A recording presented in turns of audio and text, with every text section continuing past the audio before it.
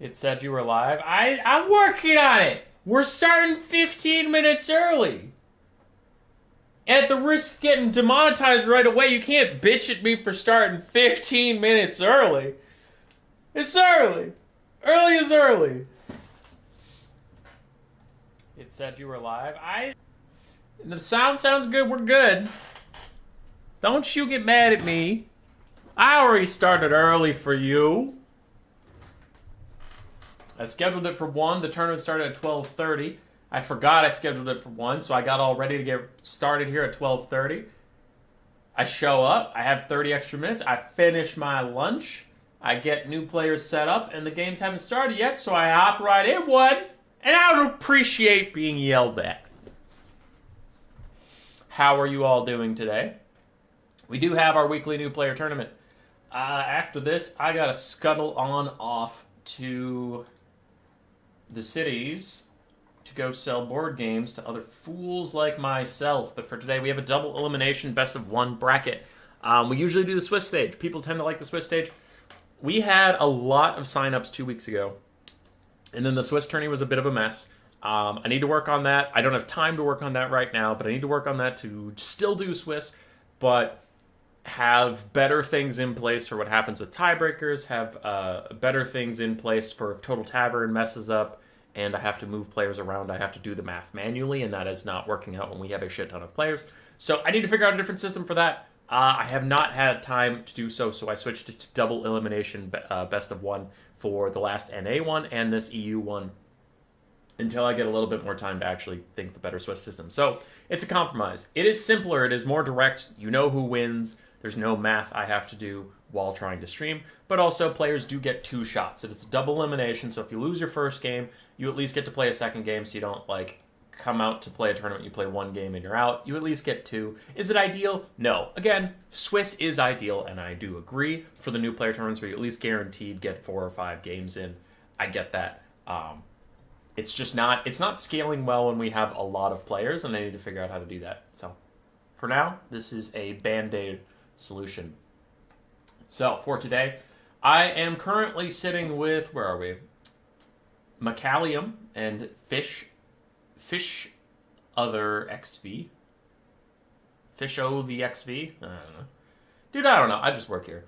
I'm with them, but we will cast every single replay from the loser's bracket today, or at least everyone that gets sent to me. If they don't send it to me, then obviously I won't cast it rip in peace. But if we cast every single loser's bracket replay, that guarantees every single player gets at least 1 game cast, right? Because we always catch them on the bottom bracket. And that is also easier to maintain the stakes, where it's like, hey, we're expecting this game. Whoever loses this game is out of the tournament, right? Easy stakes. You understand it. But for now, we're just in the top bracket until we have people in the loser's bracket that start sending us those replays. So we'll catch the first one live. It'll probably be replays through the rest of the stream after that, just due to time constraints. And I was talking to somebody, one of my patrons actually, during the setup for this stream, but I've been having more issues with lagging during live games if I'm a spectator. I don't know what that's about, but yeah. So with the sheer number of games we're going to have today, replays will be better so that people aren't waiting on us, so they can hurry up and get on with it. All right. Should be good.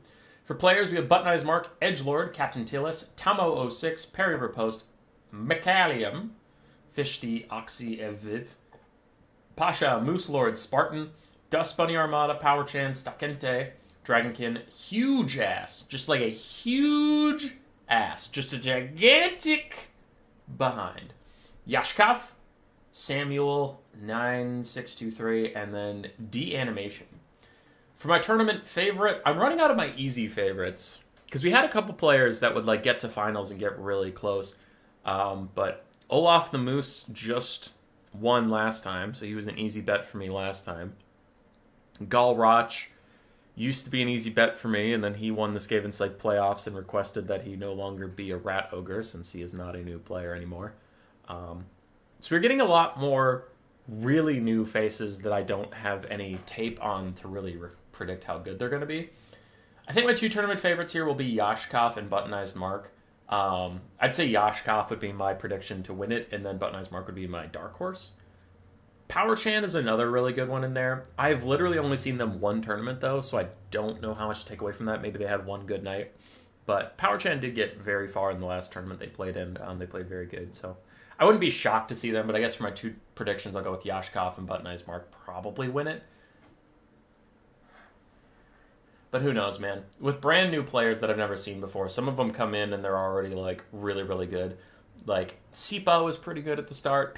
Pigman 202 was pretty good at the start. Things like that. And then there's new players that take some time to build up, and they go from being like, I don't want to be a dick, but like not great to being actually pretty darn good. And I think Bwags was one of those. Bwags' first couple games were silly. He always had good control of his units, but like he had some really weird builds and like didn't bring a caster a couple times and stuff. So there's mistakes like that, but he fixed those really quick, and now he's actually a pretty solid player. Like when I play against him, I do have to bring serious builds, and I do have to play well to beat him. I can't just like, oh, I'll just throw some shit together and see what happens. It's like, oh fuck, it's Bwags. Okay, I'll actually like try. So. All right, blocker down as we get into game one here. Hey, blocker. There you go.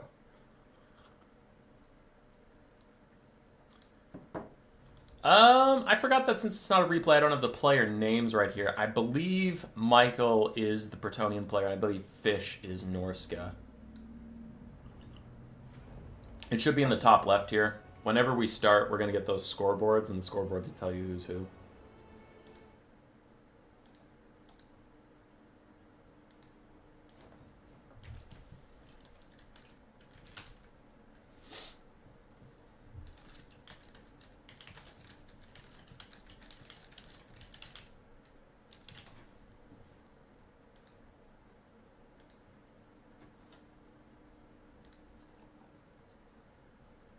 Yep, I had it the other way around. Fish is actually on Bretonnia, and Michael is on Norska.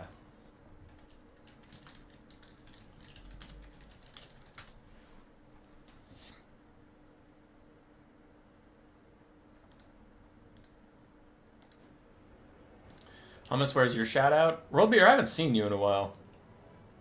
Like, I've seen you in a couple other things, but you were playing new player tournaments like last summer. Long more time. Jeremy, are you winning? Easy. Spartan, are you were bringing the funniest builds? You and Samaric should bond over that. Samaric also just pops up and he's like, bro, I'm going to take 2 Hyro Titans as Tomb Kings. Fuck yeah! Slams it in. Goes 0-2 at a turn, he loses. He's like, whatever, I don't care. It just goes home.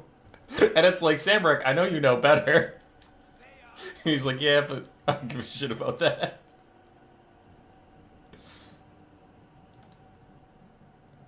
Fee show the XV. Gotcha. Gotcha.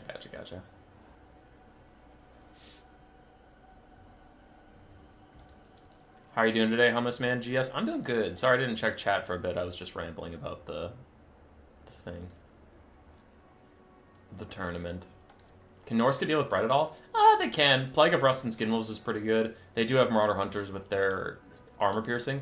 I'll say, traditionally it is very Bretonnia favored, however. It is just one of the reasons Bretonnia is S tier is because they have just really cost-effective units and abundant access to healing, which can be tough for Norska. But there's very few matchups in the game that are like auto-lose. So Norska has tools here, and it's like, if they win, maybe the Bretonnian player made some mistakes, maybe they outplayed it, maybe they had a really creative build, but, you know, if 2 AI are playing these factions, then I think the Brett one will win most of the time, but, like, this isn't a terrible matchup. Right, Norska has some things they can do. Alright. Let's fucking go. For the builds, for Norska, we have Norscan Ice Wolves paired with Beasts of Tashnar. Pretty good setup there. Looks like 2 Marauder Horsemen throwing axes, so some of those nice armor-piercing skirmish missiles. An abundance of Skin Wolves, including the Maws of Savagery on the far side, pairs with some more Norscan Warhounds that provide poison. We do have a familiar Balefiend of Fire with only Burning Head, and then Throg, butt naked, but has his regen. Frontline of Marauders, and then Marauder Hunters. Very light on the infantry, much more emphasis on, oh, a Skin Wolf Werekin! That's fun. Anyway, much more emphasis on mobility, which Norska thrives in. And Bretonnia in the current meta, they're really strong at getting a couple expensive knights and heal capping them, but that does mean they'll lack width. So as long as you can kind of spread out, you could really kill off all the peasants and all the archers and just sacrifice a couple things to some Grail Knights. Lose that way, but then in the late game it is Lewin, a Grail Knight, and a Hippogriff Knight. You can try and nutrition them. That is one effective way to play against Bretonnia, rather than trying to match elite for elite, because they're just going to be better than you at that. They really are.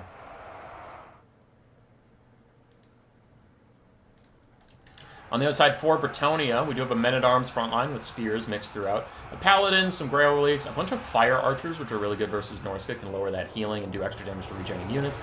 Lewin, a Hippogriff Knight, a Grail Knight, and a Life Caster with the Defenders of Fleur-de-Lis. This is a very standard, well-put-together Bretonnia build. Quite meta. Good stuff. Lewin is popping his debuffs, and already we have one Skinwolf routing. As long as it doesn't shatter, it can come back stronger than ever before with that healing, though it honestly is looking like it might shatter from how much damage it's taking. Norsca is taking this fight in the woods, which is debuffing the Knights a little bit and not hurting the dogs as much. It hurts the Skinwolves a little bit, unless they have Woodsmen. I actually forget if they do. Skinwolf Werekin's also doing fine in here. But this is kind of okay. If the Skirmish Cav would move up and be throwing their throwing axes in, if the other flank is going better for Norsca, like, these are things that make this kind of trade okay. Like, if a Burning Head goes down the line here and kills off some of these guys and makes it easier for Norsca to get through, then it's fine, right? It's fine. You're getting some damage out. It's okay. But the Skirmish Cav do need to move up, do need to provide a little bit of support. These Marauder Hunters are maybe overextending, because the Knights can just swerve in on them. There's nothing here to protect them, really. You're already fighting the Skinwolves and dogs, and you're winning.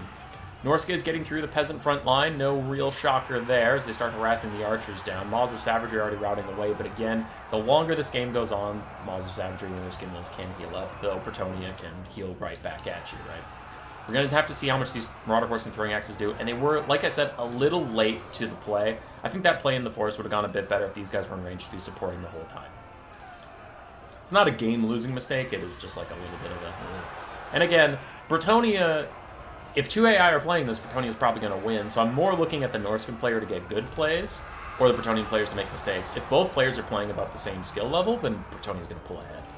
Nice Burning Head through a couple different chaff units here to help out these Marauders churning through them. The Archers are almost entirely shut down, though these guys are reforming lines in front of the dogs. The dogs are going to try and take them out soon, but the Marauder Hunters with their armor-piercing missiles are suffering a bit. Skirmish Cav throwing in, getting really good damage down on the Hippogriff Knights. Grail Knights are going to chase them off, though these guys can just throw backwards and really annoy these guys as they go. So Bretonnia's not going to love that. Maws of Savagery opting back in, though they are going to fight some Men-at-Arms for a bit. Not their favorite target.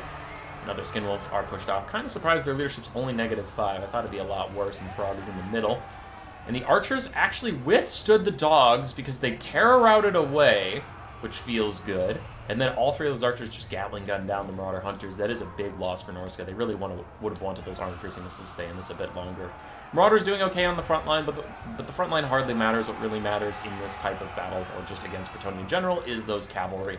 Hippogriff Knight's getting low, Grail Knight's about half HP, but I'm assured there's a ton of healing left to get, and now Throg is in dire straits. He's surrounded by Spear Peasants, surrounded by Grail Knights and Hippogriff Knights. It's going to take a lot of damage, but can Norsca use this? Can they use them as a distraction while they throw in these armor-piercing missiles? Can Skinwolves get back into the fight? Can these dogs take out the Archers?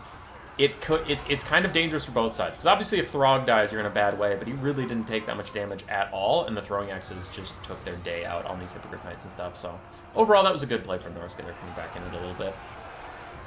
Grail Knights try and rear charge the Norscan Ice Wolves, but they get ambushed by Skinwolves instead.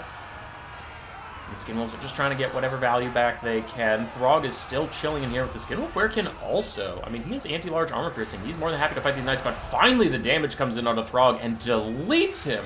He went from full health for most of that fight to all of a sudden just like dead and gone. Dogs still coming in to take care of these peasants that are routing off. Overall, I'm liking Norsca's stuff a lot here, but I also just think that Fish is playing fine. And if both players are playing fine and one has a better faction, he is going to start taking the lead, as we're seeing a bit here, but I am actually really liking both players play.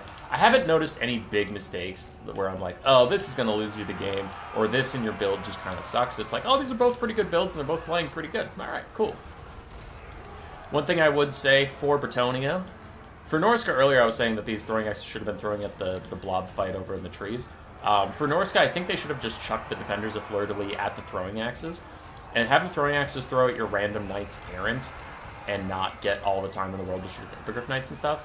Now, these guys are shielded and armored, but they'll still take a bit of damage, but it's just like, you know, save your Grail Knights from that damage. Throg is going to rally any second now. And the Marauder Horsemen throwing axes were chucked into the fray. It looks like since they were almost out of ammo, he just used them as a sacrifice to keep the knights off of Throg and let Throg actually rally. Maws of Savagery going to tear out any second now. Their leadership spikes down, but we'll see if they can get a little bit of fight out before they leave. There goes the terror outs. They really didn't get too much. Marauder Horsemen throwing axes still trying to throw the last of their ammunition in. And the Hippogriff Knights and the Ground Knights are real low. But again, that healing's going to be coming for them slowly. Oh no! The Damsel of Life forgot to bring any spells! Oh, that explains why no one's going to get any healing. She has no spells! Oh, that's tragic. Okay, so Bretonnia has no healing whatsoever. Defenders of Fleur-de-Lis fighting some Norscan Warhounds with poison. They might be able to win that as Marauder Hunters come back in. Throg routes for the second time, and he is just about dead as the Skinwolf Werekin continues to fight it out. Grail Knights are very low. Hippogriff Knight is very, very low. Can the Werekin do this? I mean, Lewin has his own self-healing, and Lewin is a monster of a melee combatant, so really, I still think Bretonnia's going to take it. Oof, the bounce power is bad for Norska as some peasant bowmen route off these Marauder Hunters and stuff. Everything's starting to shatter a bit. Yeah, okay, I guess there is an easy thing I could say for one of the players. Fish, bring some goddamn spells. On the other side, Norska played pretty well. A couple little whoopsies here and there, but overall played strong. I think he just ran into how strong of a faction Bretonnia is.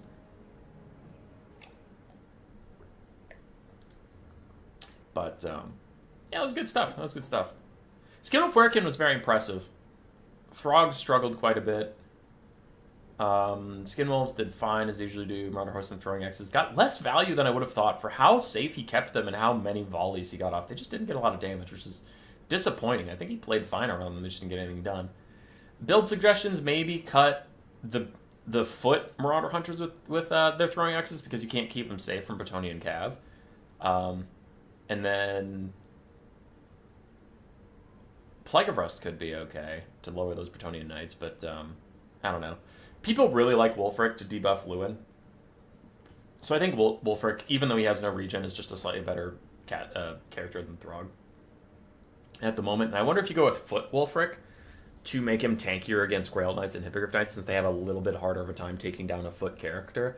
You could get the tankiness you wanted out of Throg, but still have a cheaper and slightly better duelist in Wulfric. So if you cut this foot guy and you get Foot Wulfric, you could get 2 or 3 more Marauder Horsemen and try and kite this out a little bit more. Because Bretonnia only has 2 knights that are any good, maybe 3. You can kind of pull their formation apart and use your Skinwolves to take like 3 versus 1 fights on the Grail Knights. Like if Grail Knights chase your throwing axes, then you can 3v1 them with the Skinwolves or something, and the throwing axes slip away. Or if they stay in a clump, Hippogriffs and Grail Knights going together, don't engage them with your Skinwolves, just sacrifice 1 throwing axe cav and have every other throwing axe cav throwing at this now blob of super elite Bretonnians. I guess that's what I do in this matchup. Again, I'm pulling any straw I can here because it is a hard matchup, and Bretonnia is such a strong faction. That could be a way you do it. Now, that would be my thought, and we saw in game here, like I was saying, though, like, he kept his throwing axes alive, and they didn't really do that much. They did okay, but they didn't do great, which is weird. On paper, I think they do really well here, but they just didn't, so. It's kind of a moot point, as you'll just say, great, he has 4 shitty skirmish cav instead of 2 now. I guess, but yeah. The other way you could go is cut the Burning Head caster and go with the Plague of Rust caster, and that way your Skinwolves can maybe start winning some of these duels. I know, like, Blood Penguin really likes to do things that way, but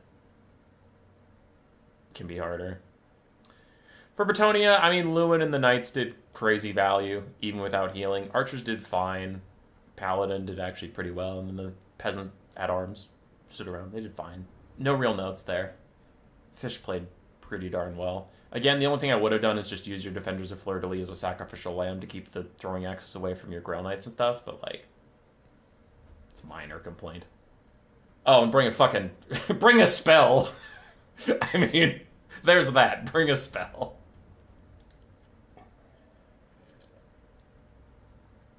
Full Furfur does nothing, no. Who walks away after Night's all game?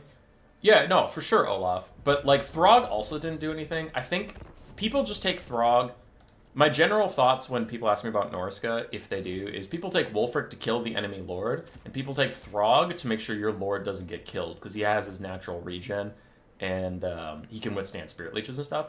But I think in the Bretonnia matchup, him being a large character actually makes him more vulnerable than Wulfric. So I think the thinking kind of flips, where you can either take Wulfric on his horse to be a better duelist, or you can take Wulfric on foot to be cheap and just not die.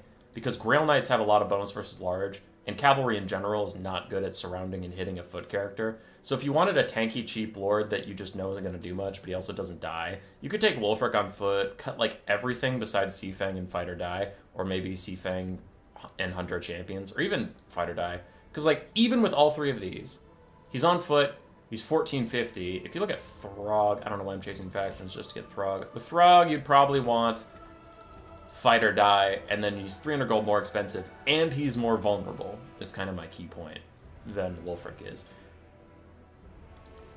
So if you're just going for tanky, I'd go with Foot Wulfric. If you're actually trying to do something, then I think Horse Wulfric is always going to be a little more proactive than Throg. Throg's a good lord. I'm not trying to shit on him, but if you're actually using him for his combat potential, Bretonnia can walk away from him. They can walk off and go heal and come back and pick their own engagements, whereas Wulfric on his horse can keep up with them and really harass them, force them to fight on his terms. So, yeah. All I was advocating for is I think Wulfric's a better choice in this matchup, whether you want defense or offense.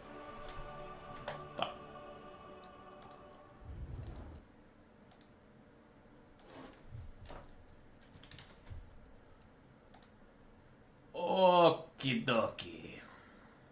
I need to look at some stuff real quick. So our losers bracket is getting slowly populated. I have a couple replays sent from players that we'll cast for fun while we wait for the losers bracket. But if you are in the audience and you didn't read the post I put up when we started the tournament, I would very, very much like replays from the losers bracket to make sure I catch everybody at least once. But for now, I have 2 games sent to me by other players. Let's throw those up. And both of them have Skaven involved. Why? Throg has Frostbite, which is good versus Cav. True Pop Palpatine. And you're also a very, very good player, so I definitely respect your opinion. It's just in my opinion that, like, Throg getting surrounded by Grail Knights is going to take so much more damage than Foot Wulfric. But, I mean, if you've been around the Total War scene at all, you know who Papa Palpatine is, and you know that he is very good. So he's worth listening to. And these are just my opinions. I should always caveat that is, they're my opinions. If you don't agree with it, that's fine. You know, different people play the game different. Fisho, you still got the dub, though. Alrighty. This is from the upper bracket, just casting some replays for fun while we wait for the losers bracket to populate out. We have Boone Tax Evasion, also known as Spartan, versus the glorious Dust Bunny Armada, who I actually just played with yesterday. We went 1-1 in our games. Dust Bunny's been playing better and better each time I see them, though I will say I only lost my game because the Hyro Titan fucking failed me. I had it! I had that game, and the Hyro Titan just didn't do anything that sucked and died. But otherwise, fine. I mean, he did clutch it out. He did get the win, after all. So, good stuff, good stuff. Okay, I'm gonna pause and catch up on chat. I forgot it's a replay, so I didn't set this up properly. What are your thoughts on yesterday's reveals? Chow chow. Pretty lukewarm. I don't think it's negative at all. I don't think there's anything to complain about, but I'm also not hyped for anything Tzeentch got. Tzeentch just got fine stuff. I guess I'm a soft positive. I'm not hyped, but like, it's good. I mean, Centaur's cool. That's fine. Melee Lord, Melee Hero, fine. I'm not going to complain about those. They're okay. I don't think they're going to be particularly like, oh my god, Tzeentch got this, that's so fucking amazing, Jesus Christ. So it's fine. The Flying Flamers, I think they're going to suck. I know I'm kind of alone in that opinion, but Ground Flamers suck, and the Burning Chariots of Tzeentch suck. So I'll need to see their stat line and their cost, but if their stat line is what I think it is, and if their cost is what I think it is, I think they'll be too expensive and too meh to really do anything. But I mean, sure, if they're 1,000 gold, then yeah, the Flying Flamers of Tzeentch are going to be a huge pain in the ass. Sure, but I don't think CA is going to do that. I think they're going to be like 1,700 gold and not be very good. But yeah, it's neither here nor there. I was more excited about the Cathay stuff. I will say, what I'm worried about for all three, Kislev, Cathay, and Tzeentch, I was talking to Stead about this last night. I think CA is capable of balancing the game. And my example I keep going back to is the vampire counts. Vampire counts were super oppressive, super toxic, and CA cut their healing in like half and made them into a balanced faction. Now I even think vampire counts need a buff. Now I will say that's the positive thing. I think CA can balance. I am skeptical that they will nerf Kislev, Grand Cathay, and Tzeentch's toxic aspects, like Kairos, like Cathay's ability to box and blob, like Kislev's Mother Ostankia and the War Sleds and the Patriarch's healing. I doubt they'll nerf those on the same patch they're giving them content. So that's what I'm nervous about, is that these S tier factions are just going to get S plus tier because they're getting more options. Like, there's two scenarios. Either the stuff that comes out is dog shit, and Tzeentch is still S tier with Kairos, which we've banned him, but you get my point. Is still S tier because they didn't need the extra shit to be good. Or the new shit's good, giving them even more options so they're even better. And it's like, the ideal way would be for them to nerf the stuff they have data on that they know is oppressive, like Mother Ostankia, like Kairos, like Regrowth, like healing in general, like the Patriarch with both of his healing orders, right? They have data on that and they could nerf it. But I doubt they will in a patch that they're giving these guys content, because they, like, never do that. It'd be smart, but I don't think they're going to do that. So I am worried that next patch is going to be really toxic, where the best factions get even more bestest, and then we have to wait for a balanced patch to come out after. If they announce, this is our patch, Shadows of Change 2.0, and then they go, well, the next patch to come out will be Thrones of Decay, so have fun, I will be furious, because I really doubt that this stuff's going to come out okay. And if it's like, we have to wait for Thrones of Decay for a balanced patch, this is going to be fucking toast. Alright. So, there's my patch thoughts. I knew it would be longer, which is why I paused the game. I didn't want to miss the game while I rambled about that. But anyway, let's get on with the day.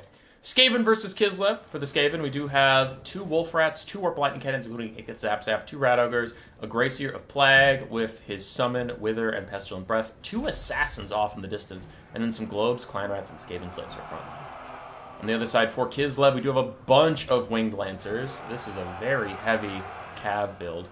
2 Kislev War Sleds, a Patriarch with some healing, an Ice Witch of Tempest with Hawks of Mishka, and Hailstorm, and then a very limited infantry corps of 2 Armored Kossars and 2 Akshina Ambushers. But overall, this is a Cav and Chariot rush from Kislev. It's a very strong strategy, as the Wolf Rats are already getting deleted. They even shatter away from that heavy Cav. Warp Lightning Cannons are left on their own, as the Kossite Dervishes are going to suicide dive onto them, though the Rat Ogres left to go deal with these heavy Cav, and then they realized there was a sneaky Dervish coming up on them on this side. Double Assassin are trying to move in and get to the Ice Witch of Tempest, but I think they're too slow. She is actually significantly faster than them, so they can just walk away. She can walk away from them for the entire game. The Kislev front line will get massacred. That is the one area Skaven are going to do exceptionally well here. Even as their Poison Globes are getting killed off, I mean, they're still doing good damage, and the Skaven outnumber these guys like 7-1. The Cav are rolling up on the backfield. 1 Warp Lightning Cannon's already down. The other one is about to rout. And that just leaves Rat Ogres trying to battle this stuff. The Kislev Heavy Warsleds are going to start going burr through the Skaven lines like nobody's business, as a Hawks of Mishka hits like 3 or 4 Skaven Slaves. Some of them are trying to get past these Armored Kossars and get out of the Akshina Ambushers, which is good. You don't really want to blob up here too much, but their attack angles just led them to run straight into Armored Kossars. A couple of them are going to rout off now. Heavy Warsleds getting the rear charge in. The Assassins are still just trying to get here, man. They're just trying to get here and play the game with all their friends. Rear charge in from the Bear Sled should take out these Skaven Slaves and these Clan Rats. So all these guys are going to mass rout. There they go. For the Skaven, a lot of their front line is routing. Both their Warp Lightning Cannons are routing. Rat Ogres are doing okay. Their Assassins. They're going to get here. Don't you worry. They're going to get here. Slightly insane biscuit. I like that. Hey, can you just repeat everything you just said in excruciating detail? Yeah.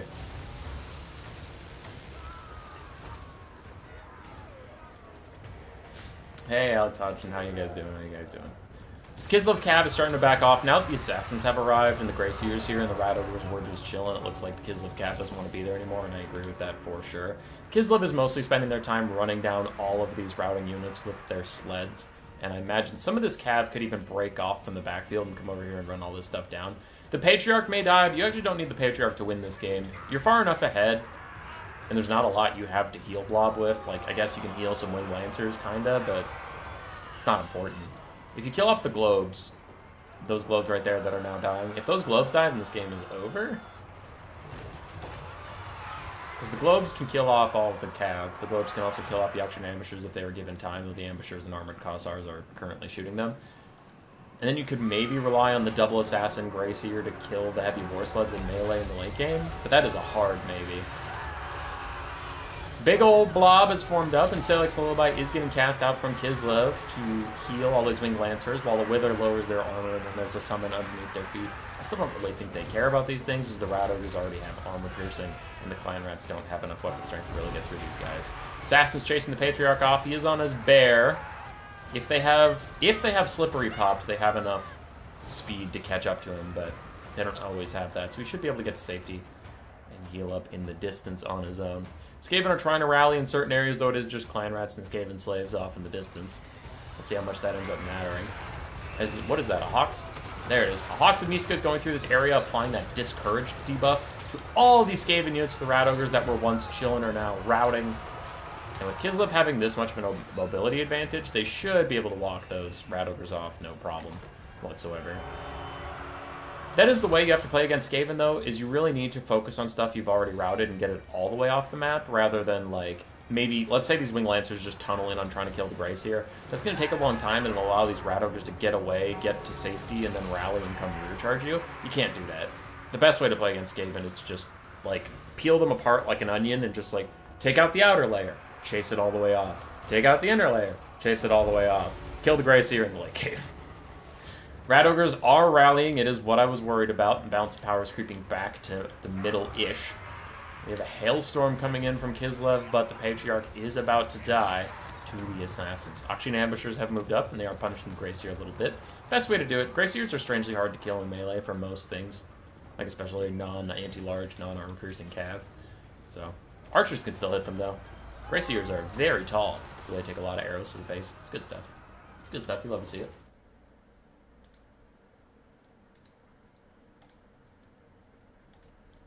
Alright, somebody sent me some messages. Just checking them. This replay is embarrassing. You're holding on. It's a new player tournament, dude. It's all about learning. All about getting better. Patriarch is going to get chased off, though the Assassin goes invisible due to his, just having stock. So the Patriarch actually didn't know he was still being pursued, which allowed him to rally, so one of the rare instances where stock actually hurts you more than helps you.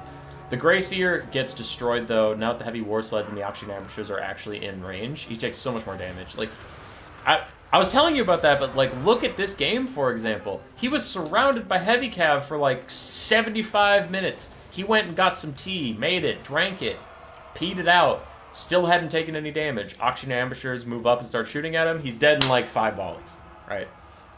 Grayseers are very punishable at range, but they're strangely tanky in melee. Like, it kind of feels bugged how tanky they are in melee. The Auction Ambushers is getting the work done. Army losses very suddenly hits. GG.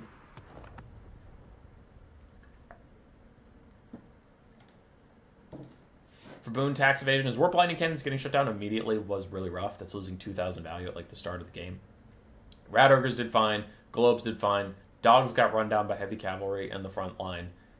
Tried to go harass the Auction Ambushers and bought them a little bit of time, but then a rear charge from the Heavy War Sleds really set them up for failure.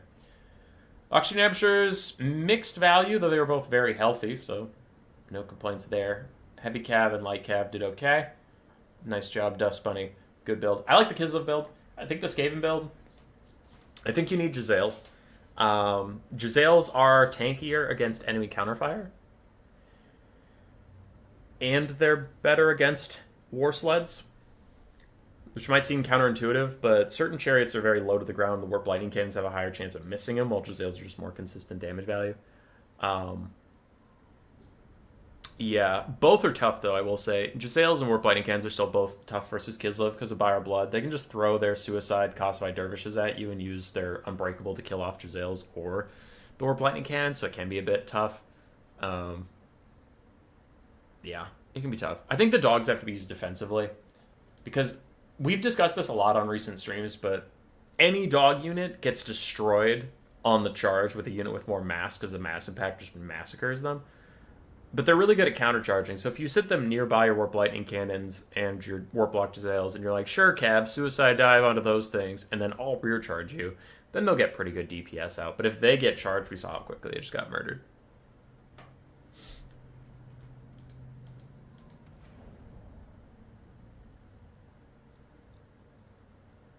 The Bell Chariot might be bugged the same way the Volkswagen was. It certainly feels like it. It's tankier than it should be. Skaven have a lot of problems, but the Greyseer in melee is an absurd vehicle of tankiness. Just saving up some more replays. As none of these are in the lower bracket yet, I'll pick and choose them based on what I find interesting. But I'll cast everything from the lower bracket. Alright, lower bracket, we do have some games getting set up here. Pigeon versus Tomo, Edgelord versus Paragraphorse, Michael versus Huge Ass, Gigantic Ass. Let's take a look here. What do we find interesting? That's a fun game. That's fine. That's fine. Charybdis is kind of spicy, but Dark Elves are a little overplayed. And then Dark Elves are a little overplayed. Okay. Well, there's one that I thought was really cool. Let's watch that one while we wait.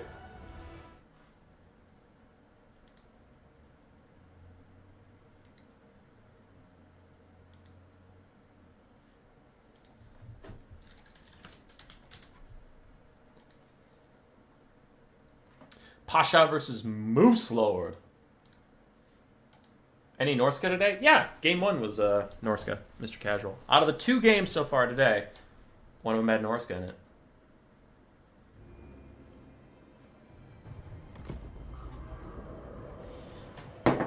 Alright, Tzeentch versus Vampire Coast. With some interesting builds. For Tzeentch, we have blue and pink horror spam. Like that a lot. Vampire Coast has always had troubles dealing with archers, and this is just demonic archers. So, blue and pink horror is a good choice. 2 Chaos Furies of Tzeentch. Chaos Sorcerer Lord of Tzeentch with pink and blue fire, and then his Chaos Spawn Summon. Forsaken for a bit of a melee frontline, and then 3 Marauder Horsemen of Tzeentch on one flank. On the other side, for the Vampire Coast, we have a Vampire Caster with Wind of Death and Invocation of the Heck. Then we have a front line of some hand cannons, a bunch of zombie mobs, some bombers, some handguns, the Shade Wraith Gunners in the back, which are going to do amazingly well versus these demons. 2 mortars, a Necrofex Colossus, and the Bloodreaver Depth Guard, and more handguns. Some animated hulks in there too. I like this. Both builds have some pretty innovative stuff that, like, I understand what they're going for here. Shade Wraith Gunners are really good versus demonic units, that's fine. Though they do need to be shooting at the demonic units right now. They're not going to get enough damage on that single entity lord to be worth it, while they destroy pink and blue horrors. The hand cannons are a little more interesting, but I know certain Vampire Coast players have been really liking them. My problem with them is those shots. Do you see how many of those went over the heads of the blue horrors? It's real bad. But they're good versus cavalry, they're good versus large entities, because they don't miss as much is mainly the thing. The blue horror's starting to counterfire now, as most of those shots go way over the heads of the blue horrors. Still getting out the damage you need. And the Shade Wraith Gunners, if the Shade Wraith Gunners were supporting this, we'd already have Demonic Instability crumbling on both of these, so I do think that they need to be aiming down rather than this. Because, like, they're getting some poke or whatever, but it's mostly because he's sitting still, so that relies on your opponent to make a mistake and not properly dodge, whereas you could just be hitting these horrors and disintegrating them off even faster.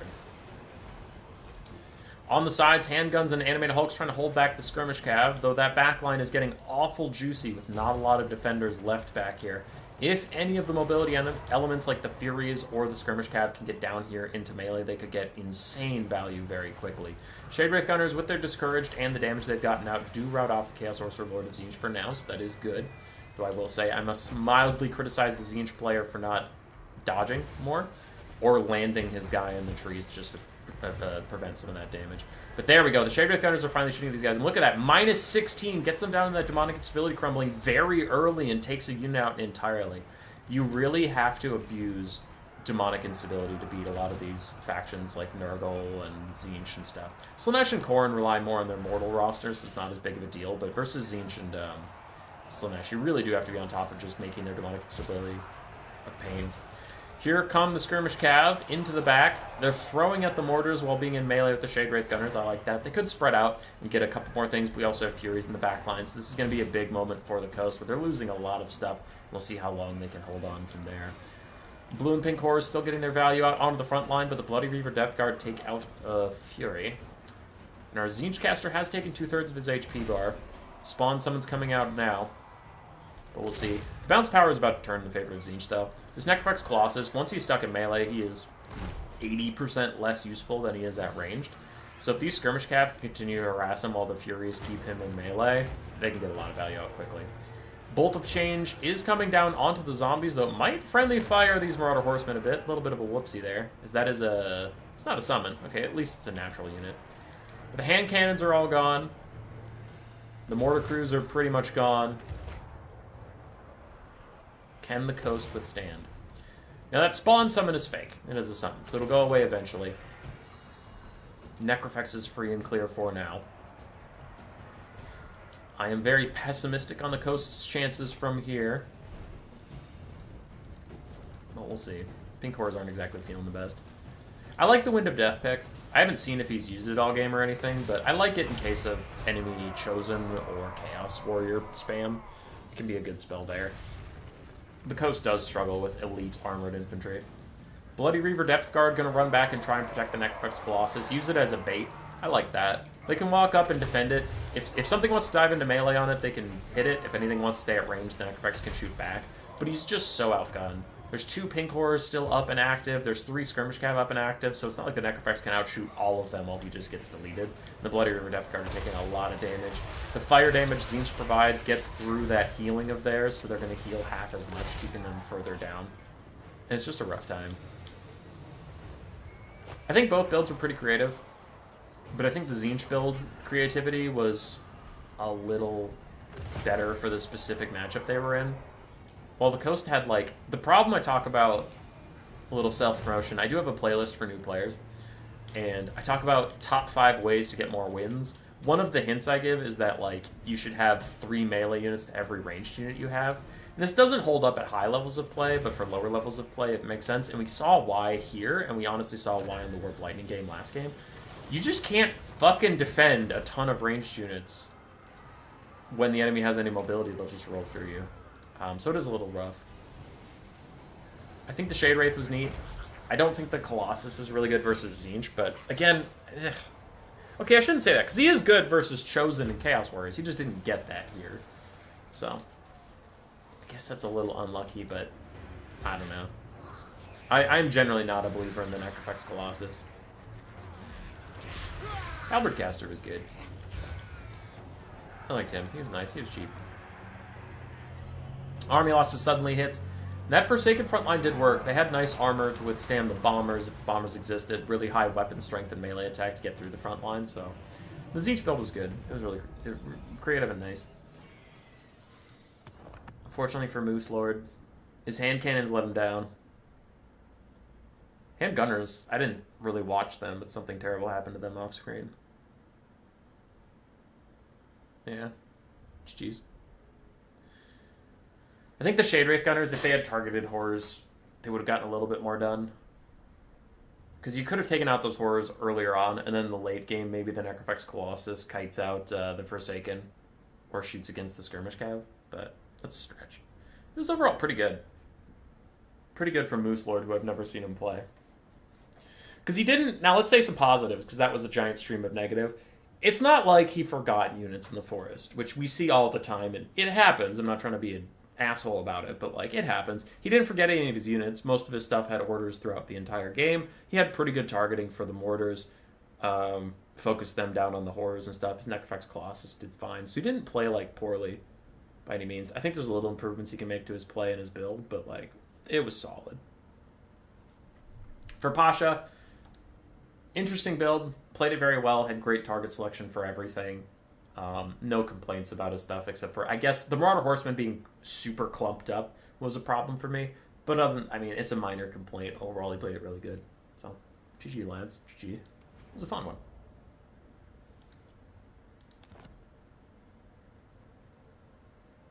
Bloody Reaver would have been a good guard against the backline dive. I agree with that. Keeping it back there. Anyone play Corner Nurgle? Not yet.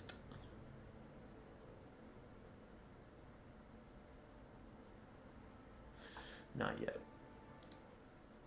Let me check my DMs. Nothing new, so we just have what we have. What strikes me as the most interesting? Well, we do have Skaven. And we have Button Eyes Mark, who I did predict to be our dark horse for winning the tournament if Yashkov doesn't. So I suppose we should watch the boy, the lad. Though we took Malice Darkblade versus Skaven, which immediately triggers me, because Malice is so fucking good versus Skaven. So good. I hate dealing with Malice. What's the hardest faction micro-wise? I don't think there's one, but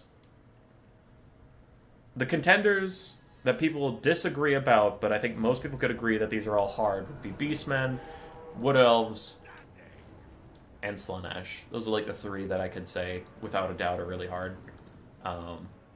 You could make a case for Skaven, you could make a case for Dark Elves. Alrighty. For Button Eyes Mark and the Dark Elves, we have Malice Darkblade, Feral Manticore, some Cold One Knights, Dread Spears and Bleak Swords. We have some Shades, a Deathcaster with Fate of Una and Spirit Leech, and then another Manticore. We have some Crows of Cain and Dark Riders in the Vanguard. On the other side, for I forgot who, because I'm a bad person, it was Kaitis, yes.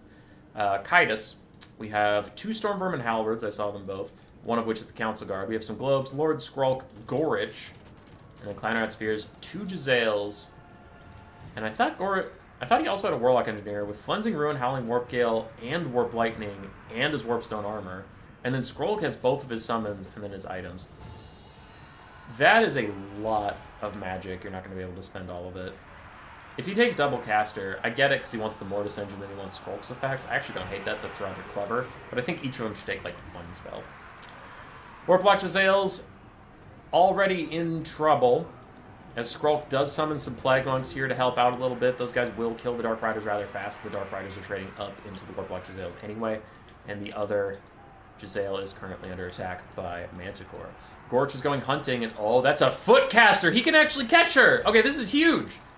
Really good stuff by Kaitis, recognizing that he could actually catch the Sorceress of Death and snipe her out. I love that. Love that. That is excellent play. Good job, you. Alright, the Crows of Cain have gotten on the Poison Globes, and Kleinrat Spears are trying to fight next to the Warlock Engineer, who is providing a constant Mortis Engine effect against these things that are nearby him when he's in melee contact, so that's fine. And Skrulk did manage to bail this backline. Though, for that, we still traded a single Dark Rider for a 1,000 gold Warplock Jezzail, so it's still a win for the Dark Elves. Like, it happened. Poison Globes got routed off by the Crows of Cain. So overall, the Dark Elves are still loving this early game, though I will say I love this Skaven player recognizing he can take out the Sorceress of Death. That is huge. Great, great play there. This is, like, why I take Wolf Rats, is you don't take Wolf Rats to get aggressive on the enemy, you take Wolf Rats to peel for you. Or if they had been there to rear charge the Dark Rider, maybe they could have taken care of this a little quicker. But, I don't know. It's a hard matchup versus Dark Elves that I tend to avoid because I hate fighting Dark Elves. So, I won't pretend like, oh, it's... the Skaven should have done X, Y, and Z, and they would have won the game. It's like, nah, dude, you're playing Skaven. Good fucking luck. This faction's dog shit. Alright. Gorich is stuck in some Bleak Swords. He can maybe get out of there soon. He did not bring his spin to win, so we can't just insta-kill them. Sorcerer's Death is trying to sneak by him and get back to what matters. Probably wants to cast a Fate of Una on the Council Guard and then accept her death to Gorich, because Gorich will catch her and kill her again if the Skaven player feels like it. Malice is taking a lot of damage. You might be like, wow, human boy, why is Malice good versus Skaven? He's dying. Oh, wow. Oh, shit, he got a new health bar. He's unbreakable. Oh, fuck, he just killed everything that's surrounding him. Holy shit. How did this happen? Oh, because it's fucking Malice, and you can't punish him, ever. And now he's bodying Skrulk after routing all the halberds. That was cool. That was fun. Human boy, you set that up. You watched this replay ahead of time. You knew it was going to happen. Nope, because I've just seen it 100 fucking times as Malice destroys me. Again, and again, and again. Okay, we've gotten over it. Gorch ran into the woods. I think he killed a certain naked dark elf lady. Unless she got further away from him than I imagined, but I believe the Deathcaster is already dead. Shade's still firing away at the Council Guard or whatever they get their little fingers on, and the Warlock Engineer is routing away from a Manticore that might be infinitely... They both might be infinitely rampaging, which would be Not great for the Dark Elves, but whatever. We're about to terror out some Clan Rat Spears. Those guys will get chased down by Colden Knights. Army losses is closing in because Malice reasons, because it's fine.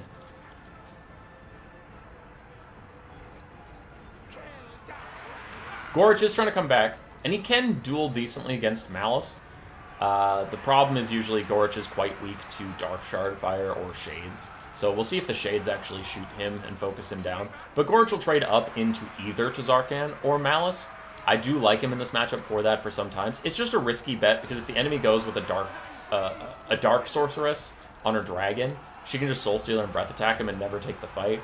Or if they go with a Deathcaster on a Dark Pegasus, they don't want to get in combat. So Gorge is specifically predicting your enemy brings Malice, which he did, and now Gorge gets the fight, and he'll do fine. But the thing is I don't remember exactly, but Gorge is either very close to Malice's cost, or he costs more than Malice to just trade fine into him. And if they don't bring Malice, then you fucked up. As Malice does just Reaper of Souls his way out of it, he's going to heal up while damaging everybody else. Gorge breaks, but Gorge was trading well health for health-wise. He was just trading against someone who had more health than him, and Army Loss was kicking out. Hummus's therapist, Mouse Darkblade isn't real, he can't hurt you. He is real! I see him in my sleep. Oh, God. So Malice did fine. He was just tanky and chased things around. The Shades did really well. Button Eyes Mark kept them alive for quite a while. The Manticores were great distraction that had some terror on them. And then he got a good flank up with the Dark Riders. For Kaitis, I hate the Council Guard and Stormthrower and Halberds. I rant about them all the time, and I just won't go into it right now. But like, I think they're big value sinks that really never get their value back, unfortunately. I think the Warlock Engineer and the Skrulk thing was clever. I actually do like that, no memes aside, because Skrulk is not a Mortis Engine. He has an AoE damage-dealing aura, but it's different, so it's not classified as a Mortis Engine. Because it's limited uses and whatever. So you could pair them up and actually have a pretty bad blob-slaying machine. And then you could bring different spells so they're less easy to snipe out. Like one has Flinsing Ruin, and then Skrulk maybe has his summons, right? And if the enemy goes with a Soul Stealer caster or a Death caster, just keep them apart in your formation. Just keep them separate places, and then they can't snipe out your caster as easily. That's not bad. And Gorge also isn't bad here, but he's very risky because you have to predict the enemy to get Malice. I really don't like the Halberds. I would cut them. In a tournament setting, you can't have 9 Clan Rats. You can only have 8. In our new player tournaments, we're very chill about the rules, and as long as you're not being a massive dick about it, we'll tend to leave you alone. But if Kaitis watches this back, in tournaments, you're limited to 8 of the same unit. So, like, Spearmen and Swordsmen for the Empire are considered the same unit, so just take 8, right? Clan Rats with Spears, Clan Rats with Shields, Clan Rats with Spears with Shields. Those are not all different units. We just consider them all Clan Rats, right? So take 8. But it's a minor thing. Other than that, I think the build was fine. Cut the Halberds, get yourself some Rat Ogres, get yourself some Dogs, downgrade some of the Clan Rats into Skaven Slaves, and with that money, also still get the Rat Ogres and the Dogs, and I think you'll be okay. It's still a tough matchup. You're playing Skaven in 2024, so you're in for a bad fucking time.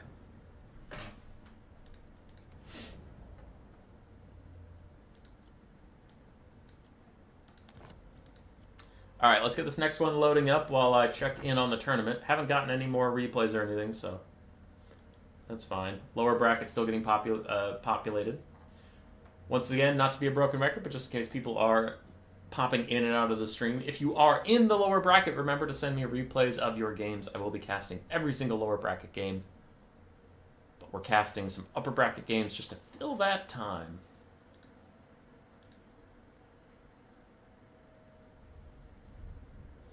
Any factions or builds you want to see? Corn's always fun. Corn's a fun time. Corn's either a depressing time or a fun time. Hold on, I didn't check.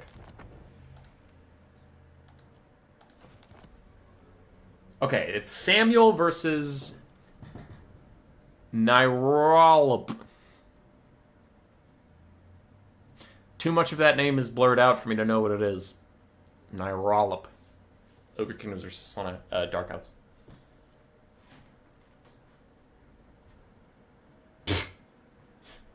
Spartan, I love it. That's pretty funny.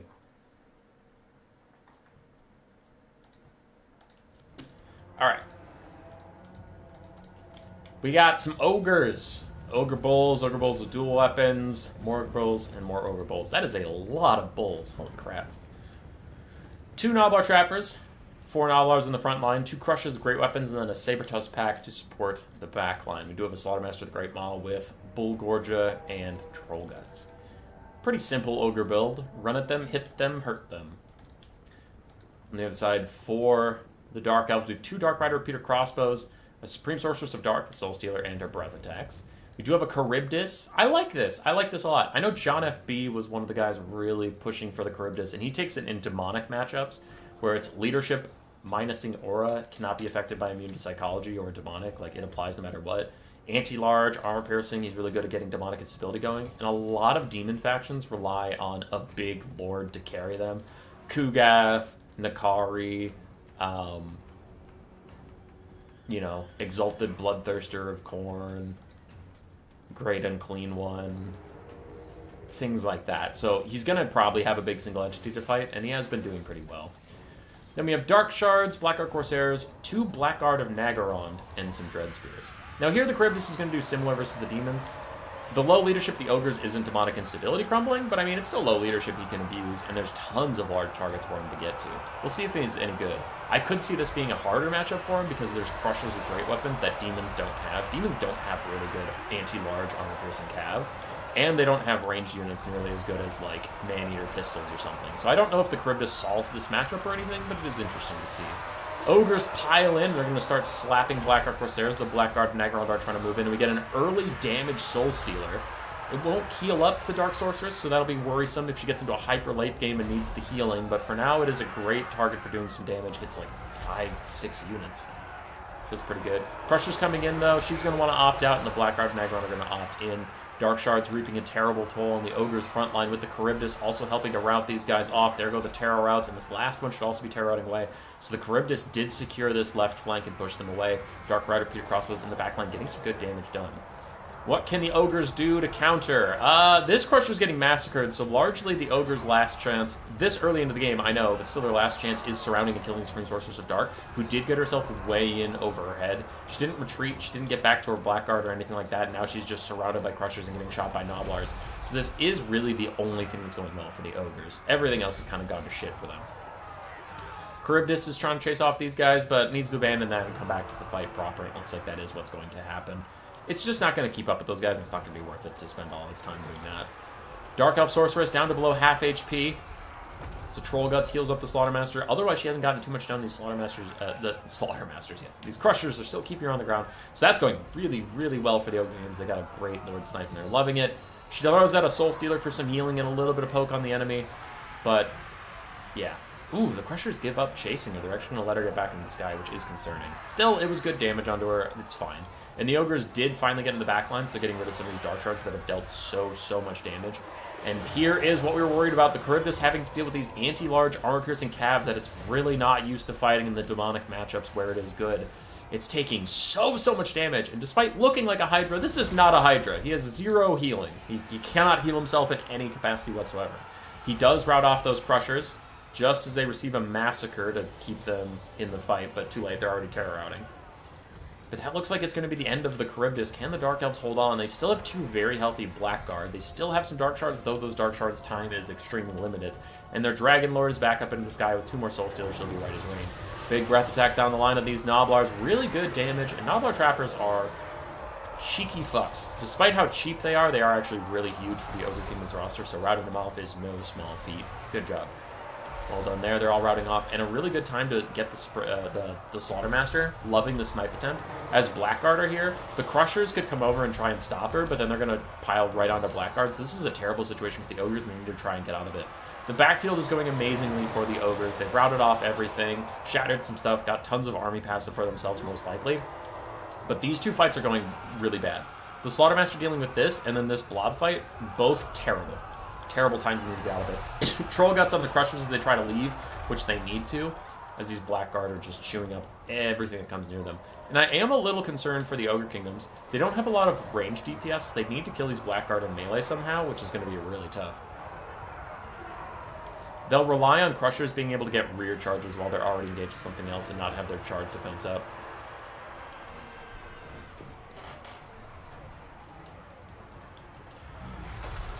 Dark Elf Lady lands on the Slaughtermaster again. Terror routes him.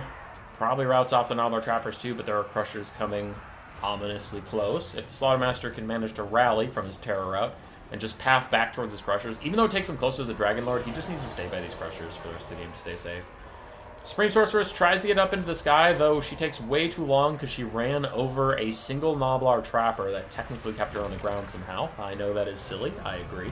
Bullgorger is popped for the Crushers, giving them 25% more damage and 24 more melee attacks, so, I mean, they're going to hit her every time they swing already, so the more is just more.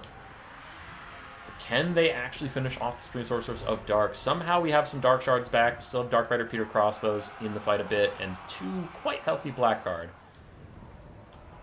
Once again, like I said earlier in the game, things were going really poorly for the Ogres then. Their only chance was the Lord Snipe. Since then, they have rallied a bit, but I still think their only chance is the Lord Snipe as they throw a Dismember down, slowing her by 60%, getting a good surround of the Crushers, routing her now, and they are going to finish her off, so that is huge for the Ogre Kingdom's chances in this game. Blackguard have high leadership, but it's actually not that high. I have seen Blackguard rout at like 25% HP without their Lord, and they're going without their Lord. She's dead. She's dead as hell. Crushers charge in and delete the Blackguard Corsairs, but they take just a disgusting amount of damage from the 2 Dark Shards and the Dark Rider Peter Crossbows shooting at them. They need to find a way to get onto those ranged units. They need to get this game down to just the Blackguard, and then proper cycle charging and healing and kiting can win them the game. But the Dark Shards are doing so much damage to the Crushers. They just can't afford to be taking. Ogre Bulls are trying to come back to the fight. They are flanking the Dark Shards. As the Crushers fall away, they're going to get a Troll Guts to heal them up a little bit here.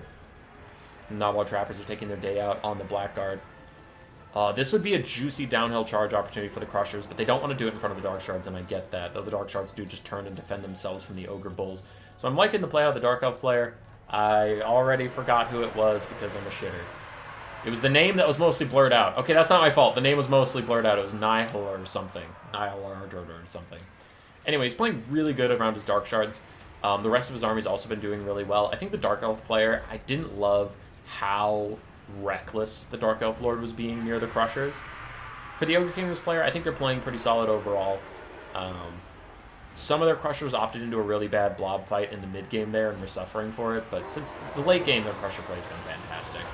So, no real complaints there overall.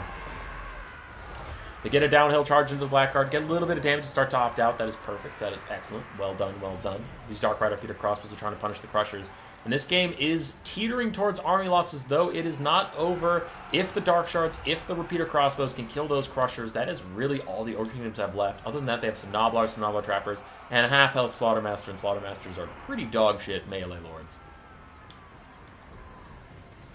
So we will see. I have 4 messages. Are they all from the same person?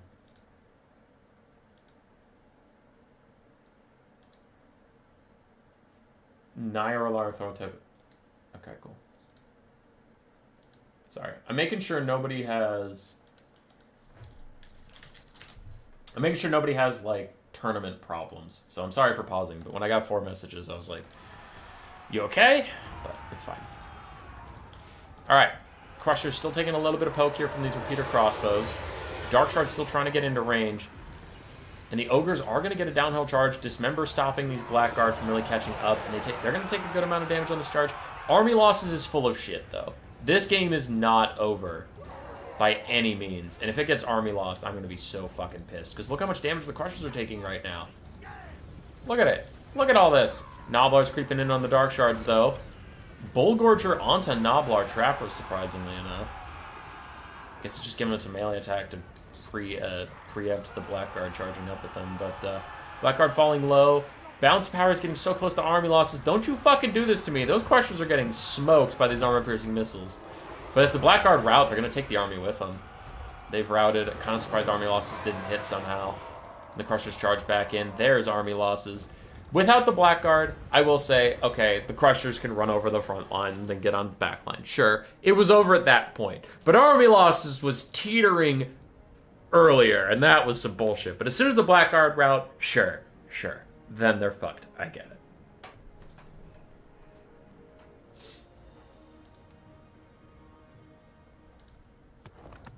Really, really good game between these two. A win for the Ogre Kingdoms. Crushers, 4,200 value. 600 on the other one. That was the one that the Dark Shards melted like right away.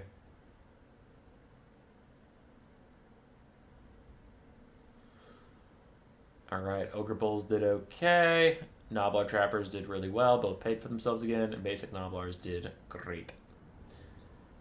On the other side, Dark Elf Dragon Lady, 2,300 value. 600 for the Charybdis, but he is more of a support unit. We saw how he really broke up the Ogre Kingdom's charge on that front line where he got everything to route. And that is usually what you see out of the Charybdis. It just gets people to route over and over again. Or it triggers Demonic Instability Crumbling. So even in matchups where it does insane amounts of work, it's usually not going to get a ton of value unless it gets a big target. Like, if the Dark Elf Sorceress just fucking landed on him and 1v1'd him to death, then sure, he's going to get good value. But he is a support unit. He's not really going to ever get those big, sexy damage numbers you want to see. Dark Shards got the big numbers, considering their cost point. Peter Crossbows also did fine, so that was a very good game. That was very good. Well done, lads. Well done. All right, I have 9 messages now.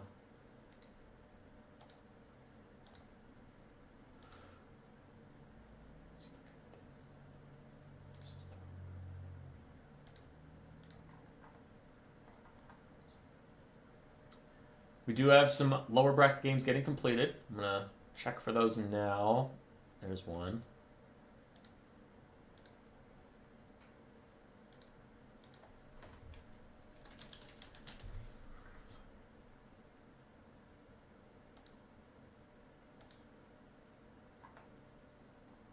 Okay. Sorry. Gathering up some replays. I need a second. Pigeon.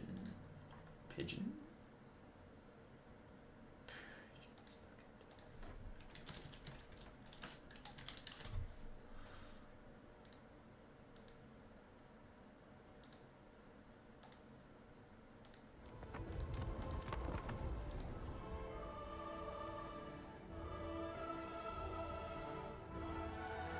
I don't know if that's the one I'm looking for.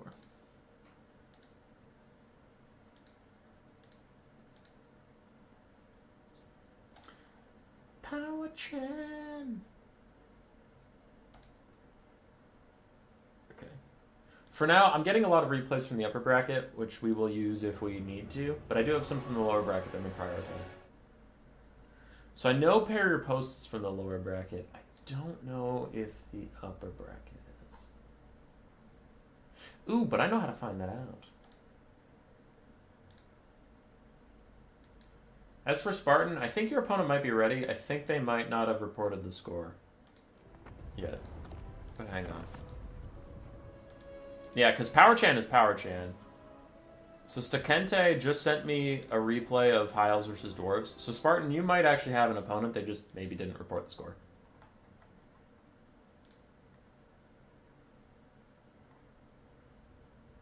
FYI.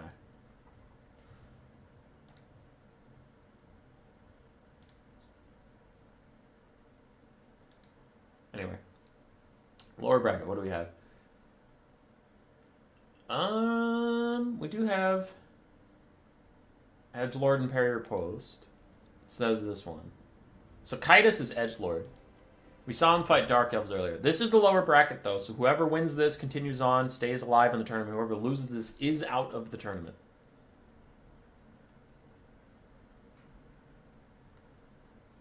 So that is the stakes in this one. Everything up until this point has been haha fun times in the upper bracket, but this is desperate. And oh god, it's Bretonnia.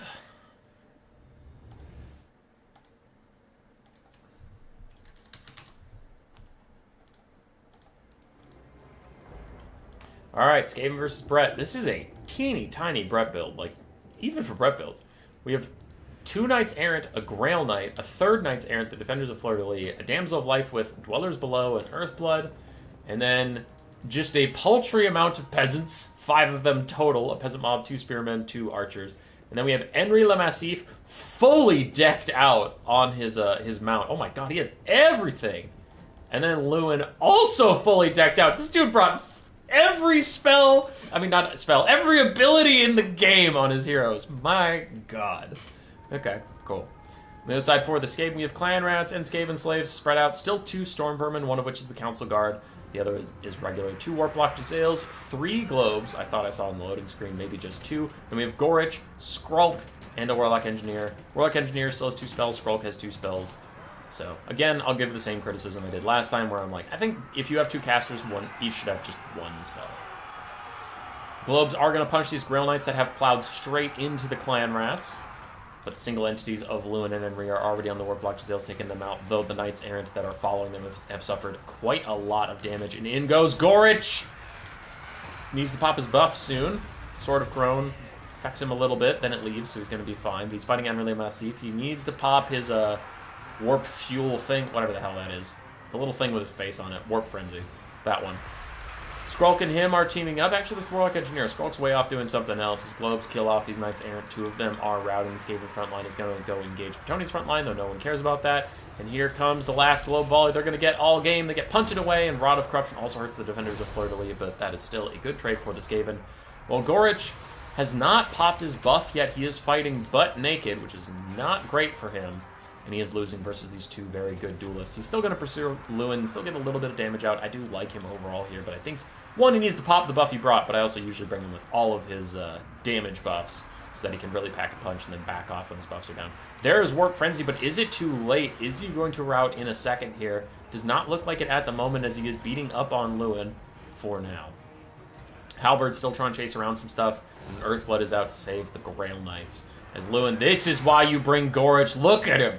Look at him. Just going beast mode on this guy. If only you could have done the same to Malice. But Lewin is going to back off. And the curse of Gorich is usually your opponent's going to back off and heal up. And you don't get to heal up as his little buddy comes in and just turns it around on ye old Gorich. So Gorich's going to do his best to fight back here, but he'll probably end up routing and then just get chased off while his opponents can heal up at their leisure. Warlock Engineer is routed off. And Skrulk and the Skaven moving up to take out the peasants that they can. They've done a serious number on the horses of Bretonnia. Even these Grail Knights aren't feeling too good. But they're 2 single entities. While they're damaged, can heal up. Lewin naturally, Enri with some Earthbloods and stuff still be okay here. Skaven trying to take out any of that peasant support so that the Knights have to come back and play their game. Knights Errant rallying in the distance. Still getting chased around by Storm Vermin with Halberds at full HP. We'll see how that goes.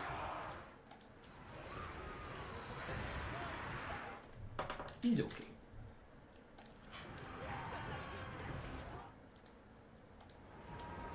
Alright. Tomo has sent me again.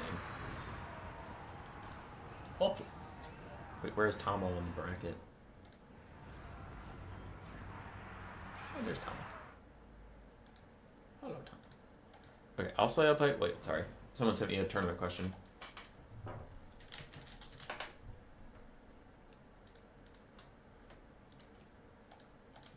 Sorry. Someone had a pick and ban question, so I answered it real quick. Anyway, Lewin and the boys trying to save their peasants for once.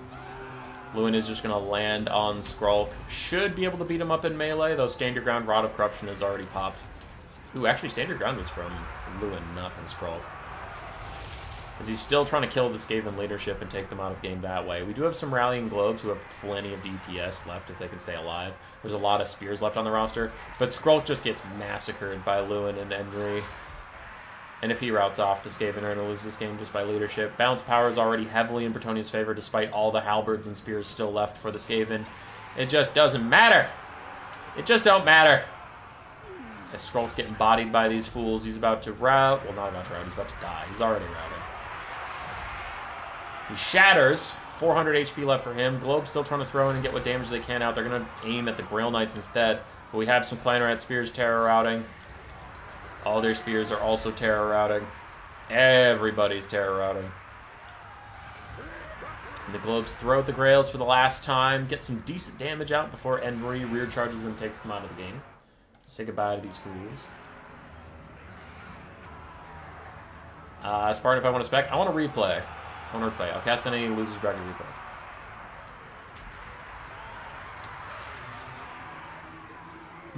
Okay, and that is about that for the Skaven. At this point, they're just going to get run down by the cavalry slowly but surely. We still have a full health Storm Vermin Halberd that's been limping along all game, trying to find someone to hit.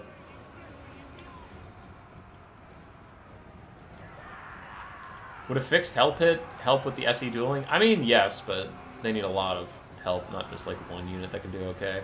Archers firing into the Council Guard. Army losses is probably going to take out that full Storm Vermin Halberd, and then you'll just have the unbreakable Council Guard left to deal with after that.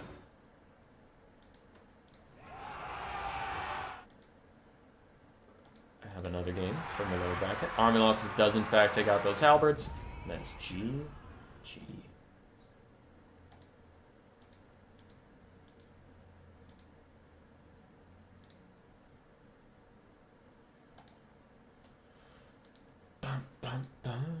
Prepare your post. Good stuff. Good win. Enri, Lewin, and the Grail Knights all getting over 2,000 value. Lewin getting closer to 3,000 value is just kind of how this matchup goes for this Skaven. With Hippogriff Knights, Grail Knights, really powerful self-healing single entities and flying single entities and stuff, it is rough to try and win this. For Kaitis, Gorch did great. Warlock Engineer and Skrull did not do amazing. This Storm Vermin Halberd just tried to find a fight all game. Council Guard actually got some decent value here and there. Jadales got shut down. Globes did great. And then the Clan Rat Tide was not up to the task.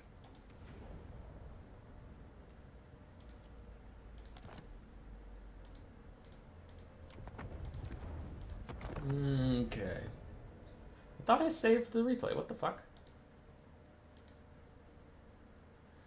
Oh, it's just a file. It's not a replay file. That's awkward.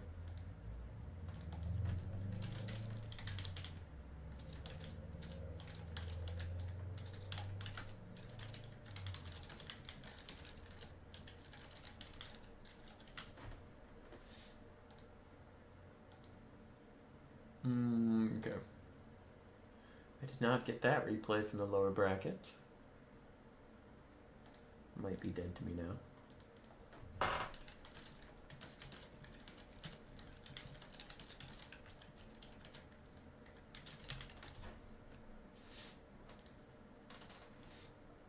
Let me try and track something down. I want to find it.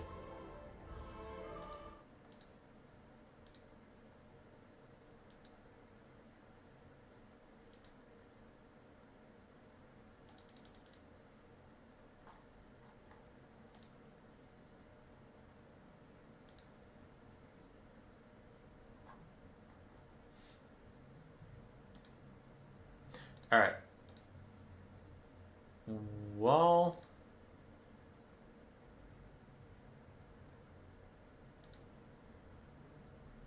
yeah. While I wait for that, or check in on some other things, I'll be right back and grab a beverage because I'm out of tea and I'm talking a lot, which makes my throat dry.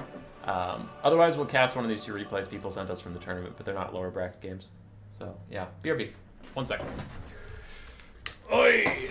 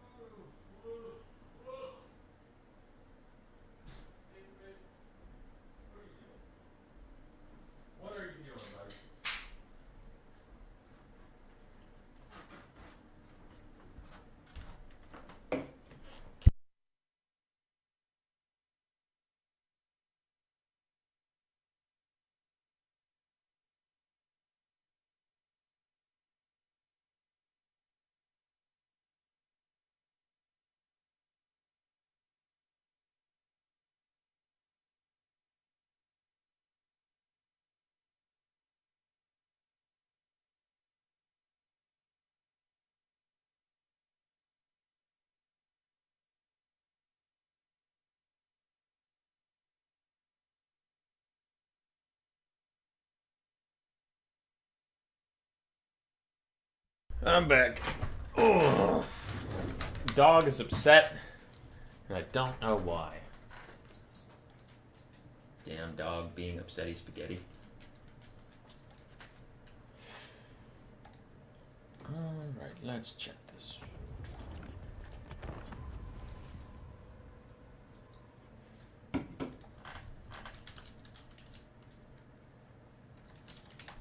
Okay, we got the replay in from Pigeon. So, this is again a lower bracket replay. Whoever wins stays in. Whoever loses is out. We have Pigeon versus Tamil. Pigeon is Mick K1 on the Dwarves. Tamil is on the Dark Elves. With Malekith and Hydra. Hydra!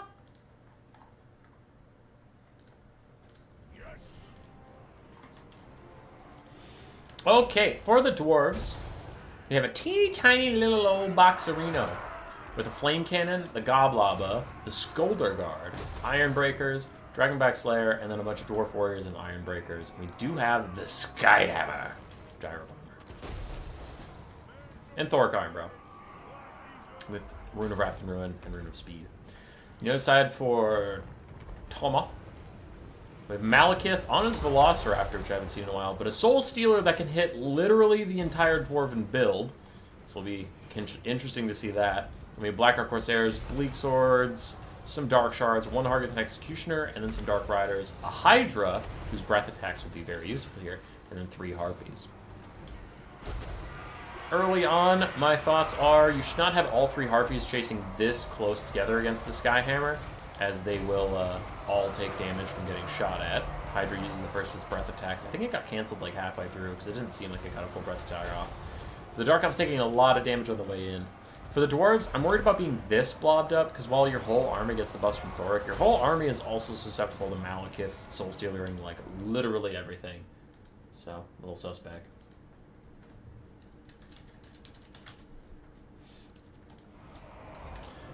Dwarves, like Skaven, like Grand Cathay, are going to get a good lead early as they take, they deal a lot of damage. It's going to look really good, but things will turn sour as these Dark Shards get into range of the Goblaba of the Flame Cannon so that they can shoot back in, take these guys out, really shut them down quite quickly.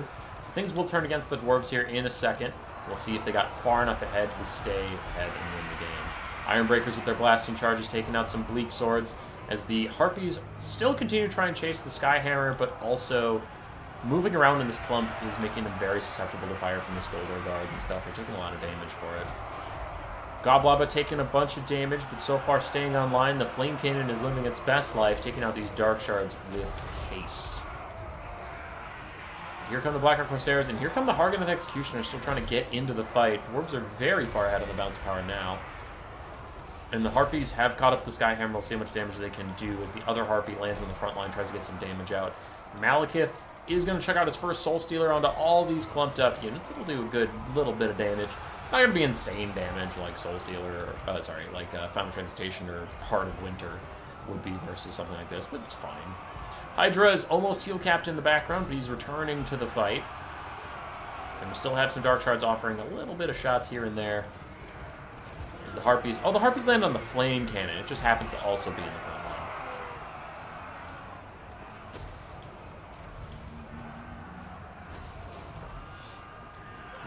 Yeah.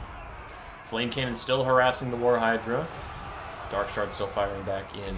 The Skyhammer down to half HP as it's still surrounded by Harpies, and occasionally the Dwarven range is trying to bail it out. As a Gaze of Malice goes through the back line, hits some Ironbreakers and some Dwarf Warriors, did okay damage. Oh, we have Dark Riders! I didn't see them, they must have been in the Vanguard. Well, hi, Dark Riders. Hopefully they back off away from the Dragonback Slayers and just sit around waiting for anyone to rout, and then they can walk them off the battlefield.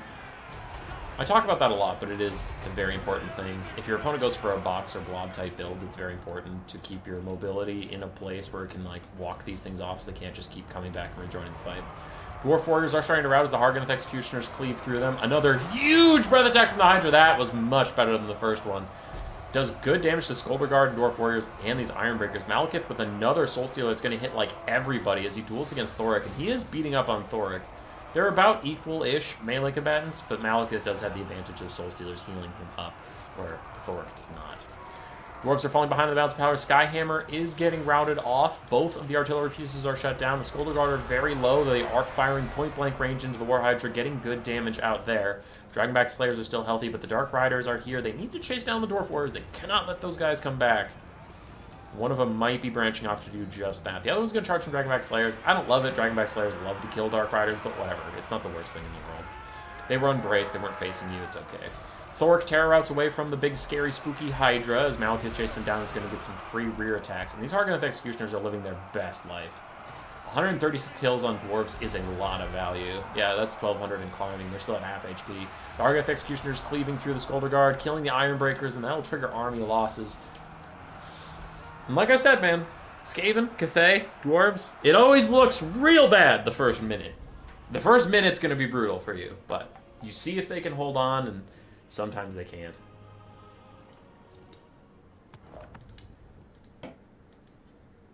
Pretty good stuff there from both players. The Dwarves got very ahead very early on. I think their formation was a bit too tight. Now, with the build this small, you do got to keep it tight, or Dark Riders can run in onto your Grudge Throwers and stuff. But another thing I noticed is I think the Flame Cannon did fantastically. Don't get me wrong. But I think it spent a little bit too much time shooting at the Hydra and could have been used to just use 1 or 2 more volleys on the Dark Shards that we saw shooting all game long. Just 1 or 2 more volleys onto them. The discourage from getting hit by artillery and then burnt from the Flame Cannon. Those 2 stacking leadership debuffs would ride off the Dark Shards, then go back to the Hydra, keep shooting at it, and the Dark Shards rally and try to come back, hit them again, then go back to the Hydra. Hit them again, they shatter. You don't have to finish them off. So that is one little criticism I would have given. And then aside from that, I think the Skyhammer is just unfortunately trash. I think it's just a bad unit right now. I think it's really bad. We saw Gotrek Starbreaker bring it, and he is a really good Dwarven player, and even he couldn't make the Gyro Bombers look any good.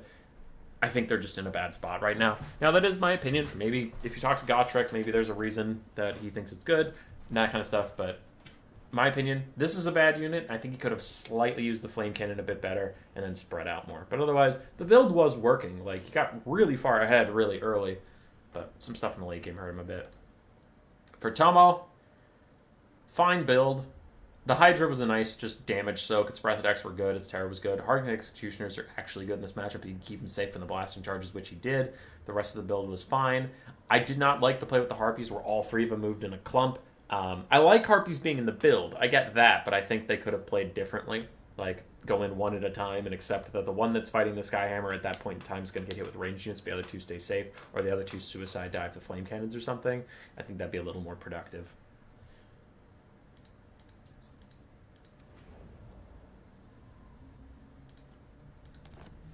But GG.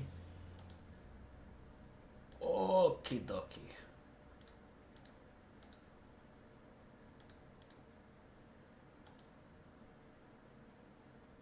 So I don't have any lower bracket replays yet. We have cast an awful lot of Dark Elves today. So I'm going to cast this one next. This is from the upper bracket. This is from earlier. It's just, we have time, so we'll cast it. Pigeon and Tomo, I know your game is over because we just cast it. You do need to report your score at some point. I believe Spartan's already in game with Tomo, though. But just for the sake of the bracket, they're going to have to start reporting their stuff.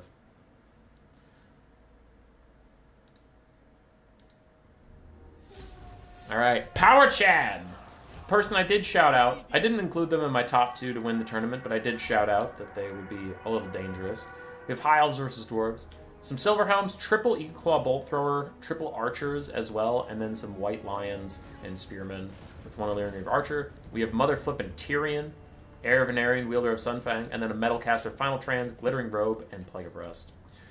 For the Dwarves, we have 2 Gyrocopters. No, the Skyhammer, and then a different Gyrocopter. Yes. Then we have Nordling's Ironbreakers, Dwarf Warriors, and Ironbreakers in a little teeny tiny box. Quarrelers, Cannons, Thork Ironbrow, a Flame Cannon, and then some Minos Blasting Charges, and the Dragonback Slayers.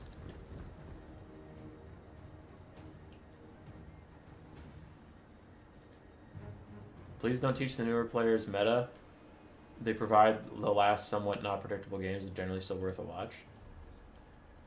I mean, I'm going to give them my opinions on what would be a good or not build. I'm not just going to not offer commentary. Where do we submit replays? Just DM me. Send them to me.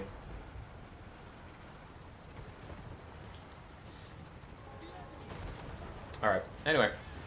Skyhammer rolling around, trying to drop some bombs on some good targets. Same with the other Gyrocopters. They're harassing down these Bolt Throwers. Actually, this is fine. The Bolt Throwers are really good against the Gyrocopters, but if you get right above them, they obviously can't shoot at you, so that's nice. And then with the... We have a regular cannon, right? I thought the other thing was a cannon. Yeah, we have a regular cannons. With the cannons and these gyrocopters doing really good work on the bolt throwers, that actually negates a lot of the High Elves' range advantage. Huh. Okay, I'm on board. I like it. They do have to keep being a little cheeky above these archers. You can't just sit right in front of them. You'll take a lot of damage. But so far, he's been doing a pretty good job of dodging around. This might be a bad volley. Yeah, it's going to be a little bit of a bad volley. But overall, pretty good stuff. Flame Cannon's trying to hit the major metal. I think it just says fire at will on, but it's not really going to do anything versus a foot single entity. Even if it hits, it's not doing any damage. So we'll see. As the second out of 3 Eagle Claw Bolt Throwers is getting shut down.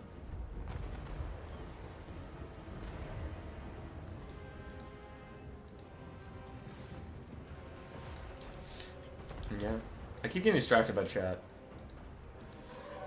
Anyway, gyrocopters sitting a little too close to these archers and not dodging enough. They do get routed off as the gyro bomber continues to try and offer a little bit of support. Bolt thrower is still shooting at the dwarven box, and the otherwise from that, High Elves are moving up. And they're just chilling. Though they don't appear to be winning this artillery duel. I guess they have 7 models left, and we'll see how they're doing on the dwarven side. They have now killed their first flame cannon model, and the regular cannons are still shooting back. Useful copters, very good to see. Yeah, basic gyrocopters and gyrocopters brimstone guns are amazing. Especially when you're like kiting with them or dodging a bunch because they're tiny models, fast speed, high armor, and honestly high HP make them really hard to deal with. I think the gyro bomber is terrible, but gyrocopters are good.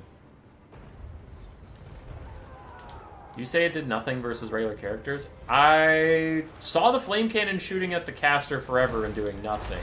I think the basic cannon shot Tyrion. Basic cannon is 638 damage value. Flame cannons have 400, yeah. So the basic cannon shot Tyrion. The flame cannons were shooting at this lady and doing nothing. We saw like 6 or 7 volleys straight at her and she lost 300 HP.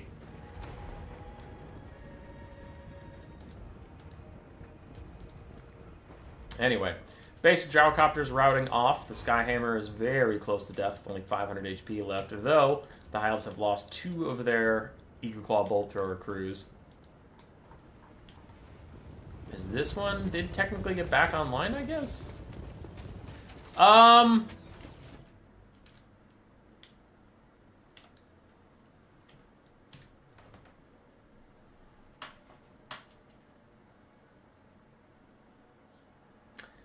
Question. This Eagle Claw Bolt Thrower says it has 4 entities left, and it says it's online right now. I don't think that counts.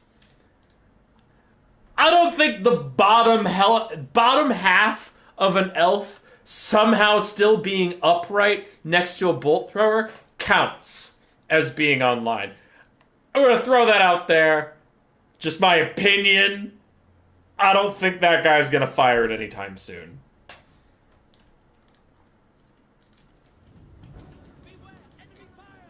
That's very funny. It's also kind of gross. But sure. Alright, the artillery duel continues. Flame cannon moving up. All 4 of its models are dead. The regular cannon's moving up. All 4 of its models are still alive. The dwarves did lose their gyrocopters and gyro bomber. They shut down 1, 2 of the bolt throwers. So now we'll see if the bolt thrower can beat a cannon. Usually, bolt throwers, when they're already in range, can beat a cannon 1v1, because cannons have a harder time hitting the bolt thrower model than the bolt throwers do hitting the cannon models.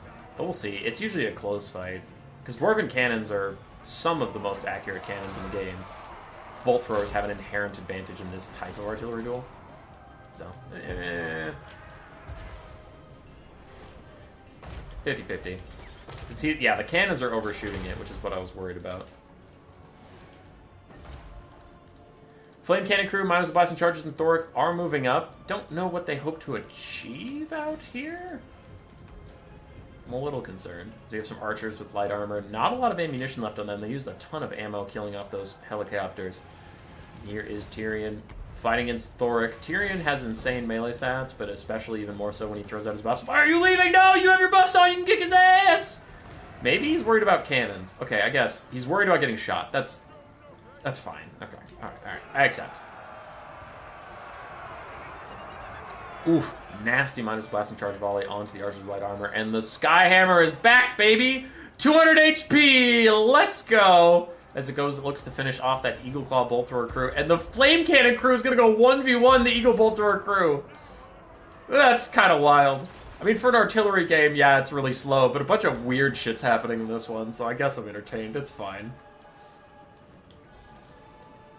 Cannons have taken out 2 of the models of the enemy. How are the cannons doing? Cannons still have 3 of their models.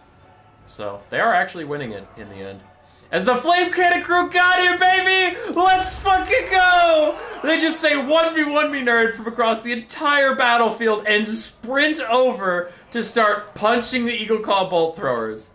That's so funny to me. I love it. Alright, anyway, Tyrion is dueling with Glittering Robe on him and Plague of Rust on Thoric. So 185 armor versus only 105. Huh.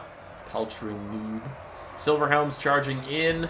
Spearman routing off. Looks like some archers are getting into range to start shooting at this cannon and help out the bolt throwers in their duel. But the bolt throwers are losing to the flame cannon crew that ran all the way over. But here's the problem of tightly built dwarven formations. Overcasted Final Trans hits the whole damn blob. Hundreds of damage stacking up and up and up off that one spellcast up to 675, 700, 750, almost 800 value off of one cast. That is the problem with blobbing, my friends. Archers firing in, they rout off these quarrelers. The cannon crew is offline. It looks like all 4 of their mounts are dead, so the Dwarven artillery is done and dusted. Tyrion is winning the duel against Thoric, and he has a backup heal from the Heart of Averlorn.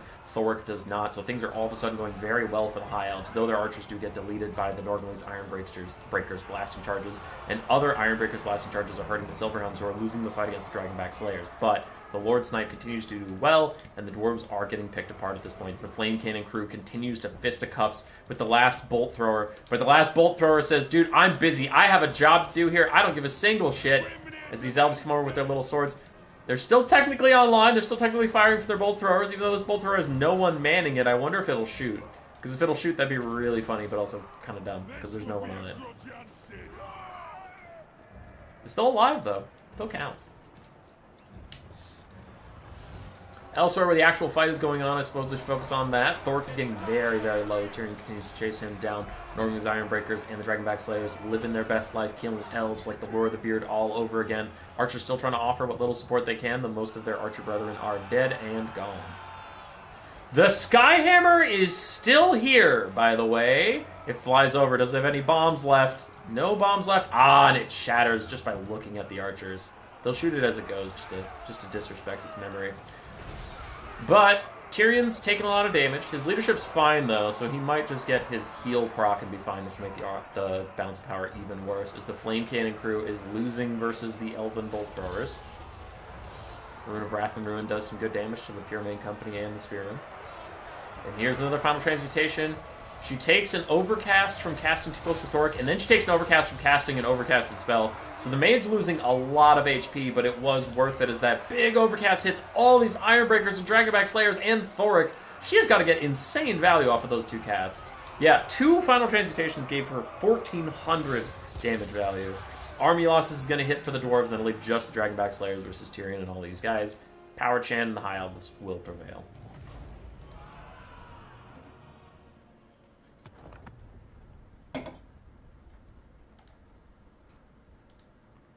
Tyrion, 1,700 value. Mage, 1,400 from 2 Final Transes. Silverhelms didn't get a lot done. Bolt Throwers, mixed. Obviously, the longer they stayed alive, the more they got done. Then the Illyrian River Archers and Basic Archers, mixed value depending on what they were shooting at and when, but overall pretty good. For Pigeon, as I know I'm on Discord, Gyrocopters did fine, but they're at a much lower price point, so I think this paid for itself exactly, while the Skyhammer was like less than half of its value, which is why I'm such a shitter about it. Cannon did great. Flame Cannon got shut down by the Bolt Throwers. Thoric did fine. Dragonback Slayers did fine.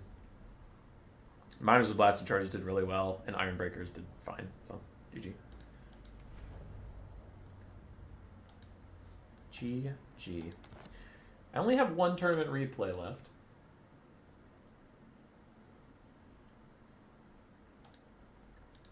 We have some messages coming in.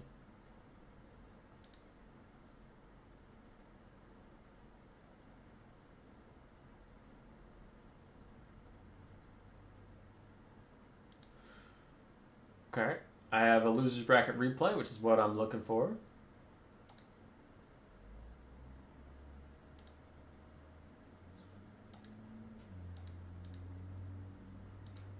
Cool, cool.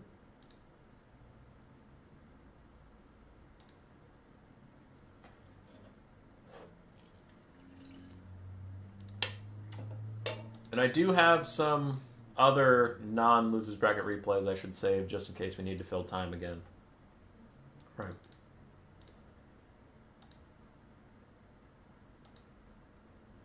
Alright, cool, cool. So losers bracket, what was sent to me, I gotta find Power Chan versus Parry Riposte. That needs to be the next game I cast. Anything else is optional as we have time. It was this one. Greenskins versus Lizardman, very close.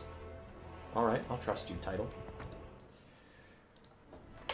The only good elf is the lower half of an elf. That was really funny. He's just standing there, manning his post to the very end. All right, once again, ladies and gentlemen, we are back into the losers bracket replays. Now, between Power Chan and Parry Riposte, either one of these players is out of this tournament if they lose this game. Power Chan was a contender, someone I told you to watch out for. So if they fall out already, that would be a gosh darn shame. For my actual tournament favorite prediction, Yashkov is still in the winner's bracket, so he's doing good. And Button Eyes Mark is down in the loser's bracket with us, though he did get a couple wins up in the winner's bracket, so I don't feel bad for predicting him. He is chilling. Greenskins versus Lizardmen. On the side of Parry Riposte, we have both ROR Skirmish Cav for the Greenskins, which are almost an auto-include in most of my builds. They're just very, very good units. We have the 8-Peak Loonies, ROR Night Goblin Fanatics, some Squigs, some Goblins, Stone Trolls, Savage Orcs, Orc Boarboy Biggins, Orc Biggins, and then Azhag up on his mount with Spirit Leech and Fate of Yuna. Cool, cool. On the other side for the Lizardmen, we do have the Colossus Hunters, Ripperdactyl Rider, ROR, some Saurus Warriors mixed in with Skinks in the front line, Jab Skinks in the back line. We have some regular Croxadors, a Life Slan, and an Ancient Stegodon to round it out. Now, I would give you a bunch of analysis and thoughts on the builds, but we are balls deep into this game already, so there's no time for that shit. Squigs did advance way ahead of their infantry, which is unfortunately just a mistake, and they are going to get killed off rather quickly without any infantry support to keep them alive, so that is a bit of a whoopsie. Then Stone Trolls also advance without infantry support, and now they're going to rout. Oof. It is a tough start here for the Greenskins. A couple whoopsies on the order of engagement, but the Rusty Arrows have been poking down this Life Slan all day long, and now Azhag even dives in to get a little bit more damage down. This guy did bring Regrowth and Earthblood. He's even going to cast his first Regrowth on himself, so he will be okay as the 8-Peak Loons are tearing through some Skink cohorts. We're just ignoring him with Guard Mode on, throwing the Javelins anyway, and some Feral Cold Ones are charging downhill to kill off the 8-Peak Loons. Rip. Stegodon dives over to keep Azhag at bay. First Wah is popped as a banishment goes through Orc Biggins and Savage Orc, but Orc Biggins are stalwart lads. They can hold the front line for quite a while when they actually get into the fight. Orc Boarboy Biggins going to charge into these Skinks and Saurus Spears. They want to be careful not to stay in combat with those Spears for too long, but it is what it is.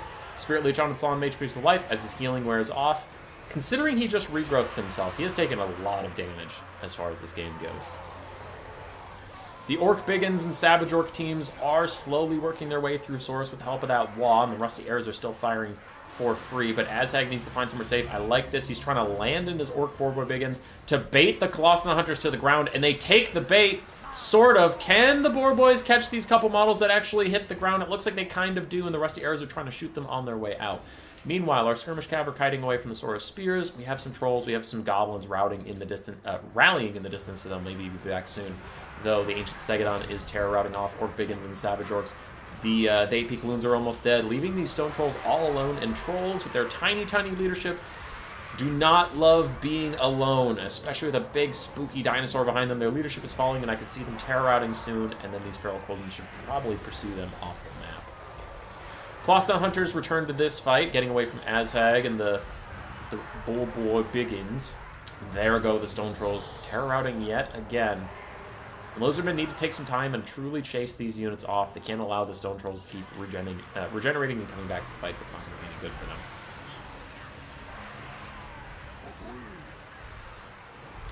Alright, the Rusty Arrows firing at Saurus. Saurus are starting to fall apart a little bit as the Salon's healing cap is within sight.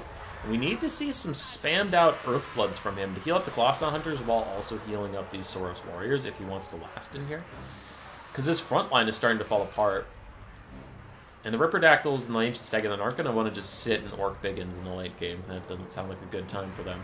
Stone Trolls are fighting Saurus Warriors over here. Skirmish Cav are trying to return to the fight if they kited away a bunch of different Saurus Warriors. And Aztec actually lands in the back line to peel these Skink Cohorts and Feral Cold Ones away. He does cause terror on his Wyverns, so we could maybe help get rid of these guys a little bit faster and save the Rusty Arrows.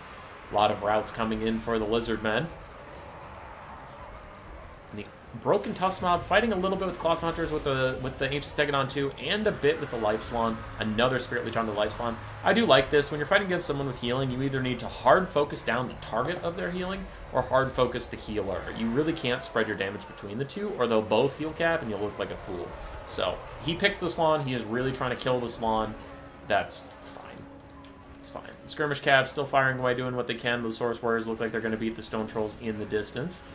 Feral Cold Ones terror-routing away from Azhag. While these Skinks have been in this fight for quite a while, I kind of thought they would have routed by now, but okay.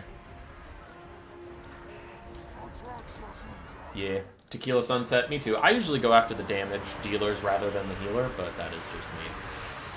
Skinks finally rout. Feral Cold One's getting close to that terror round point, and then that'll free up the Rusty Arrows to fire back into this area. While the Broken Tusk Mob are getting very low, so is that Salon as he gets another Spirit Leech to the face. Can the Rusty Arrows focus him down as they should? They really need to take out this Salon before he gets any more healing on himself and forces you to spend more resources on him. Stone Trolls getting chased off by the Colossadon Hunters, but the Colossadon Hunters are so low themselves they can't actually finish the Stone Trolls and do get killed. Azhag dives down to kill off that Salon. 269 HP for him. He will still rally if given the chance because Salon's a very, very good leadership. But Azhag should finish him off as he does. Lizardmen take a leadership hit. These Feral Cold Ones going to rout of their own volition. Same with the Saurus Warriors. With no healing and less leadership, can the Lizardmen really hold on? They are looking tattered except for a full health Ancient Stegodon.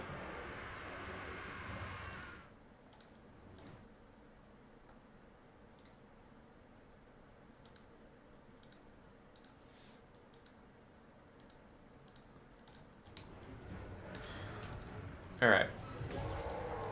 Tamo needs to report his scores.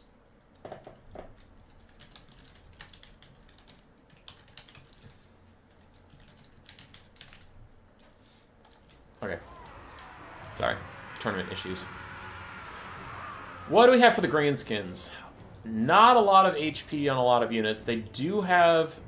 The Death Creepers still have a lot of HP, and they are regenerating slowly, but all the Skirmish Cav is out of ammunition.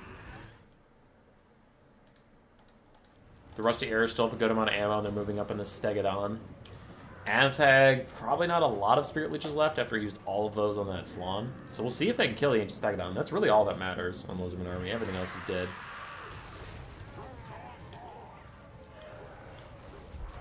The Iron Hat told him to kill the Wizard. Stop it!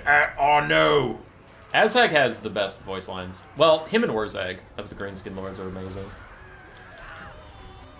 I'd probably put Azhag and Wurzag at the top 5 voice lines in the entire game. Every time I come back, it's the same Skaven build. Yeah. Alright, the Ancient Stegodon's trying to chase down Azhag and keep him on the ground. Azhag is able to scuttle away, though I believe these Stone Trolls will be routing any second now. Another Spirit Leech from Azhag onto the Ancient Stegodon. Greenskin's trying to rally in the distance and come back here. But the Rusty Arrows are taken out by Feral Cold Ones just before the Death Creepers can get rid of those little Velociraptors, which is a huge win for the Ancient Stegodon as it routs off the Stone Trolls yet again. And they shatter.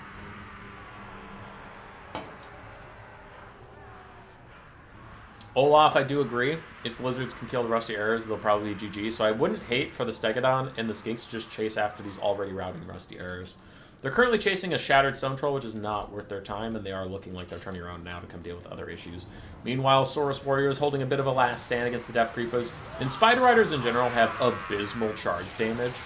Like, their charge bonus isn't very high, but even than that, I feel like they just don't have mass to really hit these guys. So the Saurus Warriors are eating them for breakfast. Oh boy, that is a terrible time to be alive. More Saurus are rallying with the Ancient Stegodon. Now the Greenskins are on the back foot, as really they've lost most of everything in this game. Saurus Warriors are going to tear out away from Azhag and maybe take the spears with them. But if those spears hold, they'll beat up on the Stone Trolls quite nicely. Winning in melee combat is a hell of a drug. There goes the Terror out. That's huge for the Greenskins. Skink's trying to chase off the Rusty Arrows. The Rusty Arrows are 12 speed slower, so the Skink should have no problem catching back up to them. Another Spirit Leech onto the Ancient Stegodon as it rumbles over here. It looks like last Saurus Warrior got over his Terror out, might naturally route in just a second. There he goes. Azhag tries to get back in the sky, does not want to get charged at all. Probably needs these Orc Biggins and Stone Trolls to turn around and take the fight with the Ancient Stegodon with him over them, because he needs to supply, get on with it, and Saga Slashes. He can't abandon... Oh, no, he abandoned them! Without those 2 leadership buffs, all of them rout. That is a pretty big mistake. Once he got into the sky, he immediately had to turn around and get back over his troops for those leadership buffs. That would have been crucial, but everything's routing now. The Stone Trolls look like it's just a tear out, so they will be back in a second. But that is a pretty big L. Some of the Orc Biggins shattered off without Azhag around to help them out, so that's pretty bad. The Rusty Arrows do not appear to be returning anytime soon. Saurus Warrior is going to get run down by the Death Creepers and Azhag, trying to snipe out everything that isn't the Stegodon. Where's the Bone Ripper League? What up, Kaiju? I am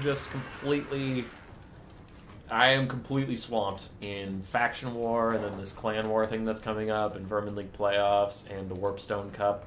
That will be in April. And then a weekly new player tournament. I am completely maxed out on tournament organizing time. Alright. Death Creepa's trying to route off some stuff. Spirit Leech is still poking down the Ancient Stegodon. And Azhag plus a Stone Troll charge to kill these Saurus Spears.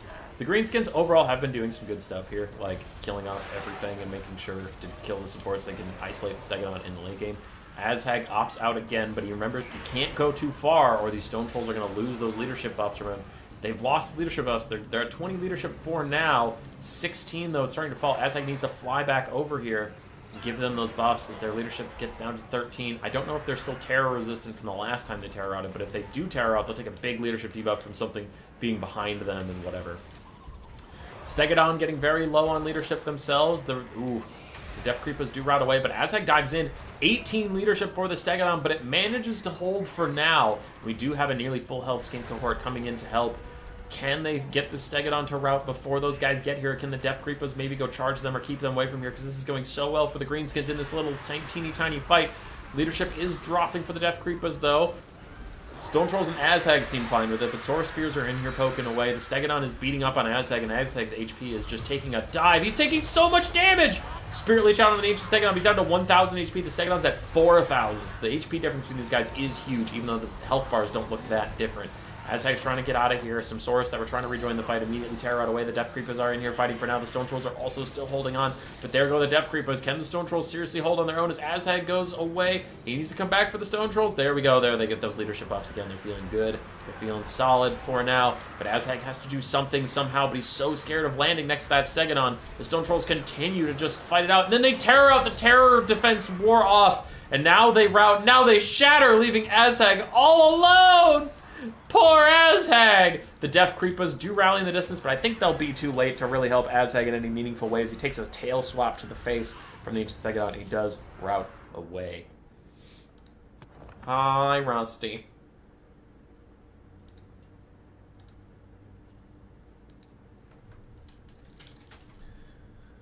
Oh, boy.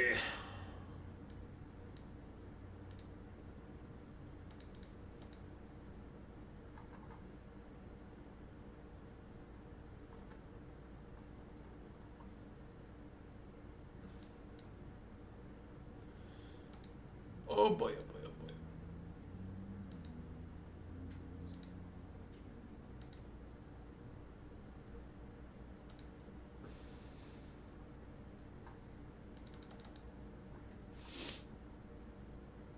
Some people gotta send me their replays. I suppose they can't be mad at me for not casting their replays if they didn't send them, so I suppose They're not going to be mad at me.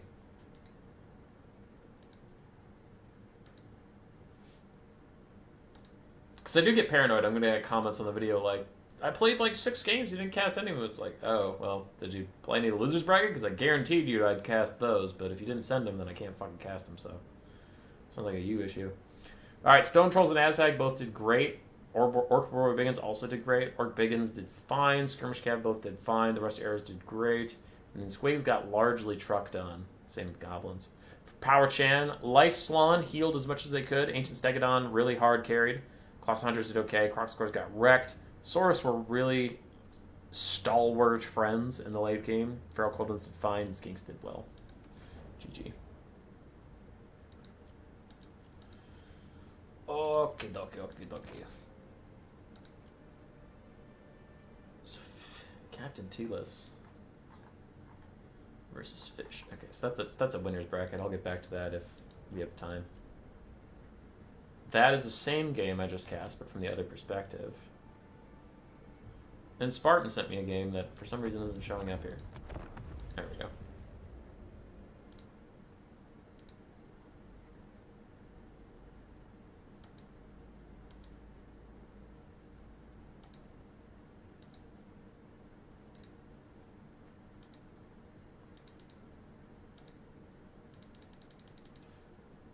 Tamos said he'd report his scores.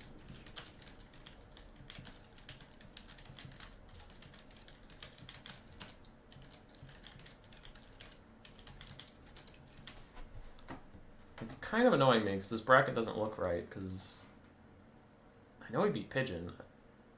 And before he reports that he beat Pigeon, I can't Spartan... If Spartan won this game, Spartan can't report it. Alright. This is lower bracket. We have Boone Tax Evasion, also known as Spartan, versus Tamo on Norska. Norska versus Khorne.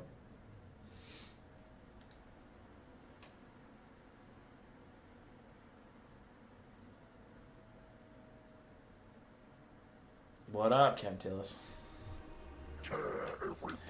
Okie dokie. Humanist me. I know it's you. Looks like Temo's having issues reporting score. I asked him if he could, and he said yeah.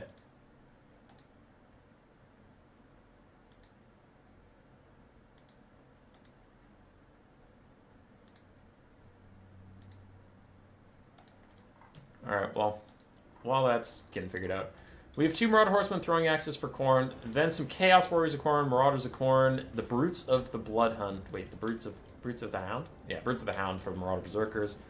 Some Flesh Hounds in the backfield. Scarbrand, who is a Chad and a great character, and I love him, but also he is horrible and trash. And then a Blood Shrine of Khorne. The other side for Tamo in Norska. We have a front line of Marauders with great weapons. Some Marauder Champions with great weapons. More Marauders on the far side. We have some Armored Skinwolves, Marauder Horse Masters, Wulfric the Wanderers, and a Sorcerer of Mela.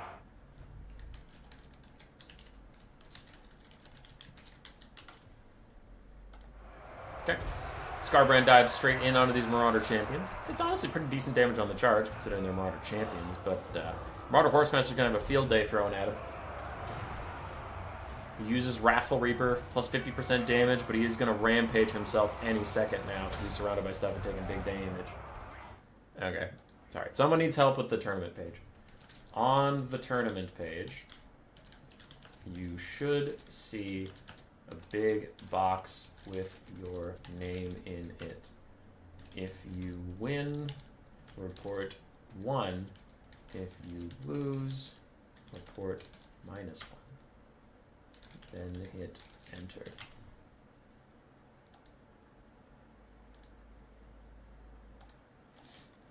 Okay. Marauder Horsemaster's throwing in at a rampaging Scarbrand, who is now just going to stand nice and still so they can all really volley onto him, is going to be quite painful. Marauder Champion's taking a lot of damage in this fight with the Chaos Warriors of Khorne. And the Flesh Hounds need to run back here and probably kill off the Marauder Horsemasters, or at least get them away from Scarbrand for now. Scarbrand did terror out some of these Marauder Champions with great weapons away, and he charges into the Skinwolves, but a nasty Sea Fang from Wulfric goes through 2 different units, 2 Marauders of Khorne. Scarbrand's Rampage has worn off. Thankfully for him, he is at half HP already, though, which is pretty brutal.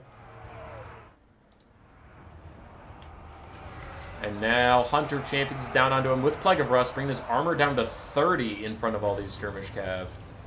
He's not going to like that. Did he just cast his own Rampage Aura? Yeah. Rage Embodied, so Wulfric might get Rampaged into Scarbrand here, but again, the Skirmish Cav are just living their best life, throwing at him from a distance. Khorne's front line is overall winning? Overall winning against Norsca. In general. But man, Scarbrand's getting massacred. 1300 value, though. It's not bad, considering only 2.5 minutes into the game.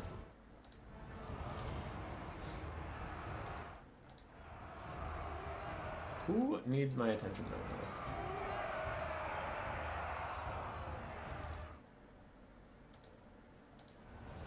Okay. Something is happening here. It looks like a Searing Doom from the side of the Metals caster around Wulfric, doing some good damage to all these Khorne Skirmish Cav. And Scarbrand's still alive. And the Skirmish Cav are now having to run away from Fleshhounds of Khorne, which they'll do a lot of damage to the Fleshhounds of Khorne. Those guys are not going to enjoy that whatsoever, but it's better them than Scarbrand. TBH.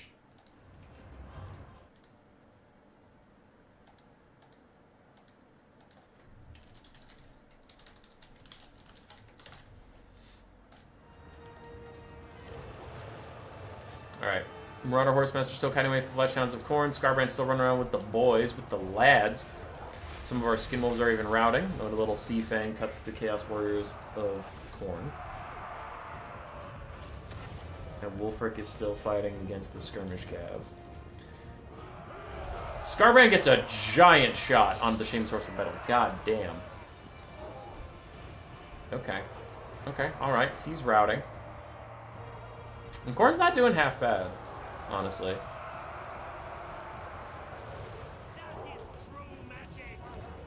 Yeah. If they can do something about these Skirmish Cav, Khorne will be fine. Because Wulfric's already at half HP. Norsca just lost their caster, which is your biggest advantage versus Khorne, because obviously Khorne doesn't have a caster. Chaos Warriors roll around with the Blood Shrine. They get some nice buffs from it. 55-40 for melee stats. And it's going to heal up, of course, as it rolls through people. Scarbrand's chilling, vibing.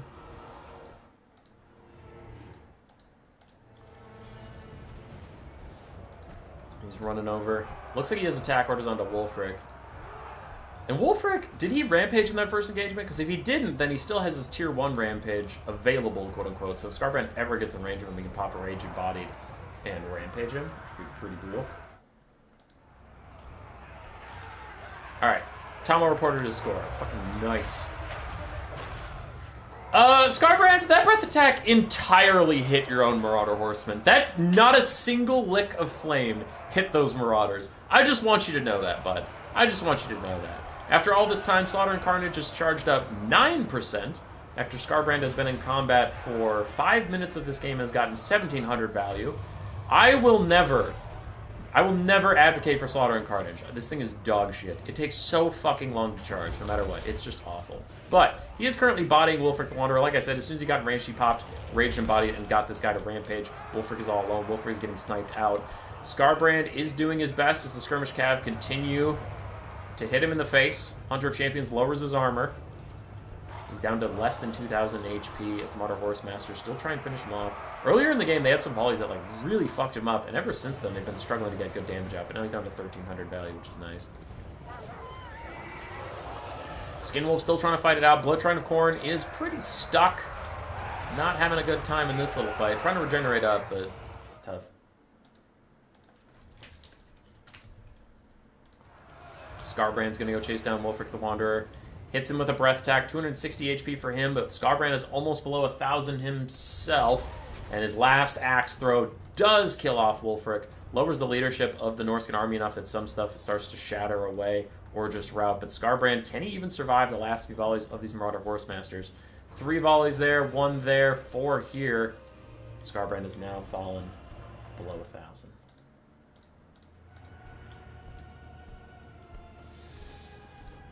He's trying to wander off. He's trying to get to safety.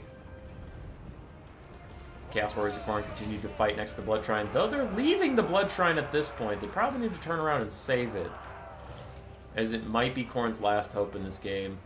Scarbrand tries to get into the trees to avoid some of the skirmish cav fire. He's getting so low. Skirmish cav are still after him. They all still have ammunition. And then he turns. It was all a bait! Throws down Wrathful Reaper for a bit. Extra weapon strength up to 1k weapon strength, but he does largely miss. He's now down to 300 HP, 6 leadership. The next volley should be his last. And it was a half volley, but it still honestly might take him out. There we go. Demonic Instability finishes off the Lord of Khorne.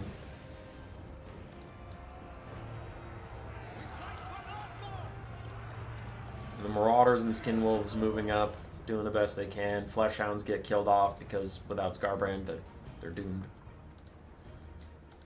The Marauders are just trying to regroup. Skinwolves are trying to regenerate as they all walk slowly after the last Forces of Khorne. Marauder Horsemasters using the last of their ammunition and now just going to run away because they want the Marauders to take the fight, not the Marauder Horsemasters. All times 2 speed for a second as army losses actually takes out Khorne. And these Marauders are moving up to just try and get here, but the Marauder Horsemasters look like they take a little bit of a charge straight through to just get back to their forces as these Marauders are still lumbering along trying to get here. Brutes of the Hound fighting it out, but there's too much.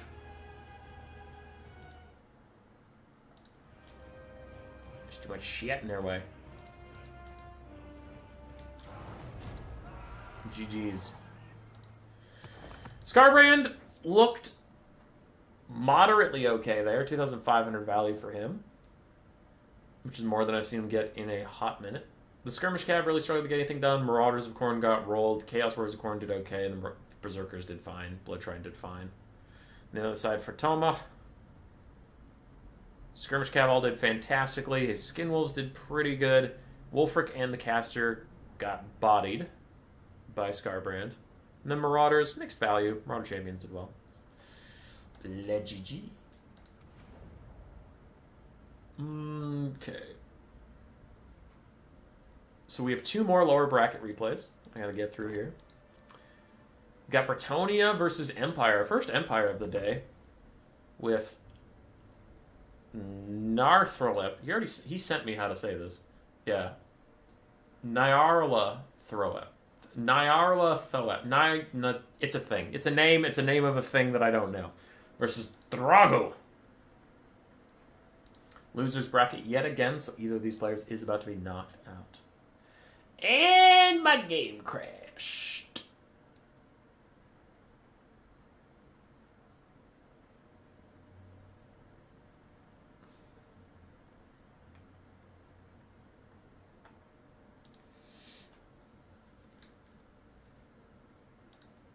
Game crashed, we're getting back. We're getting back at it. Don't you worry.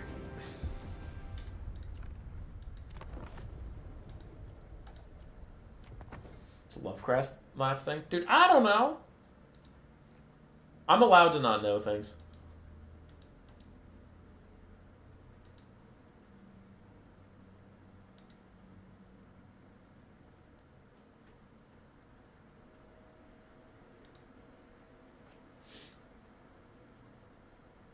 Bye, Wesley.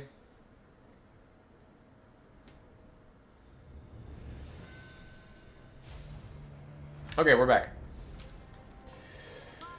Bretonnia versus the Empire. For Bretonnia, we have the Fey Enchantress, Dwellers Below, and Regrowth. Then we have Hippogriff Knights, Grail Knights, triple Field Trebuchet, triple Peasant Archers, a front line of Men-at-Arms, some with spears, some without, and then some Peasant Mobs, a Grail Relic, and 2 Mounted Yeoman Archers. Thoughts on the new units? I went more in depth on it earlier, but they seem fine. I'm not like super hyped about them. I'm also not sad to see any of them. I'm not like this unit's going to be bullshit. It's like, oh, these are fine. Is the spelling I put up correct? That looked correct to me. Anyway, on the Empire side, we have 2 Empire Knights. We have a bunch of Halberdiers, a bunch of Greatswords, a bunch of Flagellants. This is just Empire Tide. Holy crap. That is all melee units all day. And we have a Deathcaster with Spirit Leech, a Warrior Priest butt naked, and a Generally Empire also butt naked. Huh. Okay. For a new player tournament, that's fine. I do worry just like pure melee versus Bretonnia. If the Bretonian player just cycle charges you in the late game, they can kill literally all this stuff with one Grail Knight or one Hippogriff Knight. They can just cycle charge it into death. Infantry as a win condition is very, very tough to pull off. Melee infantry. I mean, if you have a mix of melee and range, then yeah, it's fine. Grail Knights and the Fey Enchantress trying to get around these Halberdiers while the Flagellants get massacred by some Peasant Bowmen and the Mounted Yeoman Archers that are doing a little bit more damage. Hippogriff Knights kill off one of the 2 Empire Knights, and the other Empire Knight is going to rear charge them, though honestly, if the Hippogriff Knights just take that fight too, they'll kill off all of the Empire Cav and be safe and sound to move on from there. One of the Flagellants is almost dead. 2 other Flagellants have taken some damage as they still try and move up. Don't know where some of those archers are shooting, but most of them seem to be on target. The Fey Enchantress and the Grail Knights do get into the backfield as a greatsword takes damage from Twins. One Empire Knight is off the map. The other Empire Knight's about to get rear charged by Hippogriff Knights while they get a little bit of poke damage onto Mounted Yeoman Archers.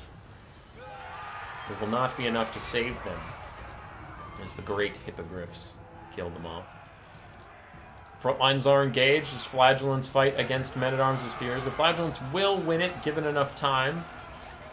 Time is of the essence as more of the Imperial Tide comes in. I think these field trebuchets should get shut down rather quickly. The Great Sword should be able to clear through the front line without much issue whatsoever. But the Grail Knights in the backfield already running down other Great Swords that were left behind. The Hippogriff Knights still killing those Empire Knights. Mounted Yeoman Archers still firing away. Bretonnia is up on the balance of power, and I do tend to agree as this front line is taking a lot of damage.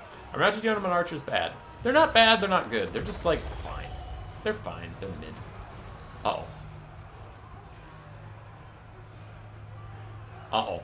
Fey Enchantress getting Spirit Leech is unfortunately not going to do much. She has 75% resistance against Spirit Leech with her ward save and spell resistance, so that is a bit tough. Hi, Pandemic Diesel. How we doing? Hippogriff Knights taking a bit of damage here and there. Empire Knights are still alive, but only barely just. Halberdiers have taken a lot of damage. Flagellants running out of HP too, and a really big Dwellers Below actually does manage to hit some Swordsmen and the Sigmar Sons. Poke down a couple Great Swords as well. I don't hate that. I don't hate that from the Fey Enchantress. As long as she has a regrowth for the Hippogriff Knights eventually, but like, Dwellers Below is going to kill off a lot of random crap that you need to kill off, so that's fine.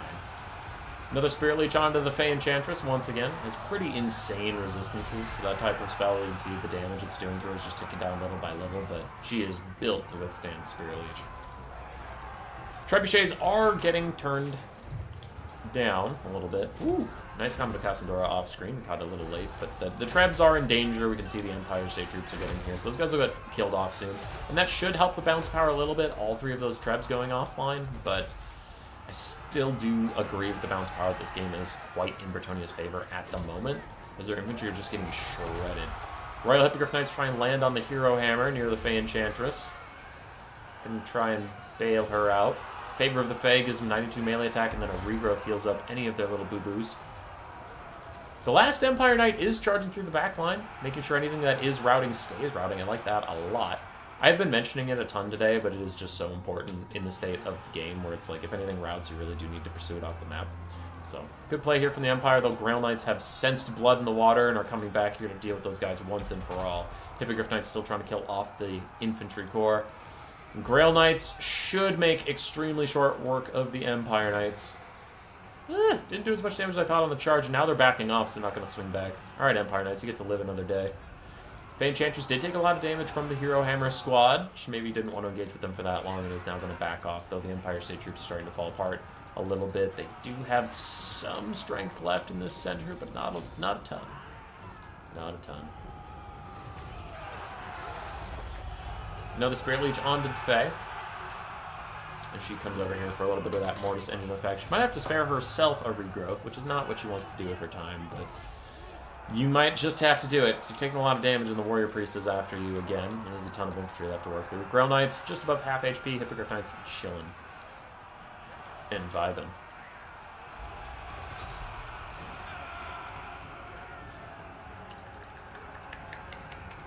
Treb's taking an awfully long time to die, but there they start to go. Hippogriffs will have to get a little more active in this area, same with the Grail Knights. Bretonnian peasants starting to rally pretty close to the white line, though, so they can't afford to be pushed too much further back. Fey Enchantress dives in deep, right next to the foot squad. She might die. Another Spirit Leech onto her. There's a regrowth that should save her. Because then, I mean, if she routes, she'll just take herself to safety, so I'm on board with that one. Hippogriff Knights haven't landed in quite a while, and I have to be critical of that. They really need to be getting aggressive here. One, the Fae is taking a ton of damage, they need to bail her out, but also, like, Cycle Charging is how you win this game, and they don't do anything in this guy. Nice Common Castador is going to take out some swordsmen. All the Hippogriff Knights also offer that good terror. Fae Enchantress frees herself because she is routing and now is going to run off to safety, so she'll be just fine. Hippogriff Knights trying to get away from those Halberdiers, which is plenty appropriate. And Grail Knights running around. At this point, we are getting into the Cycle Charge and healing portion of the game, so I'm going to ×2 speed. Hippogriff Knights and the Fae rallying. Grail Knights getting caught in the distance by some Halberdiers, but they'll back off. They'll be okay. Hippogriff Knight's going to dive back down into the Footscore. And do you remember a while ago when we saw Norska versus Bretonnia, and I said that Wulfric might be tankier? I mean, these Hippogriff Knights have charged into this triple Hero Hammer squad many times, and it's taking them forever to kill them, which is kind of my point of taking, like, just Wulfric on foot over Throg. Hippogriff Knights charge over into those great swords, trying to tear out them off, while the Grail Knights and the Fae Enchantress run over here. Some cycle charging, some healing happens. Hippogriff Knights get away from the Hero Hammer, and they come over here to rout these guys. Army losses is closing in. We'll see how long it takes Bretonnia to trigger those. Grail Knights still getting some healing every so often. And Hippogriff Knights probably could just charge over here right about now. There's no reason to be this coy. And there they go. They charge in, and army losses.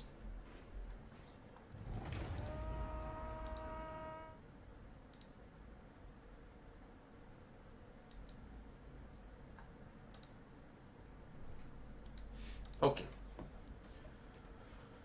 Fae Enchantress did fine. 1,500 value. Almost 2,000 the Hippogriff Knights, 1,700 for the Grail Knights. That was all fine. Trebuchets did okay. Honestly, better than I would have thought, considering the type of build they were facing. Archers and Mounted Yeomen all just around paid for themselves, and then the Spearmen-at-Arms and Men-at-Arms held for as long as they could before inevitably dying. For Drago and the Cult of Sigmar, the Mantide tried its best, but it did exactly what we were worried about. It killed off all the peasants. It killed everything besides the Grail Knights and the Fae Enchantress, and then I guess the Mounted Yeoman Archers, but who cares about them? But you killed off everything besides the Super Elite Knights, and the Super Elite Knights just cycle charged and healed you to death, which is unfortunate, but that's the way it is. So, yeah, melee infantry cannot kill cycle charging cavalry. I don't know if that's the worst thing in the world, though. I know there was a point in the game where people were pretty depressed that, like, just taking halberds beat cavalry no matter what, even if the halberds played badly. Okay, is this a loser's bracket game? No, it's from the winner's bracket. Okay, then I'll cast this one. This one is from the loser's bracket. Samuel versus Huge Ass. Huge Ass being Genesis.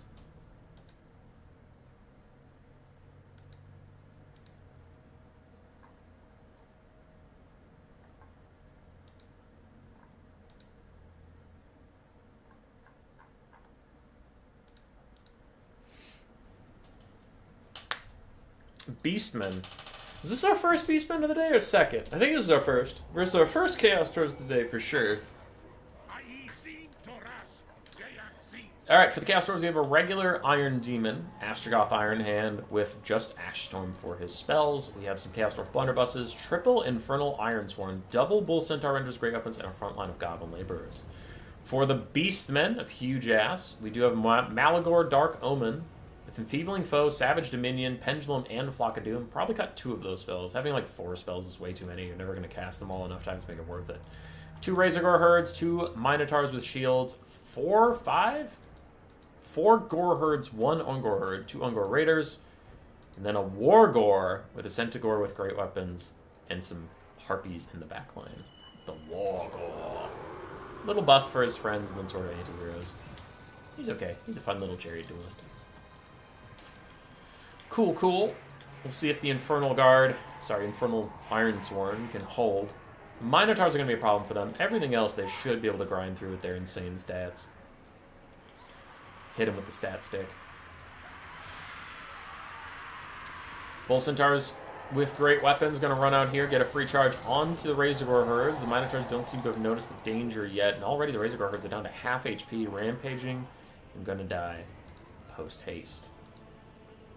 Bull Centaur Render is ready on the other side for these Razor Gores and Minotaurs, who are going to charge in the Infernal Iron Swarm, but then the Great Weapons, the Great Weapons Bull Centaurs should be able to countercharge and get a lot of value out. Astragoth and the boys trying to peel for the blunderbusses as the frontline fight is engaged. Now, already the Goblin Laborers are routing, so the Beastmen are having a great time there, though a train does go choo-choo all the way through those Gore herds. They should largely ignore that and get onto the back line and leave the train for last. Gore herds aren't going to be able to do much against it. Bull Centaur Renders with their great weapons are fighting Minotaurs, and it looks like we have blasting charges coming for this little cluster of Minos. I could see it doing really good damage, but they have orders onto the Razor Gore herd. Oh no, that's a tragedy. They could have done a lot of damage to those Minos, but they're chasing the wrong thing. Unfortunately, they do get dove by Furies. Over here, Bull Centaur Renders and Infernal Iron Swarm fighting side by side and getting really good value out, while the Blunderbusses try and poke Malagor, but he's a teeny tiny little guy up in the sky. They can't quite hit him. All of the Goblin Laborers are dead. The Beastman frontline is already through, and they're harassing the backline a little bit, though the backline is honestly more frontline with triple Infernal Iron Swarm. Malagor does need to get out of range of the Chaos Dwarf Blunderbusses. He's a teeny tiny little guy in the sky, but that doesn't mean he just wants to sit here and get shot by those. And an Enfeebling Foe was cast on the Bull Centaur Renders, but they have murdered this Wargore. They're killing the Razor Gore herd, and they did good damage on the Minotaurs with great weapons. Finally, one of the Bull Centaur Renders dies, but it took a Razor Gore herd and a Mino with it, so overall I'm sure it's pretty happy with its life yet again. Gore herd's still leaking through, as we said. They finally shut down that Blunderbuss. The Wargore is out of here. Astragoth's trying to chase him down. Wargore is faster. He should be able to put some distance between himself and Astragoth. Looks like Astragoth realized that and turns back around. Malagor is flying around as some beastmen come up to the front line, rear charging blunderbusses. Goodbye, blunderbusses. All three Infernal Ironsworn are chilling. They are feeling great, even using their blasting charges to kill off some of these guys in the center, which was cool. So we still have all three Infernal Ironsworn, still have a full health Astragoth, and then a half health Bull Centaur Render. For the Beastmen, we have some Minos. Ooh, and we have a full health Iron Demon. We still have some Minos around. We still have some Archers, some Furies, a lot of Infantry, and then Malagor. I do worry that there's not enough damage left. Chaff Infantry of the Beastmen are not known for their DPS. Iron Demon trying to get away from the Minos and Malagor, taking a bit of poke damage as it goes. We have lost some Wingor herds who are shattered. Razor Gore herds getting nice and low as the Infernal Guard beat up on them. And unfortunately there, the Infernal Ironsworn do use their blasting charges onto an already shattered Ungor herd. So that's not great. Chaos Dwarves are up on the balance power, and I would definitely agree as Astragoth gets to a fight with these Minotaurs. Here come the Bull Centaur Renders with great weapons. Enfeebling Foe yet again cast on them down to 11 and 13 for their stats, though they still have an impressive bonus versus Arch, so they'll do okay versus these Minotaurs. This is probably still the last hurrah of the Bull Centaur Renders, as the Minos are beating up on them and Archers are supporting a little bit. The Iron Demon's trying to get in here. Minos are routing in front of it. Terror routing? I don't know why they're coming up here, but they're coming up here. There goes the Iron Demon straight through the enemy formation. The Bull Centaur Renders, the Enfeebling Foe has worn off, and they do have Infernal Ironsworn protections. They're chilling. They're doing okay. Balance power keeps getting worse for the Beastmen, as we still have two healthy Infernal Ironsworn joining the fight, and both of them have blasting charges. Here they go. They're going to throw at these Gore herds. Come on. Throw at the Gore herds. Come on. Throw at the Gore herds. There it is. Oh, goodbye, Gore herds. As they rout, the Iron Demon goes choo-choo straight through the back line, and both of the Haggard Minotaurs are trying to get back here and do something. Maybe together they can hold, but it doesn't really look like it. Malagor's now surrounded. Hey, a Cygor summon! Alright, let's see it. You fucking suck! I hate Cygors. They're trash. They're a trash unit, and as a summon, they're even fucking worse. I hate them. I hate them, and they suck so much. They're just a horrible, god-awful, terrible unit. Alright, there's a bunch of elite infantry right in front of you. Do something. Do anything. They're in a straight line. There you go. You did a little bit of damage as they stood literally still in front of you in the perfect formation for you to hit them. Dumpster-ass piece of shit. 20 winds of magic to summon you, so you can throw all of, like, 3 volleys before you desummon. Piece of garbage. Oh, wow, you missed again! Oh, wow, you're so good! You're so amazing! Fuck you, dumbass piece of garbage. Alright. Minotaurs and Goreherd still trying to kill off the Iron Demon. Astrogoth running around. This Cygor's trying to throw out something at literally point-blank range. Oh my goodness, oh my gracious, he's gotten 250 value for 20 Wings of Magic. And he's down to 25 seconds left. He can't even throw before they get into melee with him yet again. Hooray, hurrah, huzzah. Iron Demon still taking damage as Malagor keeps these Minotaurs in the fight. And there goes a Pendulum down the line against these Infernal Ironsworn. That is a really good cast. It's going to do some decent damage, though. Pendulum does not have the old values it used to in armor-piercing land. The Cygor is up to 283 value before he desummons. Say goodbye to the Cygor. Astrogoth and the boys plowing through. It is down to Malagor and these Minotaurs.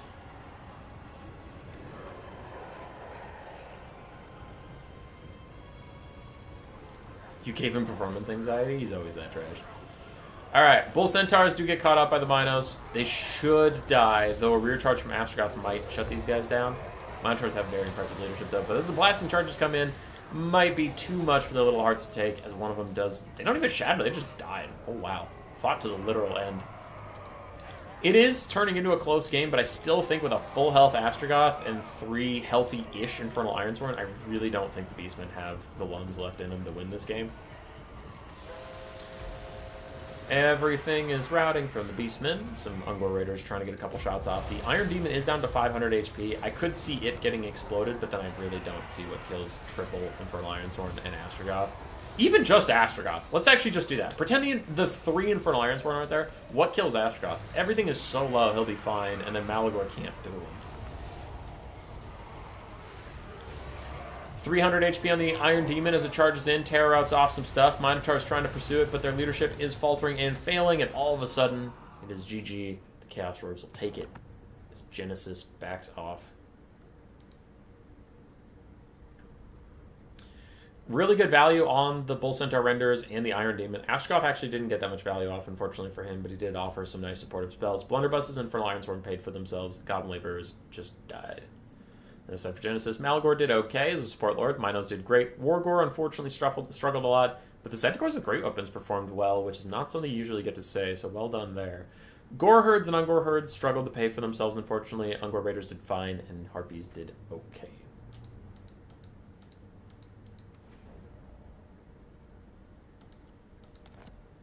I have 5 pings.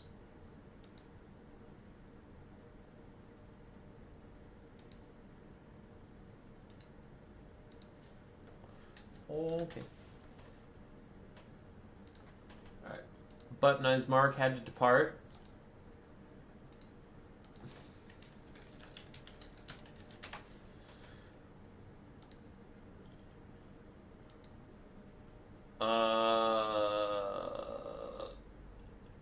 Wellness check on the Moo Cow? I don't know where he is right now. I'll have to go find the Moo Cow for one of our patrons. Hold on.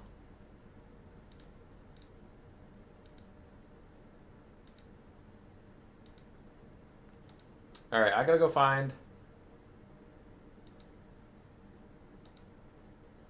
the Moo Cow, but I have saved all of the lower bracket replays I need.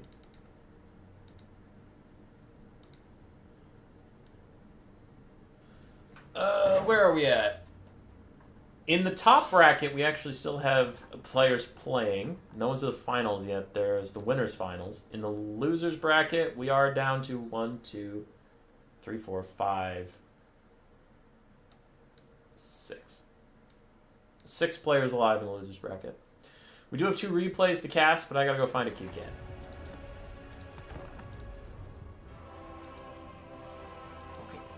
Okay.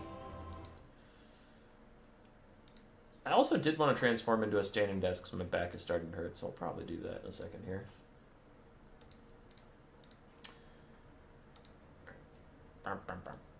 So there's that.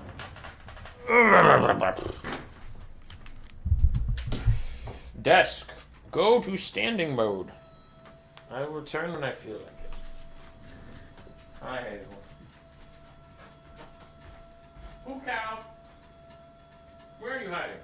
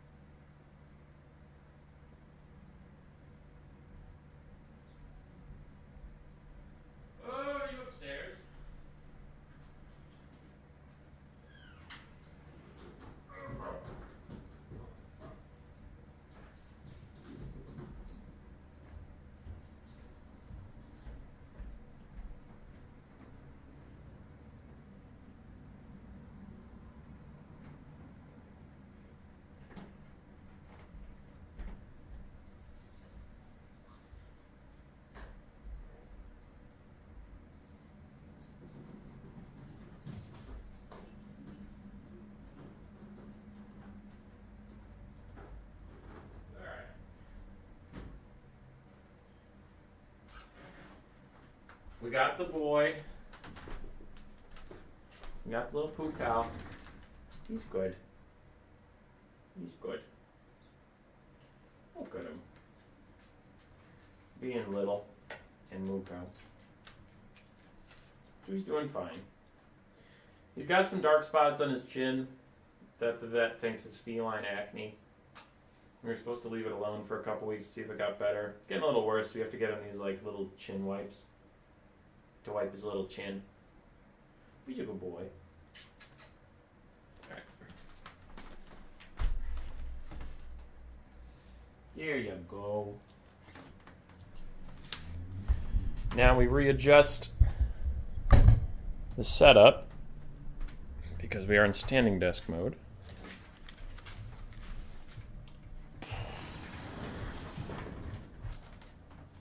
Hey. Alright, microphone's over there. Try not to touch that, otherwise people complain about a reverb. We're good. We're back in action. Your favorite caster now? Let's go, dude. I always was. Alright, back into the game. Sorry about the halftime show there. Like I said, I had to adjust my desk into standing form. And you gotta do what the patrons want. You gotta. So, once again, as I keep announcing, but I know we bounce back and forth, so I will keep you informed. We are back in the losers bracket. This is between Narholfolep versus Pasha. Loser of this is out. Winner stays in. We have Rakarth. Rakarth in an elimination game. Tzeentch versus Dark Elves, we have Rakarth, and then a Deathcaster with Doom and Darkness, and then Spirit Leech. We have some Cold One Knights, a whole metric shit ton of infantry with Harganeth Executioners, Blackheart Corsairs, and Dread Spears. We have 2 Dark Shards, and that is it. On the other side for Tzeentch, we have triple Skirmish Cab, a Soul Grinder of Tzeentch, Forsaken and Blue Horrors, as far as the eye can see, triple Screamer, and an Exalted Lord of Change of Tzeentch, Blue and Pink Fire. Where do you think VP stands in the meta? Middle. I don't think they're high tier. I don't think they're low tier. They're fine. They're fine. Blue Fire plus the Soul Grinder plus the triple Skirmish Cap are making Rakarth's life a bit of a living hell as he tries to dodge around, tries to stay alive in here. He does not have Soul Stealer like most of the Dragon Lords the Dark Elves usually field. He does not get that get out of jail free heal whenever he needs it. Tzeentch is kiting away for now. They're very happy with this early state of the game, and they have no interest in taking the infantry fight, which the Dark Elves have committed significantly more funds to. Harganeth Executioners and the Blackheart Corsairs will dominate Forsaken. No problem whatsoever. Karth is down to half HP as he starts to try and land on the Soul Grinder, jukes back up, gets a really good breath attack down, taking out all of its shields, and then he starts to go back towards his own lines, but he will take a lot of damage as he goes. Dark Shard's trying to get in range, firing up and over their front line, and the Marauder Horsemen of Tzeentch who do get caught by the Spearmen. That is a bit of a whoopsie, though they are going to fall back now. And the Dark Elves are not a fan, man. Rakarth's taking so much damage. With this kit, he's probably honestly 3,000 gold or more. That's a quarter of their army, if I'm correct about how much he costs right there. So a quarter of your army taking that much damage is really brutal.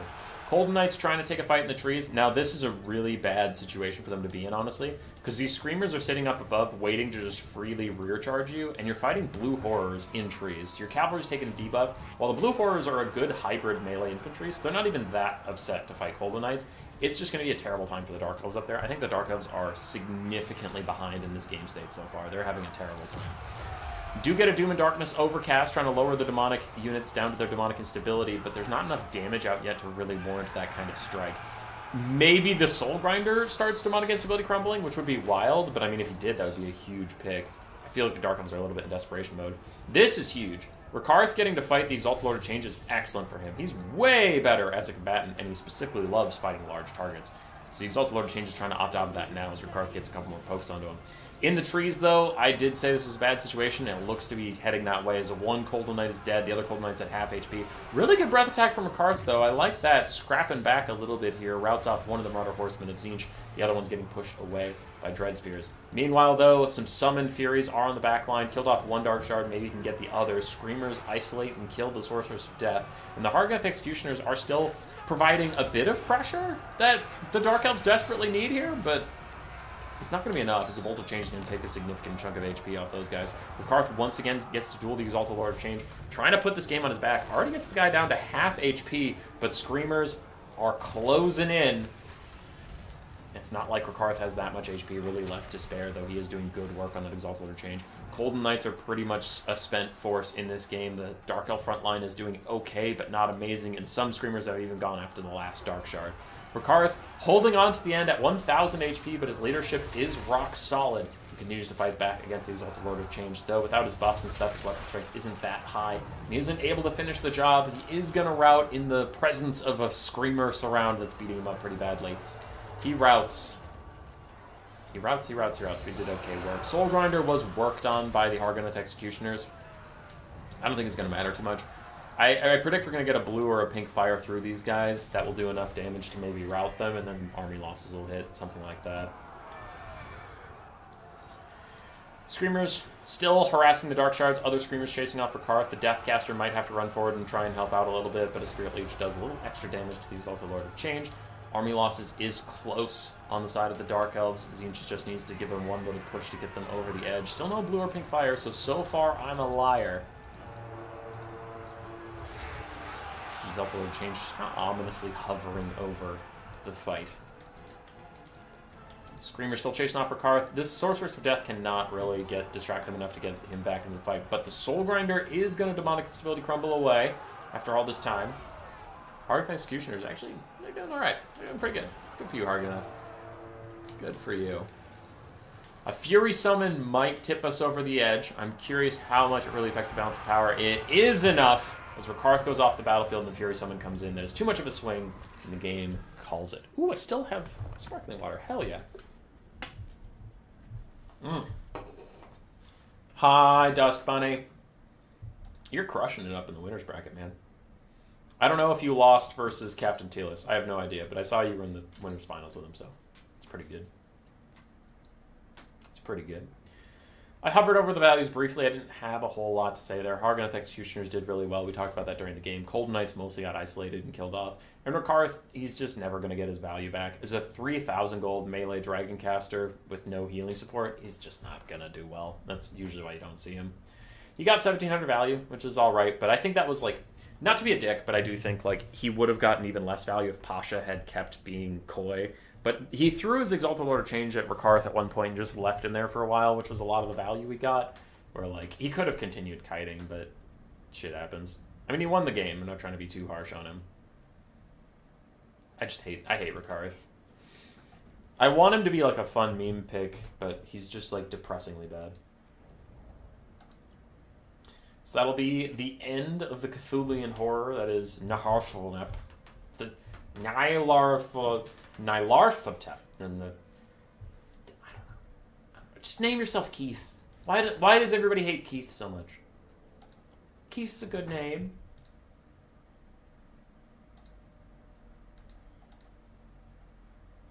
As we load in, once again, I'll say it every single time. This is Loser's Bracket. Samuel and Power Chan fighting to stay alive in the tournament. Bye, Drock.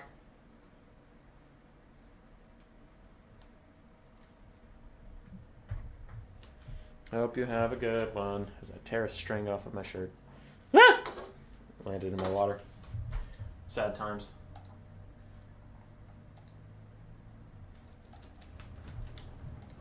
Okay. More Dark Elves.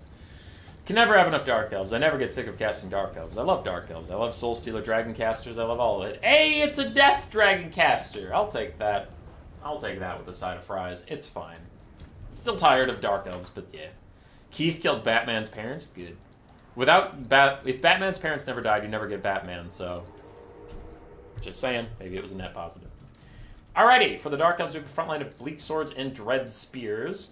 Triple Dark Shard to hold back the tides. A Charybdis, a Deathcaster with Doom and Darkness.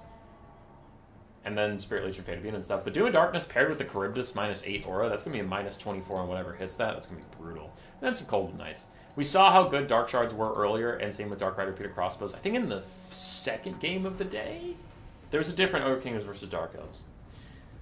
For the Ogre Kingdoms, we have Double Crusher with Great Weapon, a Slaughtermaster of the Great Maw.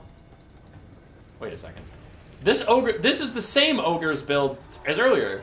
He must have played it versus the Dark Elves earlier, because this is the exact same build. Shit ton of Ogre Bulls, bunch of Gnoblars melee, 2 Trappers regular, 2 Crushers with Great Weapons. This is the same build. He must have been the first player to do it. Either that or just a really good copycat. Well, again, a Charybdis is going to jump into the front line, and again, it's going to terror out off these Ogre Bulls and buy a little bit more time for the Dark Shards. But now, the front line is a lot wider this time. So instead of stopping like a third of the Ogres, he's only stopping like a fifth. As a Fate of Buna hits some Ogre Bulls, which feels a little over-ambitious. Nice breath attack on the side. Southern fight is going great for the Dark Elves. The northern fight is a shit show. We have some Dreadspears already routing, Dark Shards already routing, and it's just going to cascade down the line and come south. So we'll see what the Ogre Kingdoms, not the Ogre Kingdoms, we'll see what the Dark Elves can do with this advantage in the south, but it is on borrowed time. Also, disaster strikes as these Dark Rider Peter crossbows get caught by the Saber-Tusk packs. Saber-Tusk packs going to eat these guys alive until they realize where they are and they do need to run away. But for now, they're just getting picked off by the Saber-Tusk. That is a bit of a whoopsie. Cold Knights have not been involved in the fight so far, and they're coming in now. But same as the first time we saw this game, I believe Power... We didn't see Power, so Power is a different Dark Elf player playing this versus the Ogre Kingdoms. But again, the Supreme Sorceress on her dragon being over-aggressive in front of these Crushers, and the Crushers really punish her for it with the Tier 1 Ogre army ability of Dismember. She's too slow to get out of here, taking a ton of damage, and unlike that first game, she can't just Soul Stealer it off and get to safety. She is just going to have to live with how much damage she's taking right now as Gnoblars Trapper Shooter, as Crushers surround her. Cold Knights are going to try and help out, but they are pathetic combatants compared to the Crushers, as already the Sorceress has taken supreme damage. She's probably going to die here. If not, maybe just shatter and get into the sky, but it looks like she is going to flat out die. The Ogres are collapsing down the line like we predicted. The Charybdis is trying to stop the bleeding, stop the tide, but the Dark Elf Lord is dead. The Cold Knights that just joined the fight are already dead and routing, and it is a brutal loss here for the Dark Elves. The Ogre Kingdoms just ran shop over them. At this point, I just don't think that they have anything left. Like, the Dark Elves have 1 healthy Dark Shard and a Charybdis. Oh boy. Oh boy, oh gosh.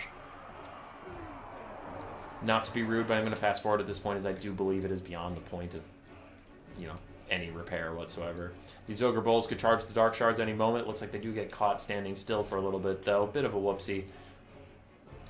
Balance of Power is kidding itself, though, if it thinks this game is not over. Dark Rider Peter Crossbow is coming back in to shoot a little bit at the Crushers. These Crushers try and isolate and kill the Charybdis yet again. This guy is going to get slammed as he goes down to half HP, and it is still falling. And he does manage to tear out the Crushers, but that is army losses. Really good by Samuel yet again in this matchup. Charybdis is a good tech piece. Like we said before, it's never going to get insane value, but it was good at stopping the front line from collapsing. Really what went wrong there for Power Chan and the Dark Elves was that dive on the back line going so poorly. That really, really hurt them. For Samuel, I mean, he played it clean. His Crushers got 3,300 value and 1,400 value, which is both very good. His Ogre Bulls just pushed through the front line as hard as they could. Some of them failed to do so. The rest put on good pressure. Gnoblar Trappers got their value back in spades. It was overall pretty good.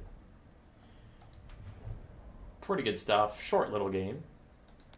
But not everything has to be 45 minutes.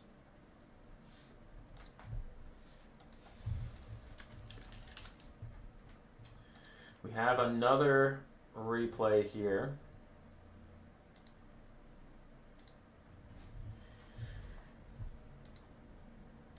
So we just watched the Ogre Kingdoms player Samuel pull forward. And he gets to fight Dark Elves again, baby! I swear, that's the only matchup he's faced all tournament. He's just like, Dark Elves, Dark Elves, Dark Elves, Dark Elves. You want to pick Dark Elves? I'll pick Ogre Kingdoms. We can fucking do this again. As he takes the exact same build into Dark Elves.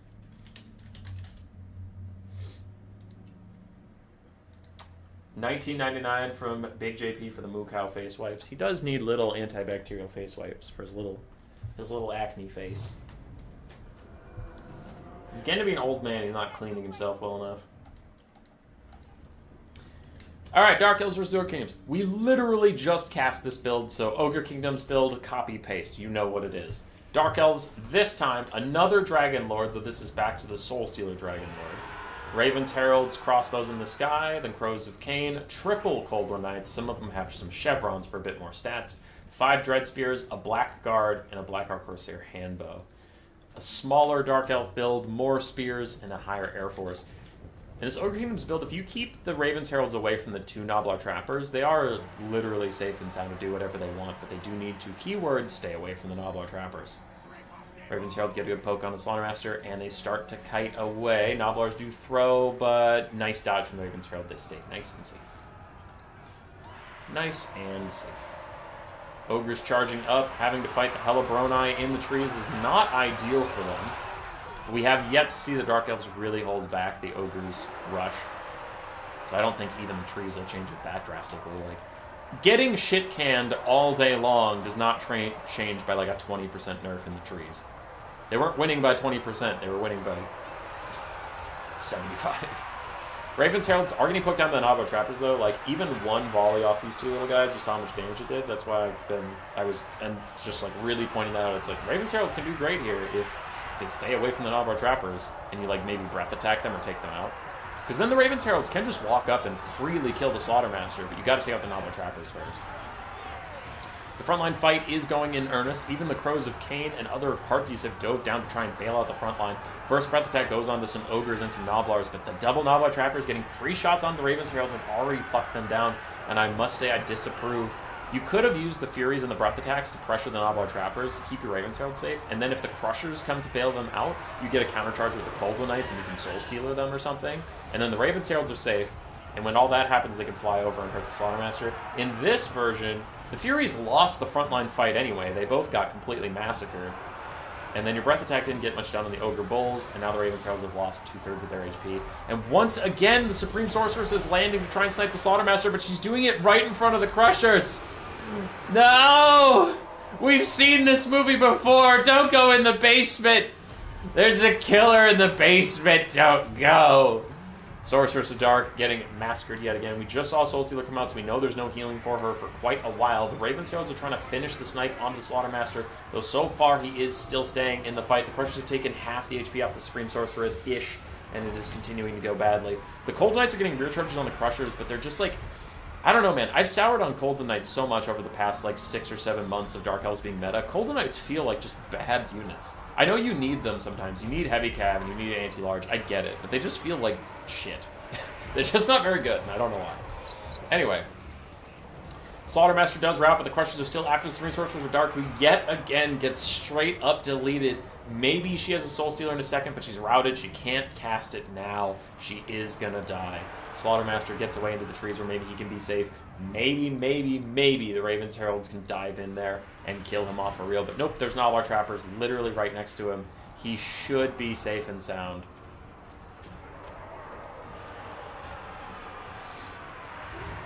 And the Dark Elf Sorceress is dead. The Dark Elf frontline has taken a lot of damage. It's held this time better than previous, though I do think the Ogre Kingdoms pulled some resources from the frontline fight to support their backline, so I think it was like, whatever. We'll leave your spears alone so we can get back here and do real work on real things. All 3 Cold War Knights are out of the fight. The Dark Elf caster is dead. The Ravens Heralds are almost dead. The bounce power is desperately low for the Dark Elves, and I must say, I agree. Dark Elves, did they win even once? They did win versus Skaven. Greven. They did win. They beat Skaven up. Malice Darkblade rocked the Skaven pretty hard. That is GG.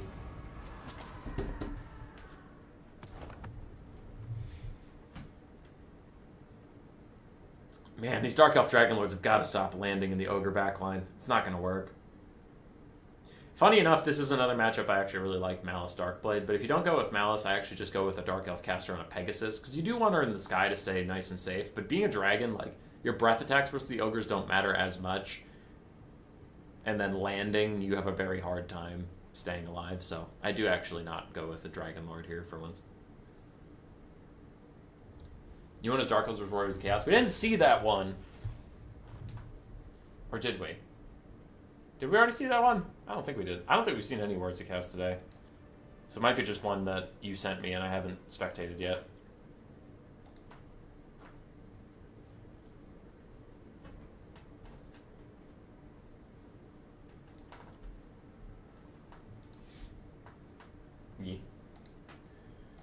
checking on the bracket. We are up to date, so now I can show you the bracket a little bit here without spoilers. So we just cast Sam versus Fish, I believe, yes. Cool, Sam versus Fish. Tomo and Pasha are still fighting. Yashkov is waiting to fight whoever does that. Sam is waiting to fight whoever wins that. Dust Bunny is waiting to fight whoever wins that. And at the top, Captain Telis is in the finals, awaiting an opponent. So, now it is a straight line. There is no more branching. It's just Tomo and Pasha, blank Yashkov, blank Samuel, blank Dust Bunny, blank Captain Telis. Should be straightforward. I have noticed that this branch has been lagging quite a bit. This branch overall took a much longer time to get to this point, so I do hope they pick up the pace a little bit going on here. This tournament has been going for about 3 hours. And we still have 1, 2, 3, 4, 5 games left to go. So, like I said, hopefully they pick up the pace just a little bit as they get more used to the picks and bans, and as they get more used to army building. Hopefully they're more on top of it. I don't want to cast more Dark Elves. Ogre Kingdoms and Chaos Dwarves. Slaanesh and Skaven. Okay, we haven't cast any Captain Telis yet today. And we have cast an awful lot of Skaven losses. But maybe they'll turn it around. I think on the stream today, Skaven are 0-3. Oh, good faction. You sent me winner's bracket? Yeah, you did. I've just been casting, I've been focusing the lower bracket stuff so that we catch people on their way out of the tournament. But I'll cast some winner's bracket when I have time.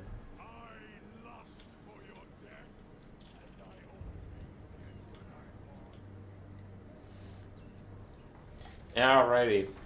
Slaanesh versus Skaven. For Slaanesh, we have some Chaos Furies, Hellstriders with Hell Scourges, the Bringers of Gamelin, Exalted Demonettes, some Chaos Knights, Azazel, and then Forsaken and Devoted Marauders in the front line. For the Skaven, we have Rat Ogres, a Packmaster, Pit Fighters of Hell's Deep, Morskars Hellion, Throt the Unclean, why? And then a Warlock Engineer for a caster. He did bring Flensing Ruin. And then Warp Lightning, the Flensing Ruins we care about. A bunch of Clan Rats, a bunch of Wolf Rats. But why Throt? Why? Stop taking Throt, okay? His leadership sucks. He has no bonus versus large. His stats are bad. He's way too expensive. He's like 2,300 gold. He's trash. Throt's trash. He's awful. He's just awful. Anyway, Chaos Knights and Furies diving into these Clan Rats. Azazel did bring Acquiescence and Lash of Slaanesh to try and spam those out and give Slaanesh a bunch of army-wide buffs. Ooh, Flensing Ruin was cast onto the Chaos Knights, not Azazel's. The Chaos Knights are able to ride away from the blob and take the Flensing Ruin with them. It does not do... Flensing Ruin does not do a lot of damage at all to anything besides single entities. So, unfortunately, that is an expensive spell that goes a bit to waste. In the backline, Wolf Rats are getting routed off by the Chaos Knights and Hell Scourges, slamming through these guys. Other Hell Scourge is going to dive in onto Clan Rats now, and Marauders are still pushing through the central front line. Throt and the Molder Blob trying to kill off some Devoted Marauders. Going to maybe get them to rout here soon, though Slaanesh is already lapping up any of the Skaven that have already routed to get a bit more army passive for themselves. Azazel lands in over here. Does he have his sword pack? No, so he doesn't have the extra leadership debuff, but he's already terror-outing these guys at full HP, so he's fine. He's very fine. Oh, full HP Skaven routing. The Molder Blob is getting a fight with these Hell Scourges, killing them pretty quickly. Chaos Knights are going to opt out while Throt has popped his buffs. Creature Killers giving everybody in this area bonus 16, bonus versus large. Extra, I should say, instead of saying bonus twice. Forsaken and Marauders taking some damage. Bounce power is about 50-50. I do wonder what Azazel's going to do. These Chaos Furies need to get a little more active chasing off stuff that's already routing. You can't really allow it to come back full free. You got something to route at full HP, take advantage of that and, like, kill it. Kill it entirely. Warlock Engineer gets isolated a little bit. Azazel dives down on him. Tier 3 army ability of Slaanesh getting them all back to fresh vigor and giving them more speed. It's pretty darn good. I'm double speaking like a Skaven already, which is a shame. Rat Ogre Summon is here. It's going to fade away, though, quite soon. I believe in 30 seconds. The Warlock Engineer's Drain is hitting all of these Slaanesh forces, which is quite nice. But we do have some Rat Ogres we're thinking about piecing out of here. Kleinrat's still getting routed off, and the Bringers of Beguilement are now joining the fight, and they will be key to victory for Slaanesh. If they can really get in here and saturate this Molder Blob, they'll tear those guys limb from limb. Bringers of Beguilement have really insane stats if they can get into a standing fight and not get hit with spells or poison globes or archers or whatever your faction has to deal with them. They love melee fighting, man. Rat Ogres are all terror routing off. Pit Fighters Helm's Deep, the only ones who are staying behind for now, and we'll see how long that lasts. Morsekhar's Hellion, Warlock Engineer, and all the lads fighting against Bringers Beguilement as they hold on. I'm kind of surprised you didn't bring Phantasmagoria against Skaven. That's a really good spell versus Skaven. An additional -16 leadership and a net to hold them in place for the Bringers Beguilement. Oh, it's so good. Azazel dives back in onto the Warlock Engineer. Wants to take him out to stop him from casting any more Flensing Runes or anything, but also get rid of that Mortis Engine. Meanwhile, Throt and the boys pathing straight through the Bringers Beguilement. Try and get over here. Warlock Engineer, if he gets Rampage, then he can't cast that Flensing Rune. Harry Terror routes. It's about as good. Pit Fighters Hell's Deep are going to route any second here. Barely cling to their leadership for now. There they go. And Throt, now at half HP, rampaging the middles of the Bringers Beguilement. Azazel dives back in, but he misses the charge, completely overshooting his target. He does cast Acquiescence onto Throt, making him more vulnerable to these Bringers Beguilement that are just standing here beating up on some fools. Here comes the rear charge! Bam. Alright, Azazel missed for no reason, but Throt is going to rout at half HP. Goodbye, Throt. Now that Throt's routing, this game is over. He's just going to get chased off by Azazel. Nothing you can really do there. Flensing Ruin is going to hit Azazel here, because the Warlock Engineer was not chased off. As we have too many mobile elements over here chasing off the same units, like we have Marauders with Hellscourges and Chaos Knights chasing a random ass Kleinrat, when the Warlock Engineer was allowed to come back home, so that is a bit of a whoopsie. And Throt was allowed to come back because Furies did not have enough bouncy power to keep him routing. Couple mistakes here from the Slaanesh player late in the game. We'll see if it ends up mattering as the Flensing Rune continues to try and dog Azazel a bit, but he gets a big charge on the Warlock Engineer, routes him this time, and a follow-up hit will shatter him. I'm sure he wants to just kill that guy outright so he stops Mortis Engineering all of his troops. Throt and the boys are back in it. Throt is going to rout as soon as anyone looks at him wrong. The Warlock Engineer is still alive. Now he's finally dead and the Mortis Engine goes away. The Bringers Beguilement, however, getting quite low. Throt routes yet again. He has one route left before he just shatters outright. Packmaster is thinking about routing at above half HP and his Lord isn't even dead yet.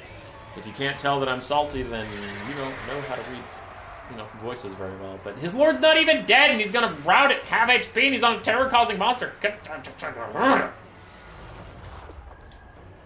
Throt's not coming back this time.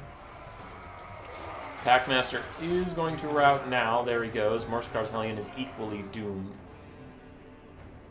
And that is GG.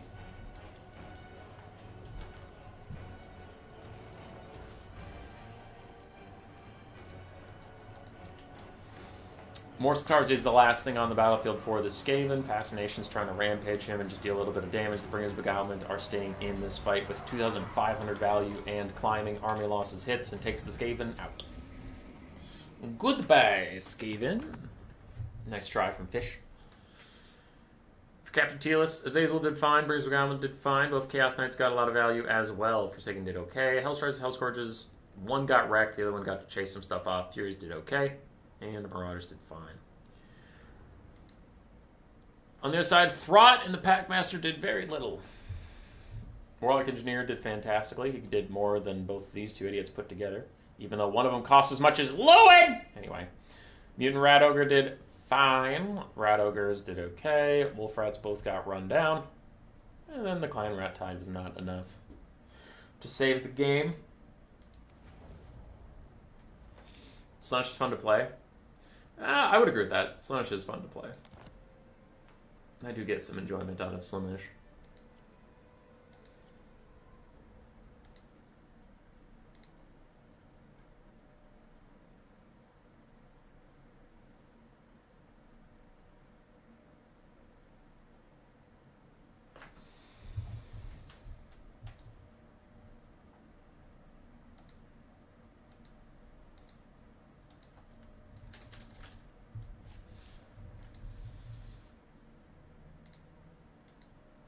We have another lower bracket replay here.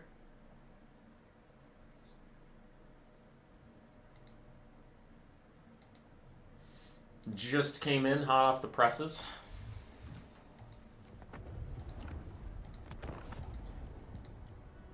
Did I already cast this one? This one's not from the lower bracket I'm just looking at. No, I didn't cast that one. It's Dark Elves vs. Warriors of Chaos. Okay. This is the lower bracket one. Pasha versus Tamo. Tamo getting to play Bretonnia. And before anybody yells at me, the tournament pick system... Let me read it for you. Games are best of one. Each player global bans 2 factions. These factions cannot be used by either player. That is 4 factions being banned total. Player in the top bracket will pick 2 factions they feel like playing. Bottom will counterpick something of either option. All right, you have 4 global bans. How the fuck is Bretonnia getting through this much? How? How? No, you're in trouble. Answer me. How is Bretonnia getting through this much? You have 4 global bans. Get this fucking faction off my screen. Come on.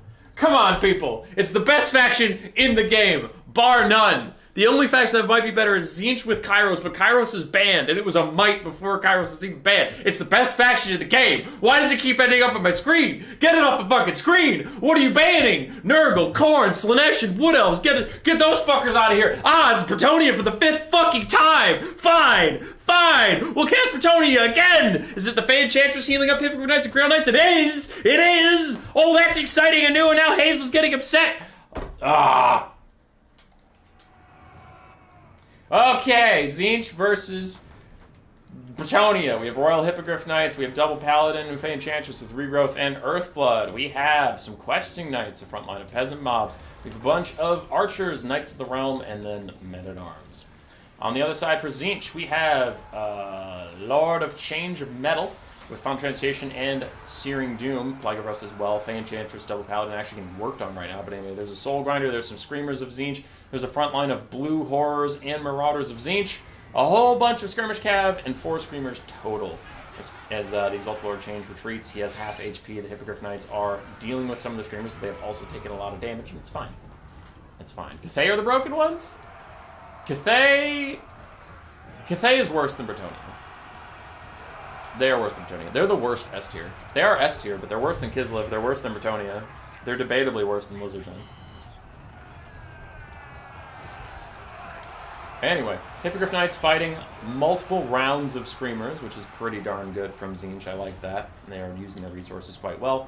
Blue Horrors are trying to hold the front line. Marauders fighting back against all these peasants. And the Royal Hippogriff Knights have taken a lot of damage. And we do need to see the Faenchantress throw a Regrowth their way. They do deserve it after all this time. Doesn't look like she's going to get around to it. And that is unfortunately a lot of damage on the Hippogriff Knights unanswered. Grail Knights, there they are. They must have been in the trees beneath my screen. Grail Knights come out of the woodwork to hit these Blue Horrors, and Questing Knights are following them up. Damage value is about 50-50 right now. The Archer is trying to fight Screamers. Screamers trying to chase off the Hippogriff Knights. They have the speed to do it. I guess they're 5 slower as the Hippogriff Knights try and get back into it. Poison Arrow is going to slow them down further, and those Poison Arrows might be MVPs of the game, as that allow the Hippogriff Knights to come back, and if Tamo is on top of it, he can give them orders to attack the Screamers, and then they'll kill the Screamers on the charge. Soul Grinder of Tzeentch is fighting the Hero Hammer. Fae Double Paladin should be able to beat up on that guy, so he will not like being there whatsoever. Meanwhile, we have a Final Transmutation cast onto the Questing Knights and Grail Knights. It gets a little bit of damage out, though. I still think you should probably cast that on the Hero Hammer of all those things. Royal Hippogriff Knights did not manage to get the separation they needed, so they are going to route all the way off the map, which is a big mistake from the Bretonnian player, just leaving them on their own without giving them any healing for so long. And yeah, that's a huge win for Tzeentch. Nice job getting the Hippogriffs off. Bonus versus large work, does it only increase weapon strength or melee attack? Melee attack and weapon strength versus targets of the descriptor. Now, Tzeentch's Soul Grinder is getting beat up by the Hero Hammer and surrounded by Men-at-Arms. He did overextend. The Soul Grinder is pretty bad at melee. He's mostly meant for his sniping potential and his range stuff. So him ending up in melee is a pretty big mistake from the Tzeentch side, and that is going to be a costly one. Archer's still pressuring out the Exalted Lord of Change as he throws down a Searing Doom on these Spearmen at Arms. The Grail Knights and Questing Knights rear charge on the Skirmish Cav, pushes a lot of them off. And Screamers trying to stop the Archers, though. While it attacks one, the other 2 should shoot into it for free. We'll see how much damage that ends up doing. As this other Screamer in the distance are starting to come back to the fight now, so that is good. That is good. That is good. Bretonnia is pulling ahead on the balance of power. Blue Horrors trying to punish these Grail Knights and Questing Knights as they push off more and more Skirmish Cav. They're going to kill some blue horrors. That Exalted Lord of Change is feeling the burn.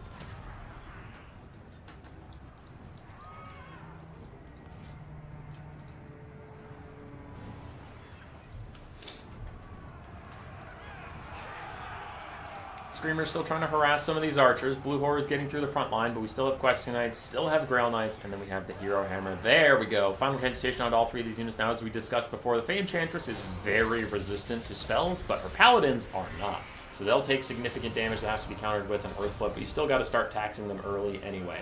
Something is getting cast here. I wondered, is the Fey Enchantress's Comet of Cassador, or is it a Searing Doom that was at best very, very optimistic? Alright, it's her Bound Comet. That's less bad. Hits the blue horrors, does good damage, and leaves them in the dust. Screamers are overwhelming the backline of Bretonnia, but we have Grail Knights back here to deal with those guys, and they should be able to put the Screamers in the dumpster, as some of them already start Demonic Instability crumble even at that HP. Screamers are the weirdest unit for Demonic Instability, by the way. I'll go on record saying that. Sometimes they'll fight to the very end, and sometimes they'll Demonic Instability at half health, and it doesn't seem to be consistent when or why. Like, Nurglings, yeah, they'll always do it. Fleshhounds, yeah, they'll always do it. But Screamers, sometimes they're heroic. Sometimes they just suck. I don't know. You kept banning Tomb Kings because Restless Dead works on constructs? I guarantee you Bretonnia is a better faction, but sure. Fine. I was also partially doing it for the meme, but sure. Fine. I just hate casting healing cav cycle charging into the late game. I'm over it. The healing meta has been oppressive for far too long. Another final trans onto the Hero Hammer of Bretonnia. Good stuff, good stuff. And it is undercast again. So I haven't gotten an overcast off yet, but if you're using Plague of Rust and Searing Doom elsewhere, I understand that he probably just doesn't have a lot of Winds of Magic to work with. Fey Enchantress and her lads still working through the blue horrors. The other blue horrors close to crumbling away. Bretonnia still has archers shooting at these guys, and Grail Knights and Questing Knights running around. I haven't seen too much healing out of the Fey Enchantress other than Earthblood's onto herself, so she does need to prioritize her Knights more aggressively, like the Hippogriffs that already got pushed off, or these Grail Knights. That is really what's going to win you the game. Archers staying safe. Knights still running around. And for Tzeentch, we have a healthy Screamer, a half-health Screamer, an almost dead Exalted Lord of Change, and some almost dead everything else, but there's not a lot of damage left in these guys.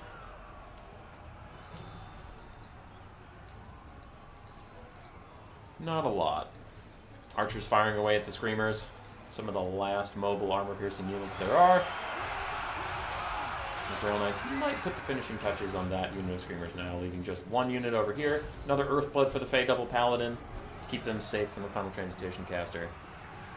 If this last Screamer dies, then that'll be GG as the Grail Knights get a good hit on it. Knights of the Realm are even going to get a rear charge in, and another Final Trans coming out, but this one is focusing onto the Grail Knights and Questing Knights.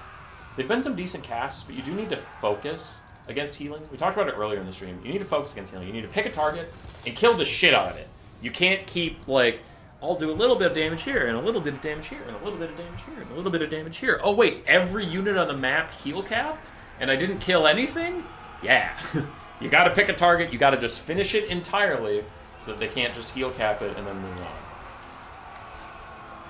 Diving down on the Questing Knights and the Grail Knights yet again. Archer support should be coming in for Bretonnia soon as Fey Double Paladin peeled off the last blue horror that was trying to stop those guys.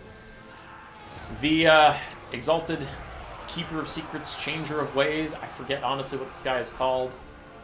Exalted Lord of Change is on the ground briefly. He's going to get back on this guy with his shields, but the last of the Screamers is about to die. Grail Knight's still taking some damage, but they're at closer to half HP than dead.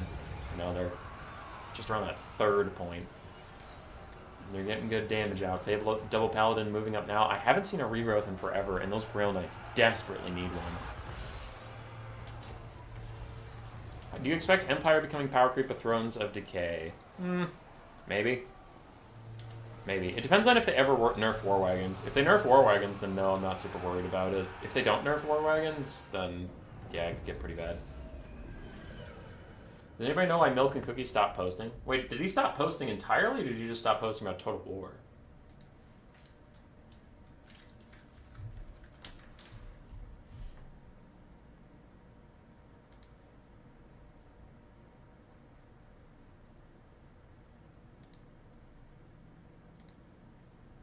Oh, wow. He last posted 2 months ago.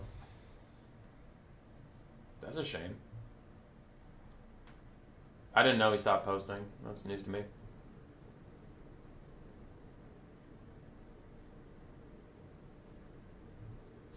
Alright. I think he got some drama during Shadows of Change.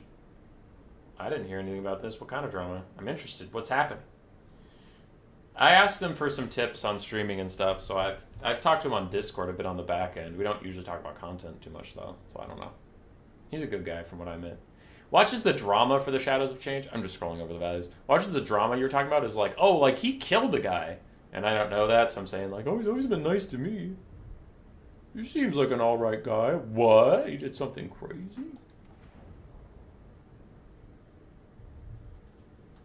Are non-Kairos bird models allowed now? They've never been banned. Kairos was specifically banned because he's just too much. He's poopy. He's a pooper scooper. He defended CS price and got butthurt from the backlash from what I heard. I see.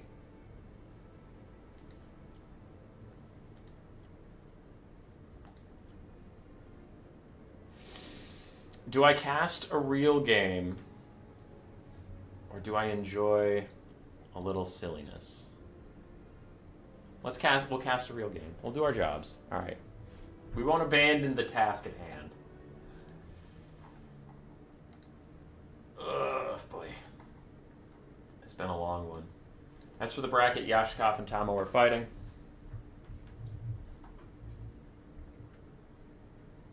So there's still 4 best of ones left in the tournament. Sorry to anybody who is still waiting. Let's cast some more Dark Elves! Fisho versus Pasha.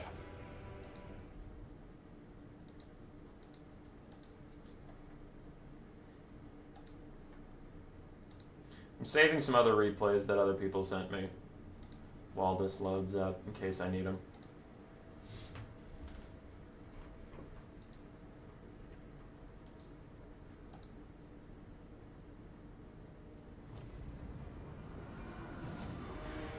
Okay, I saved most of them. Oh boy.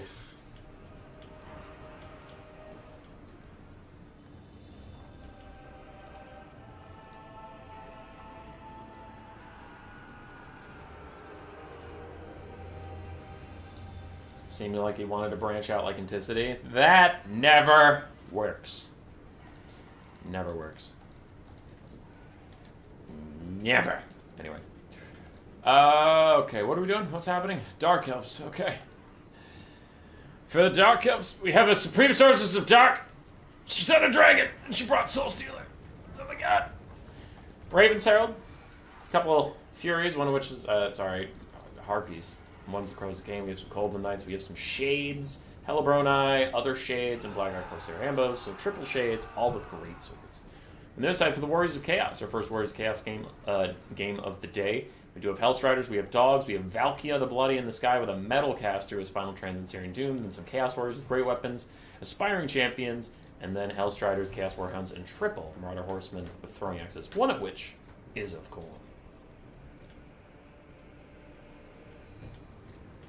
You ever try Bannerlord? I did. I played it when it was in beta, I believe. Yeah, it's fine. I don't have any complaints about it.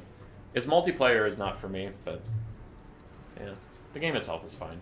I, for some reason, didn't like Bannerlord as much as Warband, but I can't pinpoint why. It's just like, it didn't grab me as much. I don't know. I played a lot of Warband. I didn't play a ton of Bannerlord. I just played one campaign and called it. Okay. Skirmish Cav of Chaos is running around the Dark Elf formations. Now, one of them has taken significant damage from the Raven's Heralds and some Shades. As other Golden Knights and Harpies are going to go try and take a fight with some Dogs, which they will surely win, though I wonder... The Dogs can outrun them, and I feel like they're just leaving their backline potentially open to these Skirmish Cav charging into melee for little reward. Like, if the Dogs don't make a mistake, then they won't get caught, and you're not going to accomplish anything, so you might just be out of position. So, a little overactive here from the Dark Elves.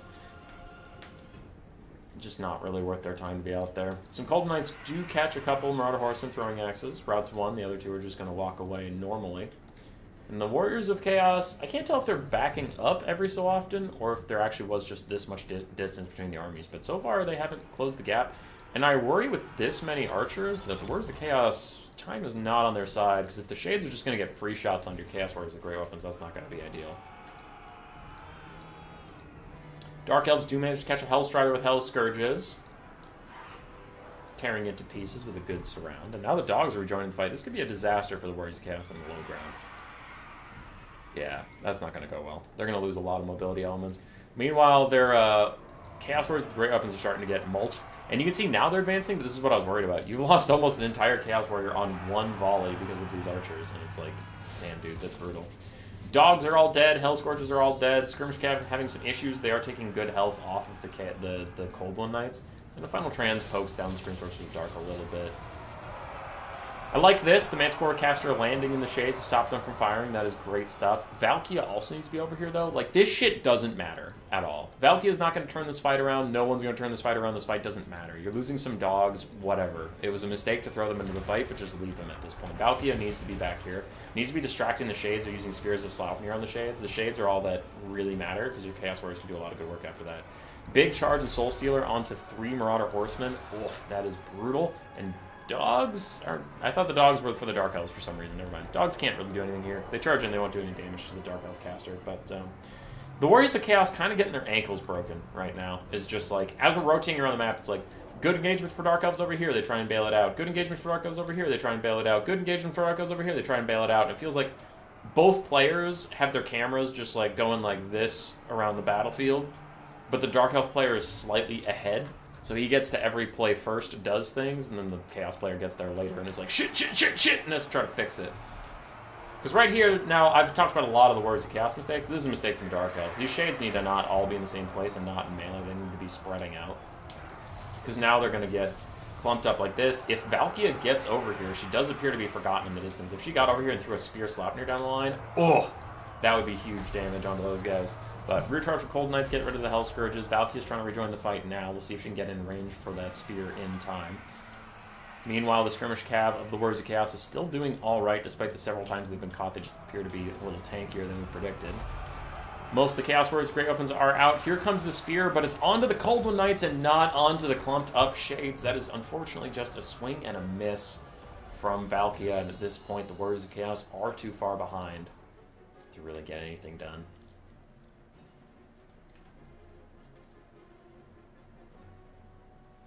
Can't you see that those Cold Knights are really good against the Dogs? They are really good against the Dogs. The Dogs also aren't important, though. And the Dogs could have just ran away from the Cold Knights all game. They opted back into a fight that they lost. They could have just ran away. Yeah.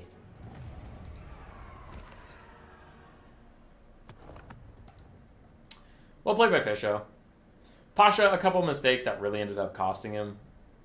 Not too much to say there. Like, sometimes you just mess up. I had some playoffs games recently that I'll be casting if we get to the Gracier tournament where it's like, yeah, I just messed that up. So, no one's immune to it. But not a lot to say here. It was just kind of a...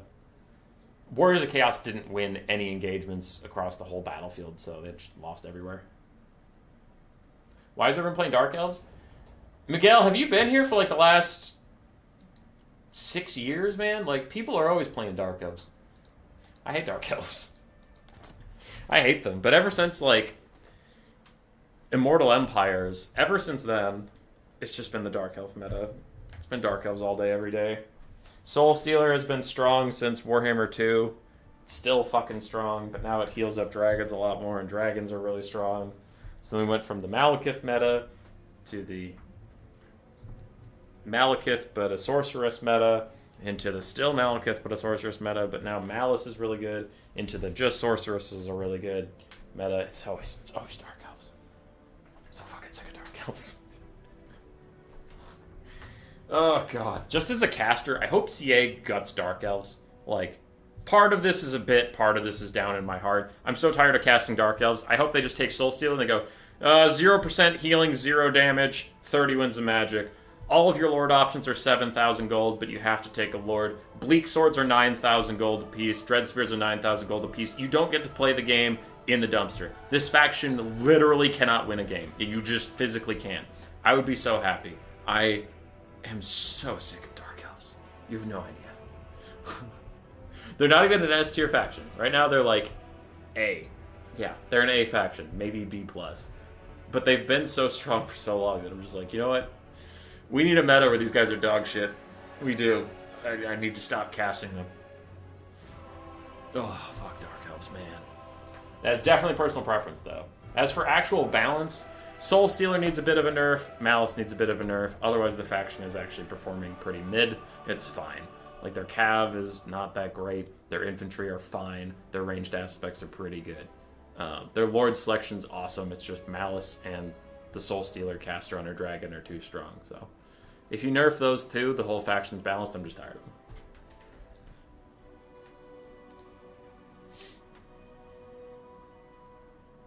Do you hate Empire? No, I love Empire.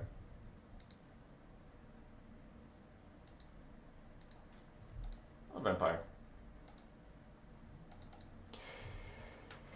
Alright, let's load up another game. I have 5 here. Let's see if any of them look particularly interesting.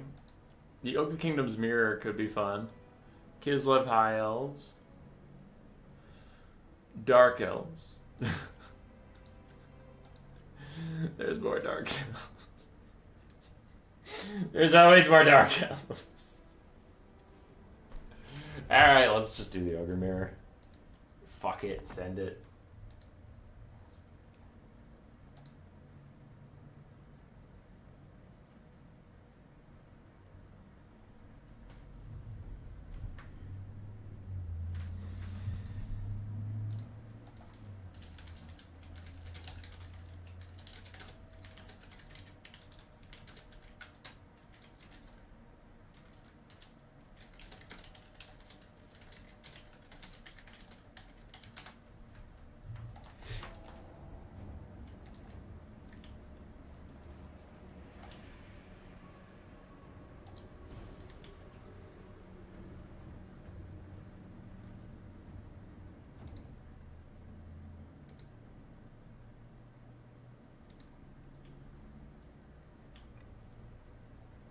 Alright. So, Ogre Kingdoms slap down from both sides. For one side, we have Gnoblars, 5 Gnoblars, then a bunch of Ogre Bulls and Ogre Bulls with Iron Fist, 3 Gnoblar Trappers, 3 Crushers with great weapons, and a Slaughtermaster with the Great Maul with his heal and the Bull Gorger. This is technically 9 Gnoblars, just FYI, they're the same units, so you should have a maximum 8, but once against a new player tournament, we tend to be pretty chill about the rules and stuff. On the other side, we have more Gnoblars, because they're just a good unit, but they're also your only real chaff. Double Maneater with pistols, Ogre Bulls, and then some Mournfang Cav, some with great weapons, some without. We do have a Fire Belly with Burning Head, but then what? The Tenderizer and Fire Breath. Interesting. And then a Tyrant with his Snacks and Archbelcher to lower the leadership of nearby Ogre units and pushing them off. Now, you don't think that that would work against your own Ogres, because they're probably used to your stank, but whatever. As the Burning Head does creep back into the green team's own Gnoblar Trappers, the front line for the red team is running off. But they spent most of their money on Triple Crusher, so it would make sense that the green team's front line would be winning a little bit. We'll see if the Maneater Pistols can poke down the Crushers enough to really get things going. Mournfang Cav fighting back against these Crushers. It is 2v1, but the Crushers are a better unit, and they're in their own support, so we'll see how that goes, but I honestly predict that the Crushers will win that, despite being outnumbered. Other Crushers running through the Ogre Bulls in the front line, and already both sides taking a lot of damage. Balance of power is teetering in the favor of green slightly, but it's not unbeatable. Red Crushers, how are we doing? Very healthy still, quite healthy. They are getting poked down by Maneater Pistols. And on the far side, this Crusher is almost at about half HP, but they've cleaned through an entire Mournfang Cav, and another one is at about 1/3 HP missing. So those Crushers are living their best life, fighting the back-to-back with everybody. Maneater Pistols trying to also offer a little bit of supporting fire. These other Maneater Pistols also shooting at these guys, and these Crushers are trying to kill a Tyrant who's in the middle of them. He's doing okay, though. 3/4 HP. And Crushers aren't the best at surrounding something that's kind of moderately large. If they're going to surround you, you need to be gigantic. So they'll take a long time to kill the Tyrant. I really think they need to be focusing on the Maneater Pistols and go for the Tyrant later. I understand that the Lord Snipe is powerful, but it's hard to pull off.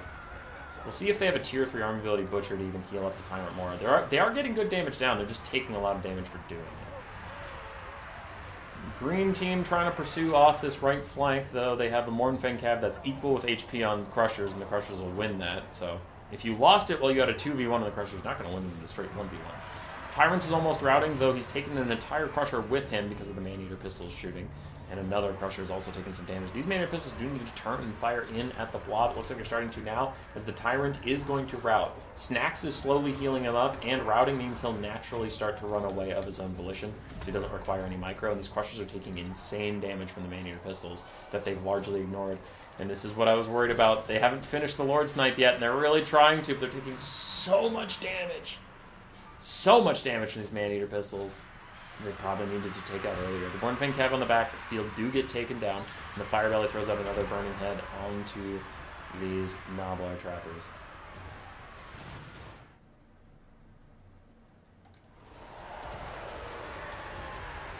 Little breath attack here from the Fire Belly does literally 0 damage.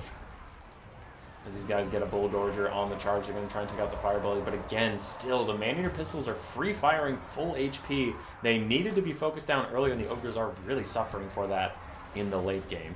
Well, the Ogres being the red Ogres, not obviously the green ones. The green ones are chilling. Tyrant routed. I don't know if he's dead or shattered. No, he's not dead. Yeah, he's way over there. There he is. He's back. He's chilling. And he looks to be relatively safe. He has a ton of allies around, and the enemy's all routing nearby, so the Tyrant will survive.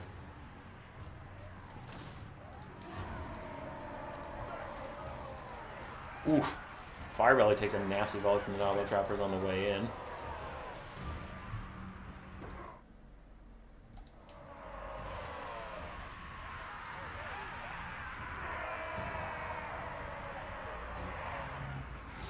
Crusher's trying to charge back in. Maneaters are still pretty solid melee combatants.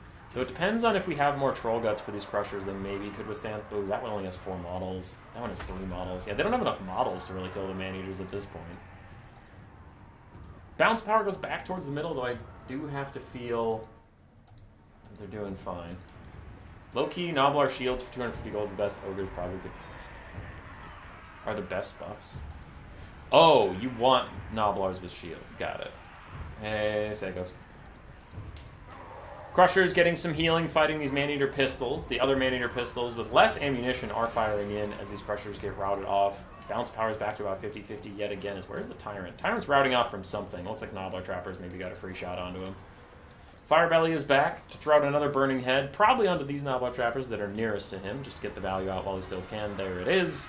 And they start to rotate to shoot at something else. They will still take a lot of damage from Burning Head and probably rout off as the Maneaters continue to fight against the Crushers that previously got some healing. 3 models out of 12 for them. Significant damage. We'll see if they lose any models here, but they just got Troll Guts. Those models are all pretty healthy individually. So they've taken damage elsewhere.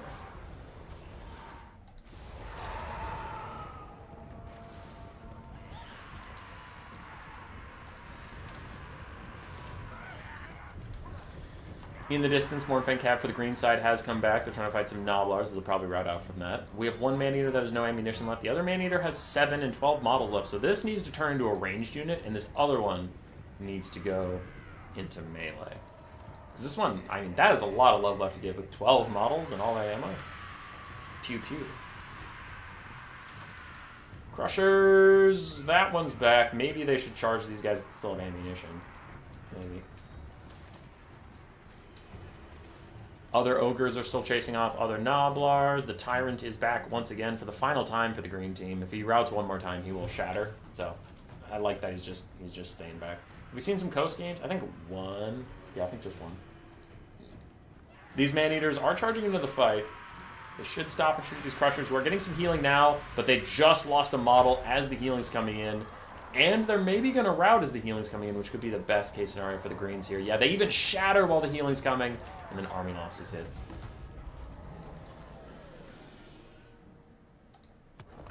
Good job by Yashkov. Good win. Samuel really does seem to like his Crushers. I think he could have won it. I mean, obviously it was very close, but he needed to just prioritize these Maneater pistols. The Tyrant's useless, so you can just ignore him. I understand that like Lord Sniping is really good to get a win on a low leadership faction like the Ogres, but like it's so hard to actually finish off the Tyrant because he's teeny tiny small, and the Maneaters made you just take such a terrible cost while you were doing it that it's brutal. Yeah.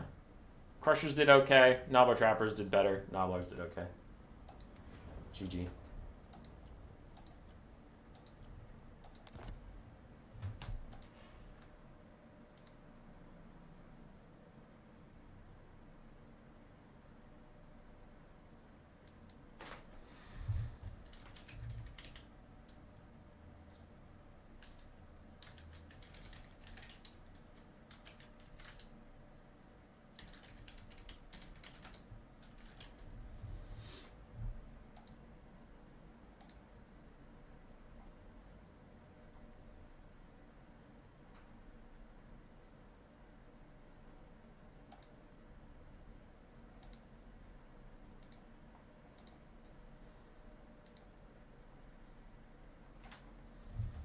Alright, I need 1 second to do some tournament stuff.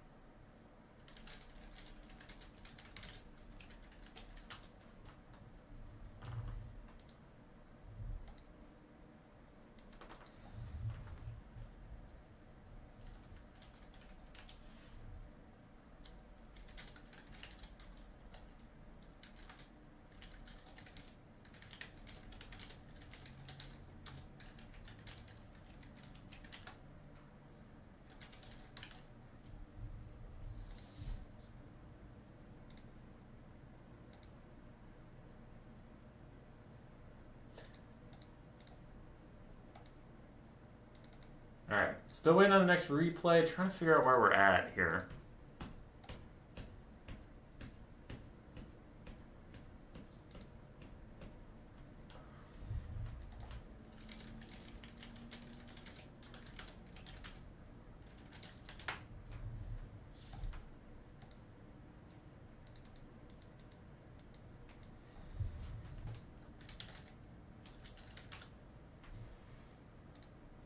Alright.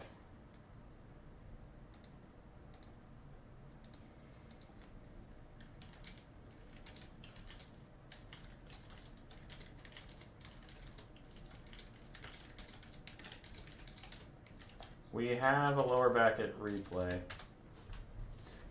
coming soon.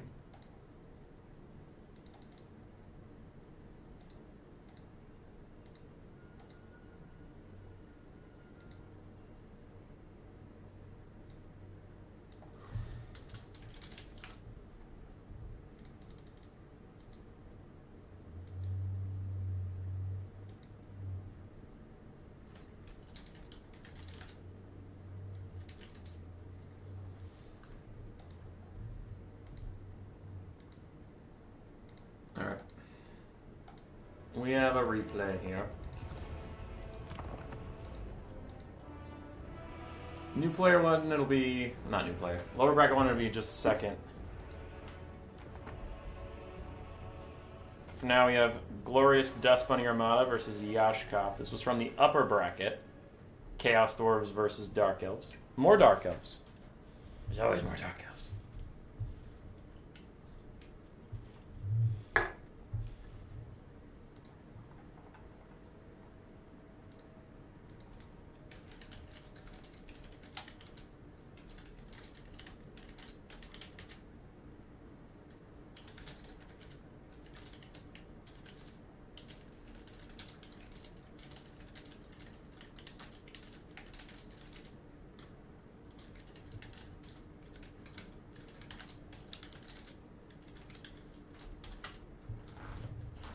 Alright.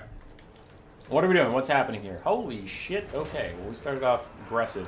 Hobgoblin Wolf Raiders with spears in the vanguard, already diving onto Reaper Bolt Throwers that are surrounded by Bleak Swords and Witch Elves. These guys are going to have to react a little bit faster to get these guys off the Reaper Bolt Throwers, so it looks like they're as surprised as I was that they started this far up.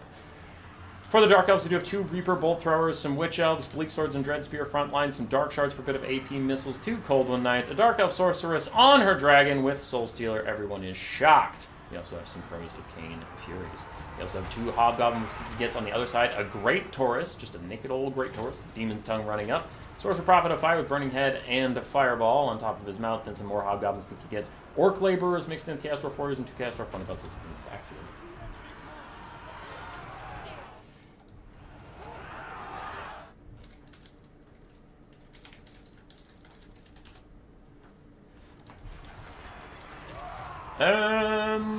What to even say about the utter chaos that has come forth immediately as soon as the game started? I don't know. It's just insanity.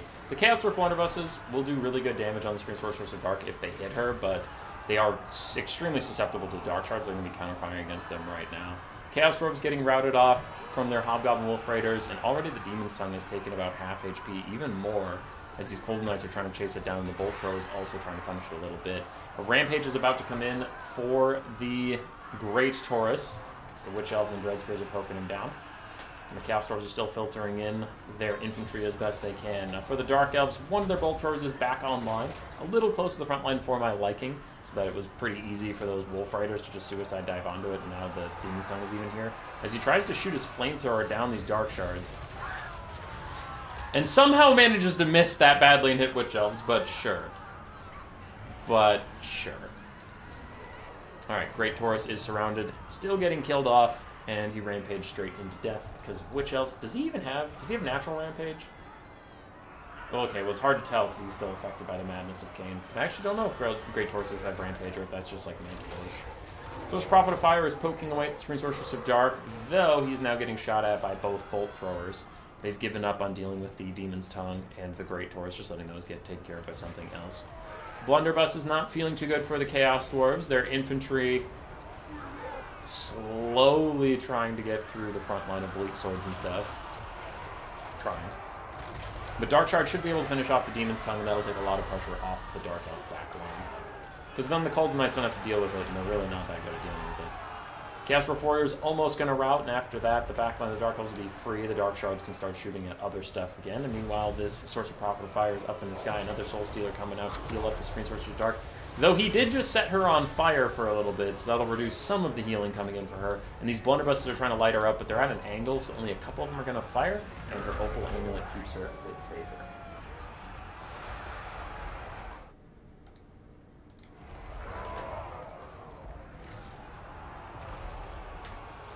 Yeah.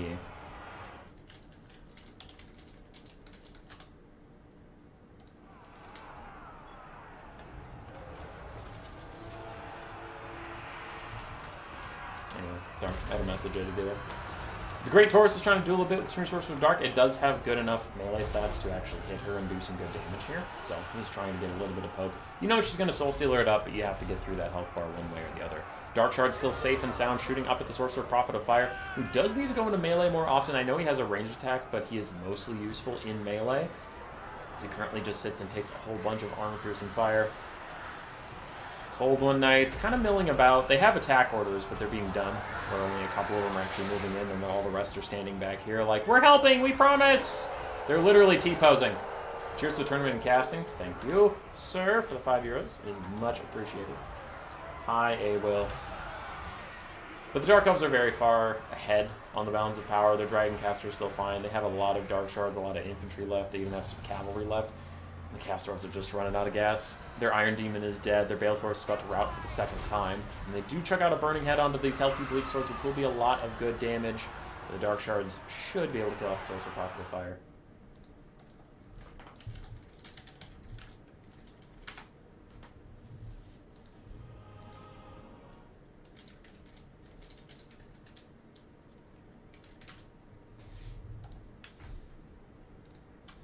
Glorious Dust Bunny Armada did well here. His Bolt Thrower's got some decent value considering how quickly they rush, but the Dark Shards were the real heroes of the day. 2,700 damage value between them for units that cost like $650 a piece is pretty darn good. He kept them online, kept them firing, especially at the Iron Demons. For Yashkov, his single entities struggled to get a lot of value out. They were annoying and disruptive. His blunderbusses really didn't provide the damage he wanted because they can't shoot up and over stuff. They can only shoot at targets right in front of them, which I guess would be the Dark Elf caster. That's it. Yeah, Captain Teolis has to go. That is fair. That is fair. All right, back to the bottom bracket. Winner of this advances, loser falls out. Tomo versus Yashkov. Beastmen versus Norska.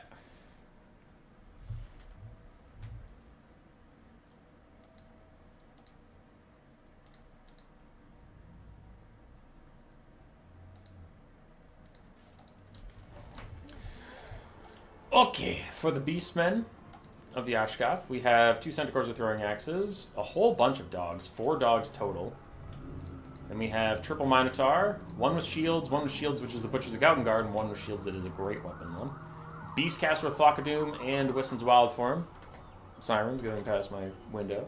A Wargore on foot. I have literally never in my life seen a Wargore on foot. Okay, I am here for that.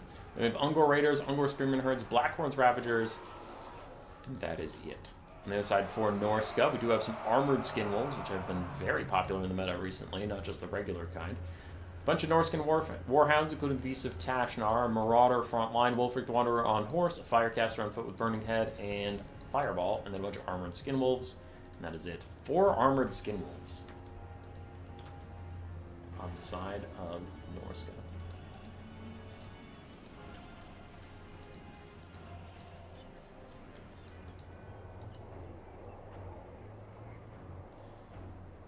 Centaurs with throwing axes going to rout off as these triple skirmish cav are firing back at them. I do worry about them being this clumped up.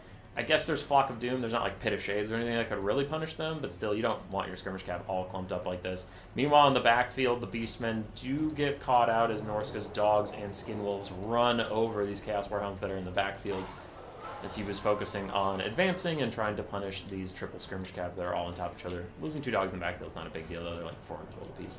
You don't want it to happen to you, but it's not the biggest thing in the world. The Minos, the Wargore, the Archers, all moving up. And these dogs still trying to chase the skirmish cav. They do catch up to them at last, though it looks like they might just rout anyway. Marauder Horsemasters chilling. Their 50 armor does prove to be enough. The dogs are going to rout off, and the skirmish cav should be uncontested for a little bit. Archers are firing in, though something happened to these guys. Looks like they got hit by Seafang. Must have killed them off screen. Meanwhile, the Minotaurs are trucking through these Armored Skinwolves and the Marauders. Norska's getting wrecked on this little flank here. But they have more Skinwolves coming back to the fight. Let's see what happens. The Beastmen don't have a lot of chaff to really offer support to these Minos who are all falling back for now. Archers providing them a little bit of cover. They do have Ungor Spearmen running up. But a big Burning Head down the line is going to catch maybe 3 units here. I wonder how much it really hurts these Archers. Not that much. So it mostly caught 2 units. Not terrible. Centaurs with throwing axes just chucking away. And the Marauder Horsemasters are rallying, coming up behind the enemy. Well, behind their own guys. It's been a long stream. I'm losing train of thought a little bit here. But anyway, they're throwing into Minotaurs with great weapons. Nice targeting, not targeting the units that have shields. Just picking up the one specific Minotaur that doesn't have shields is actually really, really good. Blackhorn's Ravagers fighting against Marauders. They will win that fight quite handedly. Meanwhile, Skinwolves getting pushed off. The other Skinwolves that were previously killed are already standing back there just trying to regen up a little bit and come back into the fight later. But two other Skinwolves are caught here taking a lot of damage without any Norskin support of their own in the melee. I guess they have Skirmish Cav throwing over, but that doesn't stop them from taking damage, right? Dogs are trying to get into the back line from Norska to hit the Beastmen Ungor Raiders. Only one of the Ungor Raiders is still in the fight, but Norska lost two more of their Skinwolves. They throw in the one that they let regen for a bit. And the Wargore on foot has gone back here to fight Wulfric, but a Hunter of Champions knocks him down to 5 melee defenses. He's surrounded by Skinwolves and Wulfric himself. Still, though, Norska's taking a lot of damage. The Marauders aren't feeling too good. Their Skinwolves aren't feeling too good. They still have some dogs that could run over here. Take out the last of the Ungor Raiders. So Burning Head goes through all these guys. Probably going to route them off as that burnt debuff is a little bit too much for them to take at the low HP point they are at. Wargore is helping the Butchers of Galgard fight back against the last healthy armored Skinwolf. And dogs have returned to the fight to once again chase down Marauder Horsemasters, but Wulfric kind of intercepts them. And the Marauder Horsemasters are healthy enough to put them down. Should be fine. More Marauders going to route off soon. The Skinwolves are rather tenacious creatures, as their own Fireball caster just deletes them and sets them on fire, which they're weak to fire, and stops some of their regen. A nice rear charge from the dogs, paired up with the terror causing Butchers of Calgard does route off these armored Skinwolves. So a bit of a disaster for Norska there in that little interaction of play. But the Skinwolves overall seem to be outlasting the Beastmen's capacity in this fight. Their regen is just so strong and so powerful that they keep coming back into the fight, taking it once and again and again and again with the Beastmen. Archers are trying to get rid of these guys, but 70 armor is pretty solid. They also have physical resistance. How much? 20% physical resistance, 70 armor is a decent amount to keep those archers off your back. Bounce power shifting against poor Beastmen as the Minos try and take a fight with Wulfric. They are about to rout. We'll see how long they can stand it. Butcher Scout and Guard are out. The last Minotaur besides them is out. All 3 archers are firing away at these armored Skinwolves. We still have 3 healthy Skirmish Cav that could run down the archers in the late game. 2 Centigores could maybe try and peel them off. These are Marauder Horse Masters we're talking about. They're not basic horsemen. Both sides have really taken a lot of damage. Nobody really has any healthy units left. So see how that goes. Still have 1 full health Ungor Raider that is firing in here. Skinwolves routing yet again. And I'm going to wonder when these guys start shattering because of how many times they've routed. Centigores in the fight for now with these Skinwolves holding them in place for all those archers with the Wargore supporting them. Throwing axes also going in. And we'll get another rout on this guy. And I'm starting to wonder if we'll see our first shatter here. Skirmish Cav took a lot of damage from the Overcast Flock of Doom, though Wulfric is still full HP, and that could be a concerning thing in the late game. Another route in from the Skinwolves. This Wargore is chilling. Sword of Antiheroes and Wiston's Wildform getting him up to 700 weapon strength for a foot Wargore. Holy shit.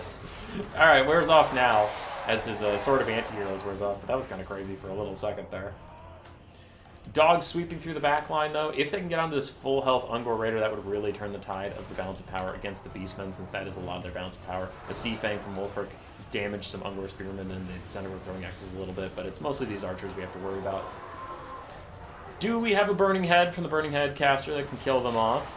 Don't know. Wulfric dives in onto the Wargore. No buffs for him just yet. No Hunter of Champions or anything like that, but the Wargore is already losing the fight. There's the Burning Head I was questioning about. Ungor Raiders say goodbye. And without them, so too go the chances of the Beastmen. Army losses hits. In a pretty close game. Very back and forth, but the regen on display.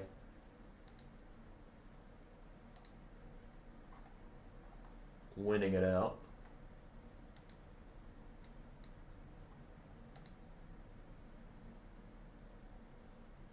All right.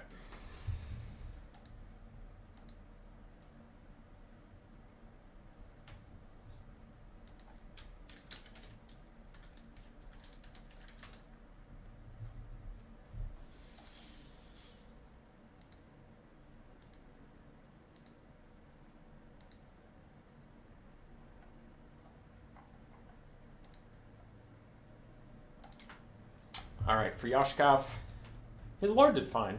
About paid for itself with Wiston's Wildform and Flock of Doom, which was really impressive. Wargore got a surprisingly low damage value, considering I thought he was in the fight for most of the time and had really good buffs, so... Don't know. I thought he did better, but sure.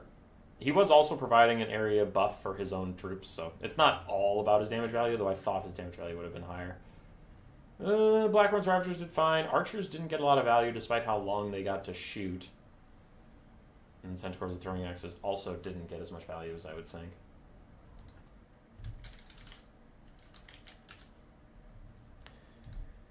For Tamil, Skirmish Cav, again, not as much value as I would have expected, but still pretty good. Armored Skinwolves did fine. Firecaster did well. Basic Marauders did alright. And then Dogs did dog things. GG. GG.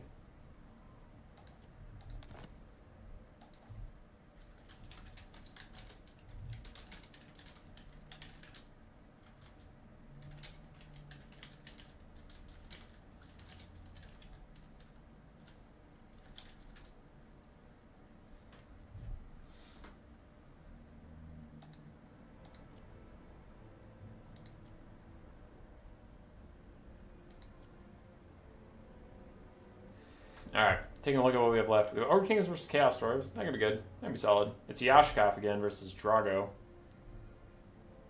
It's got some different stuff. Let's go. It's an Ogre's Day, apparently.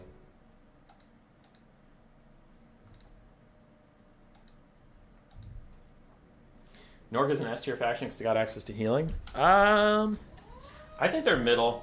I think people give them too much shit when people are like, Norska's bad, or we just don't see Norska for a long time. It's like, nah, they're okay.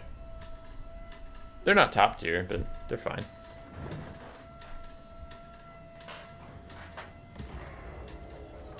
Morgar is just a punching bag. All right, Sakura. Don't know where that came from. Coming in late with the Morgar is just a punching bag. We are back to the sitting desk. What do we have here? Ogre Kingdoms versus Chaos Dwarves. Mornfang Cav with Sabertusk packs.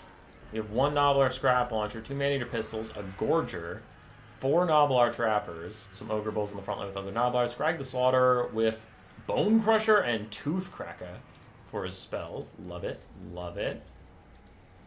And he does not have the Cauldron of the Great Maw, which would be a waste of money, considering he only has 1 Gorger to benefit from it.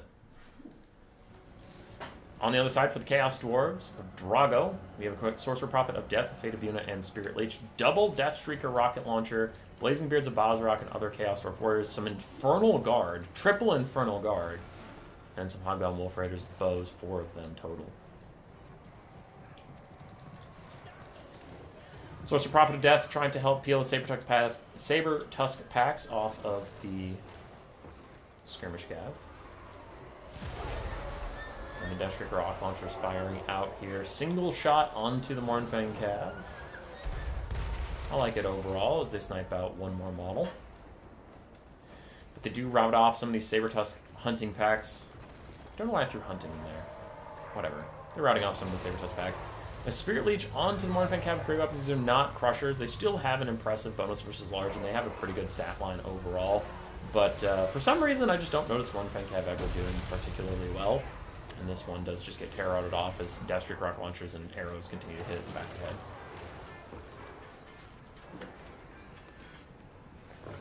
One second.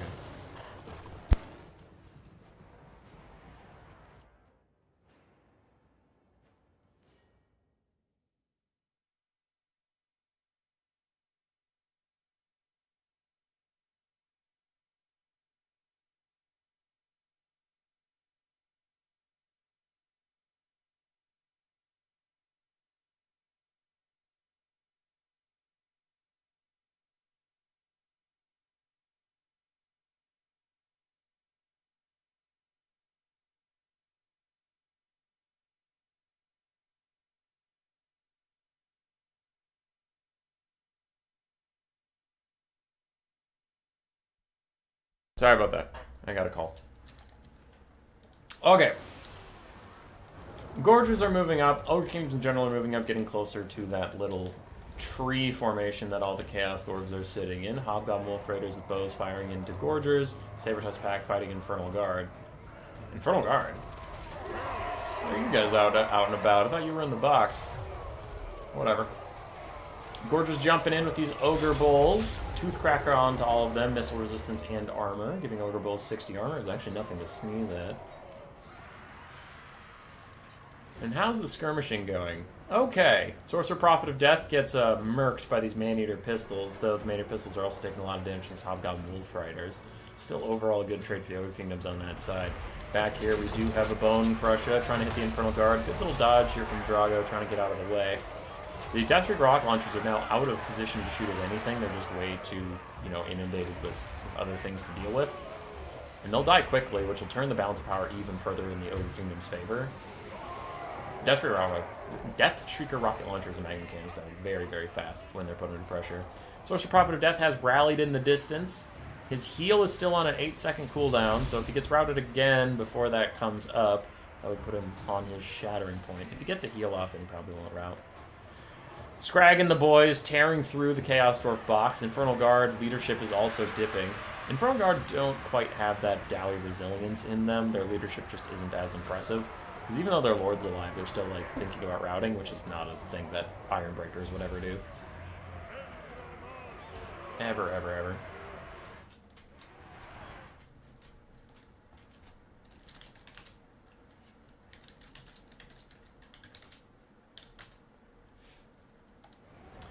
Alright.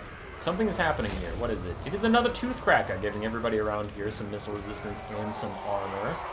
Gnoblar Trappers chucking in still. One Death Shrieker is still technically online. The other one has entirely shattered, and the balance of power is shifting into the Ogre Kingdom's favor. Today's stream is making Ogre Kingdoms look like an S-tier faction, you guys. Are they actually just the best? Who knows? Scrag is trying to fight it out. He does have armor piercing and anti-infantry. Getting rid of that Death Shrieker rocket launcher, the Infernal Guard taking damage from Man-Eater Pistols and Gnoblar Trappers. In the distance, we still have some skirmishing going on as they kill off the last of these Saber-Tusks. Ooh, opting into melee with them is a little risky, but they should rout them before it matters. But they've had to keep their Sorcerer Prophet of Death so far away from the fight that he hasn't been able to affect anything, but there's Man-Eater Pistols waiting for him if he ever comes back. So that just leaves this Dwarven encampment all on their own. Gnoblar Scrap Launcher firing up and over the hill into this giant clump of Infernal Guard whenever it does feel like shooting. Right now it's obstructed, which I find silly. Just fire. You're more likely to hit a Chaos Dwarf than a Gnoblar, and if you do, it's a Gnoblar. Just shoot. It doesn't matter. Come on now. Scrag is a bit surrounded, taking a little bit of damage. Every spell he casts will heal him up a little bit because he took the Blood Gruel passive. And I imagine a Bone Crusher has to be coming any second now for this clump. That is a big old clump of Infernal Guard. Oblacon's Wolf Boys still poking away at the Man-Eater Pistols, who are in turn poking away at the Infernal Guard. It's a bit of a poke train. There is the Bone Crusher, just like we predicted. So there he goes. He casts a spell. He gets some nice little healing for himself. Big damage onto the Infernal Guard.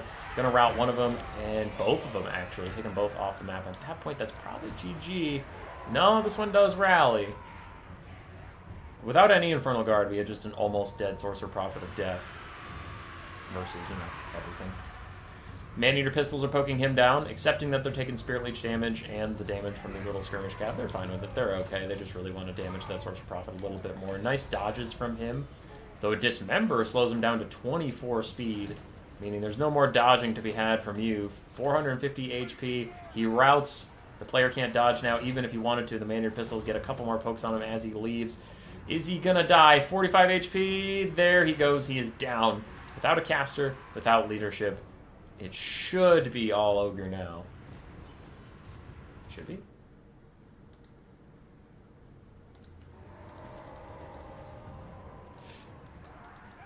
Should be. Nice job by the Skirmish Cab. They probably have really good value. They've been doing a lot this game. 680, 730, which again, for Skirmish Cab is good. 790, 1,200. Yeah, Skirmish Cab are killing it. But I don't think it's enough. I mean, Scrag's getting a little low on HP, but if he casts any more spells, which he did, he took 2 reasonably cheap spells. You'd think he still has Winds of Magic. If he can cast those, he can get healing up, and yeah, Army Loss is even just going to hit. That was an interesting game. Pretty creative. Good use of Scrag. I wouldn't have thought to use him here, but he is really solid against Chaos Dwarf, so 2,500 value for him. 1,700 and 1,400 for the Man-Eater Pistols. Mournfang Cav with Grey Weapons, 1,100. Gorgers unfortunately got destroyed. Now Scrap Launcher didn't do very much either. Nabla Trappers did fine, Saber-Tooth Packs did okay, and Noblars did well. For Drago, his Lord and his Destry Rock Launchers did next to nothing. The Infernal Guard ground forever. Blazing Beards of Bozrok and Chaos Dwarf Warriors also got good value, but it was mostly the 4 Skirmish Cav trying to carry the whole game for him.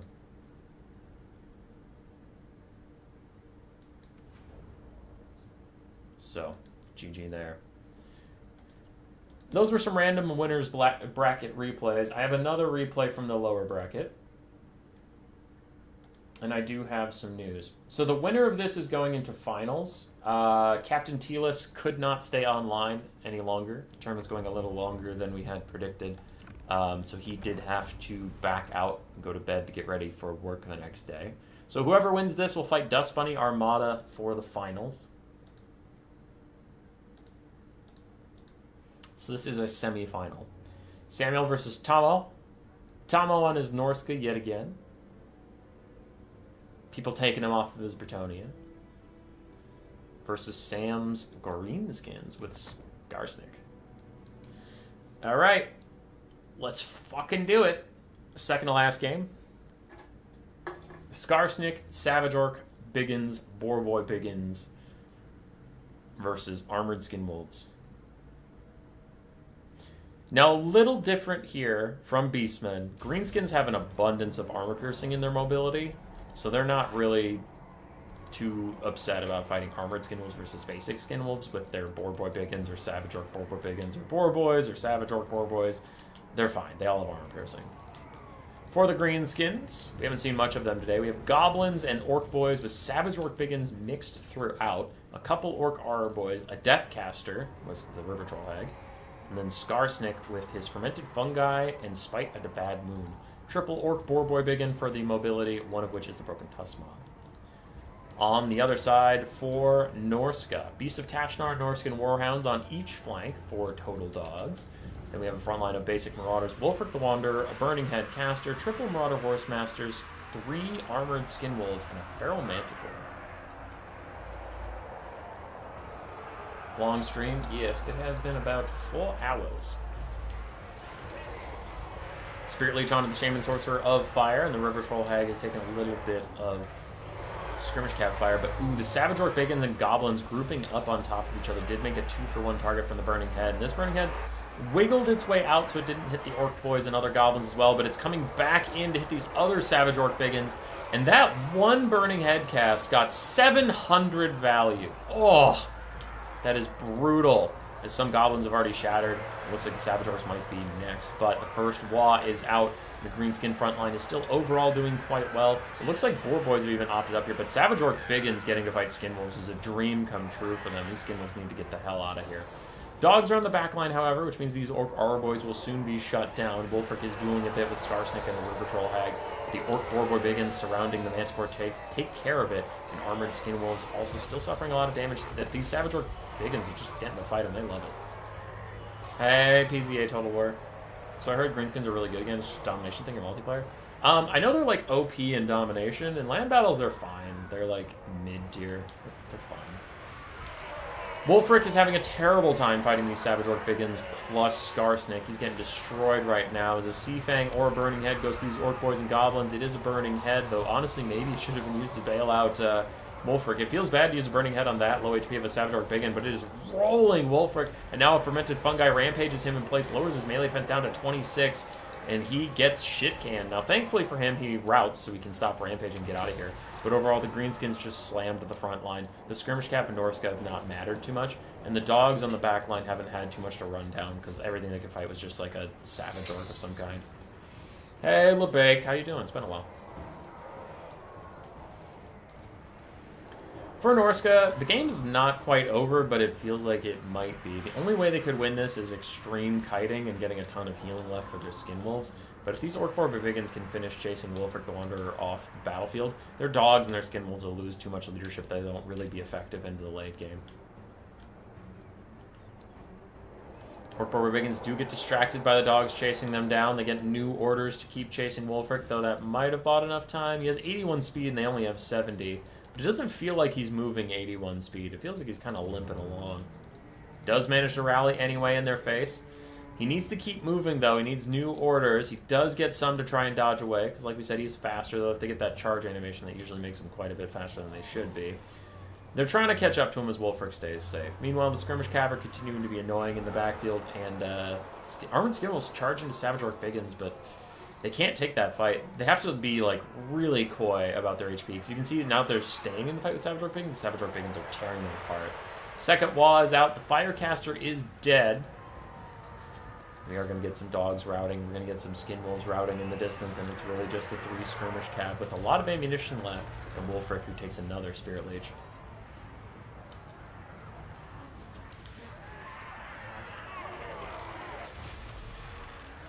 Seafang goes through all these clumped up units. That's pretty good. But Hazel, what are you all upset about? Anyway, Wulfric's routing for the second time. If he routes one more time, he will shatter. Hazel, come here. Hey. Sit. Sit. Sit. Stay. Good girl. Don't bark. It's very loud for the people on the mic. Skirmish Cav still kiting away, getting good damage onto the Savage Orc Biggins, but these Skin Wolves back in the fight once again with all these anti-large units. They are not loving it. And I think Wulfric is off the map. No, he's not off the map yet. I just saw the Balance of Power spike all of a sudden. I thought he was maybe gone. Skarsnik's still full HP. River Troll Hag's still full HP. There's a lot of greenskins left. Their HP bars aren't the best, but they're plenty, because, I mean, Norsca had nothing left. His army lost his hits. And Sam, off of his Ogre Kingdoms, still gets a W. This man was rolling through the tournament on Ogre Kingdoms versus Dark Elves like 8 times in a row. But can pull out the nasty greenskins as well. Seems to like his savage, shirtless, non-human lads, is what I'm learning. Skarsnik, True Warlord of 8 Peaks, 500 value. Didn't have to do too much. Got a key rampage onto Wulfric that stopped him from getting to safety at all. River Troll Hag did fine. Orc Biggins did fine, but it's really the Savage Orcs that probably won the day. Yeah, good value across them. Archers got shut down really fast by Tomo's dogs that just ran over him. Goblins and Orc Boys did fine. On the other side, Wulfric did okay. Firecaster did okay. Skirmish Cav did fine. They were still full HP at the end of the game. They were just chilling. But the Skin Wolves got countered by all the Savage Orc Boar Boys and stuff. The Pharaoh Manticore just didn't get anything done. And then the dogs did fine. GG. GG.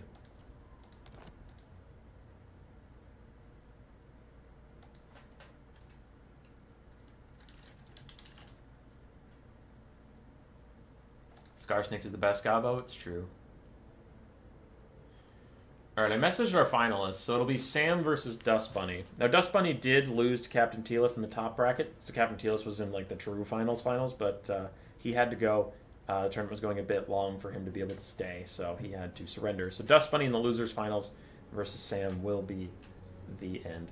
I messaged Sam, seeing if they were in-game already. If they're not, we'll go catch that live. If they're already in the game, then that's fine. We'll wait for the replay, and we'll cast these 2 last games I have here. But I thought I'd check in since could be caught up, could do it live if they aren't already in-game. So I'll give them a couple minutes to respond, and if not, then we'll just hop into one of these 2. Dust Bunny versus Captain Telis. Or Captain Telis versus Tomo. Dark Elves. Dark Elves, Slaanesh, Kislev, High Elves left. We haven't seen a ton of Kislev today. Probably because they get banned a lot, to be fair. Haven't seen a lot of High Elves either. Could be an interesting game to watch regardless. You have a good kitty cat here. Look at this good kitty cat! Look at him! You can't see him because he's beneath the table, but he's down there. He's getting scratches every good man. Alright. No response, so they're probably in game. I will leave them alone. Let's watch Dust Bunny versus Captain Telis. This was the winners finals. So this will be your last chance to see Captain Telis here today, as he has gone to bed. He has IRL responsibilities. Like a Chad.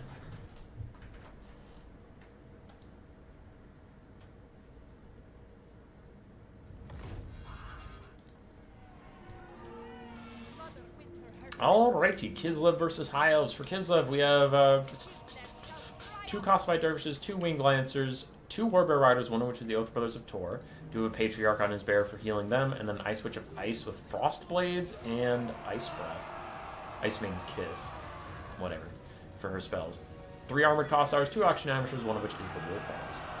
On the other side, for the High Elves, we have 2 Illyrian Reaver Archers, the Fireborn Dragon Princes with another Dragon Prince backing them up, Imric on his Dragon, a Mage of Life with Regrowth and Dwellers Below, and then some Lathan Seaguard, Spearmen, and 4 Rangers.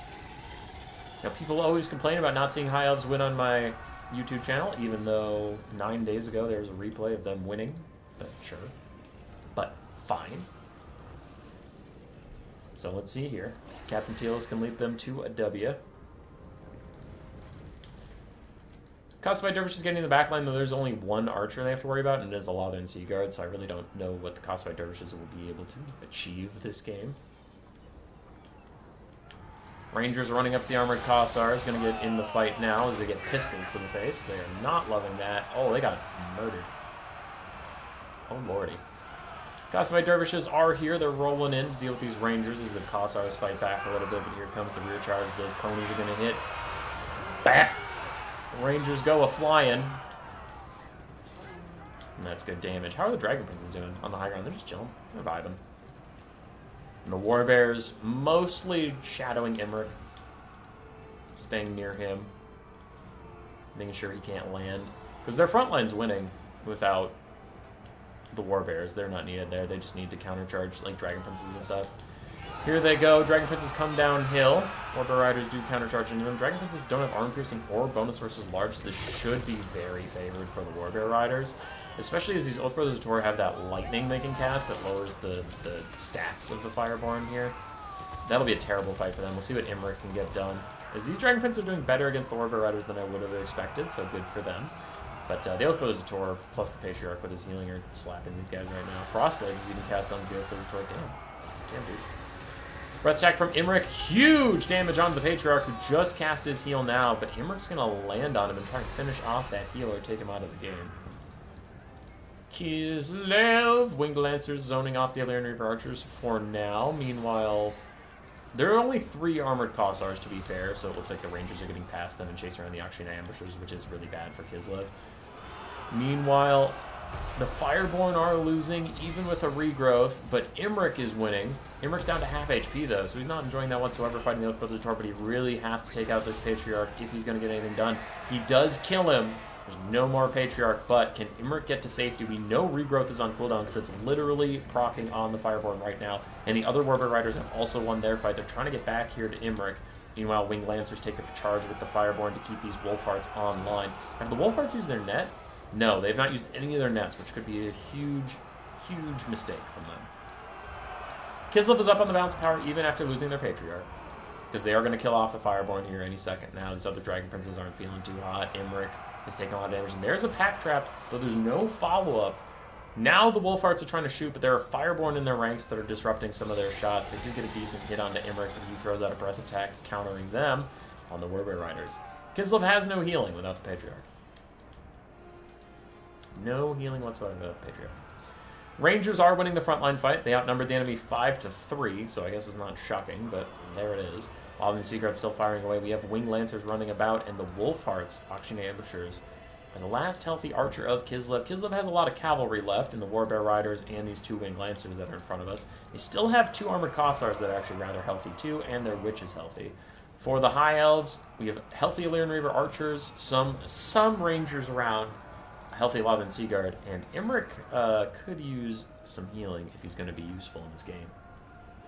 Though there's certainly healing for him. We've only seen 1 regrowth, so she's probably saving up an overcasted regrowth now for Imric, and that'll take him back to near full HP, honestly. Lathan Seaguard continue to fire in as the Wolfhearts still try and find a home, and the Warbear Riders are going to try and countercharge these Illyrian Reaver Archers that are diving in onto the Wolfhearts. They get a little bit of damage, but countercharged by the Warbears overall is going to be really good for Kislev.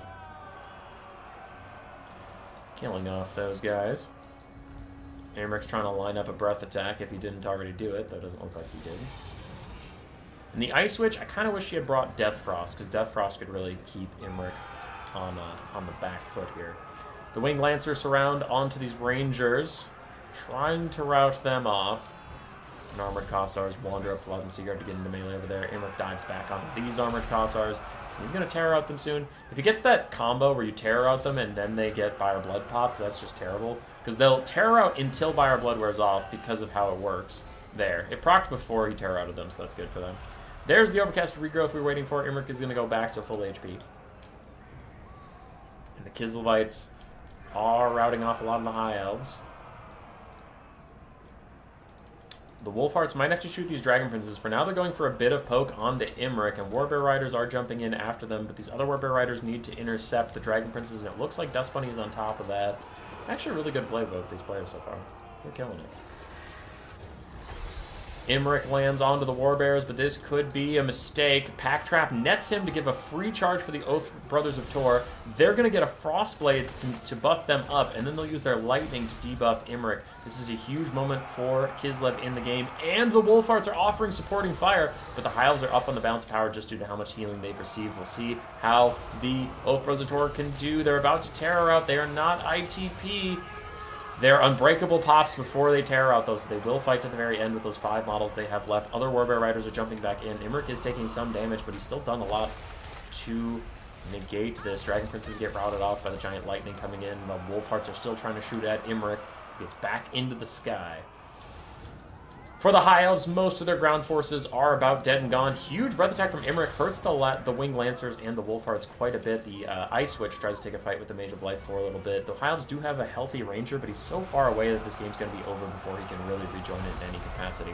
Lyran Reavers are trying to come back to the fight too. The Wolfhearts are running away. The Winged Lancer is going to charge in and try and deal with Imrik. But another regrowth for him as he has his Star Lance out. That might take him to his heal cap as he's going to chomp down the Ice Witch of Ice. And Imrik is a little too spooky.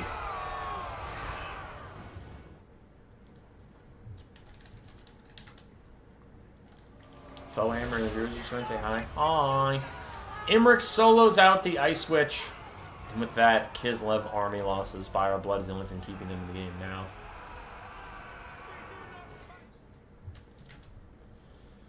Dust Bunny, you might have crashed in your finals?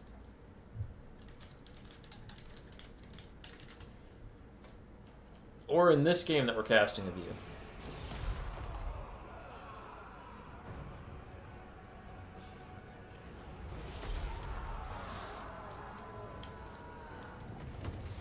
There's your High Elf win. As Captain Tealus piloted them. This is the win that got him into the finals. Warbears did fine.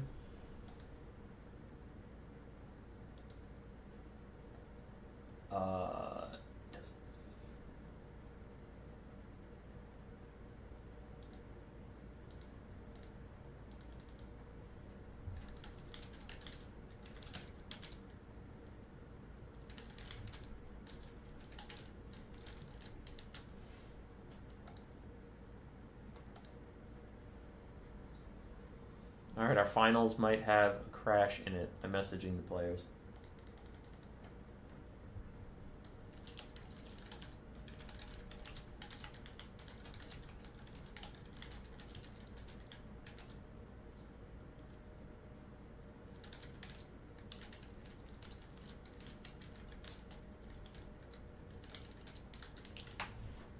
Alright, Dust Bunny, is your Discord still working? Should I message you there, or are you just in YouTube chat?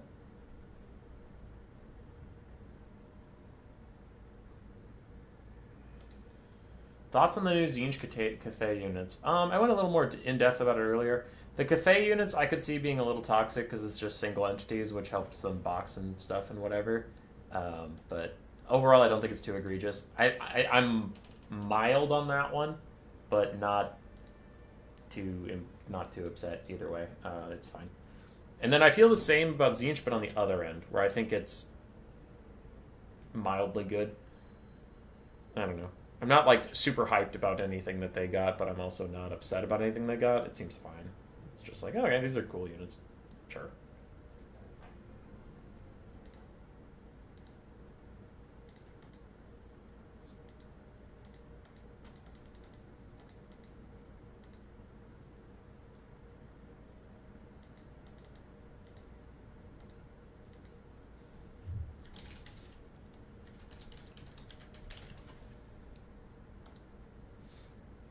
Hey, Ronan.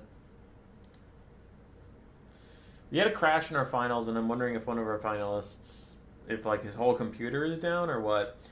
The final game is done. I just wanted to talk to him about how it went.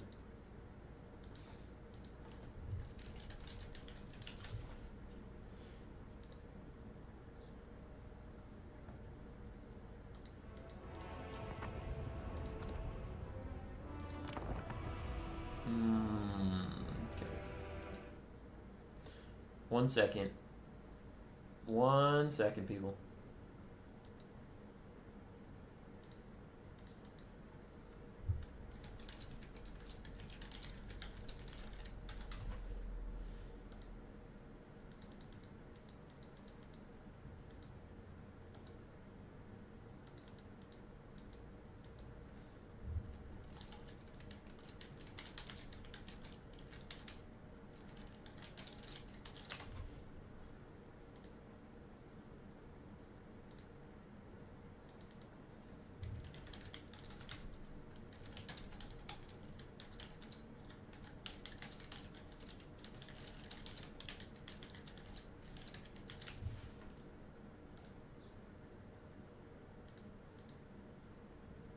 Alright, sorry. Dealing with things.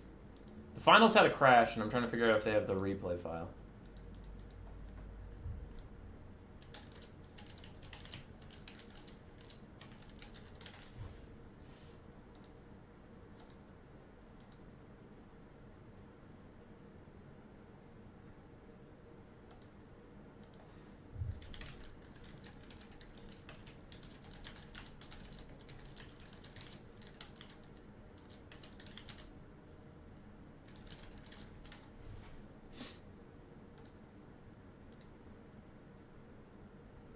Alright.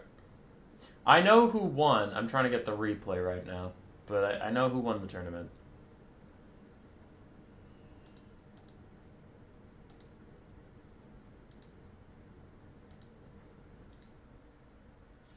TY.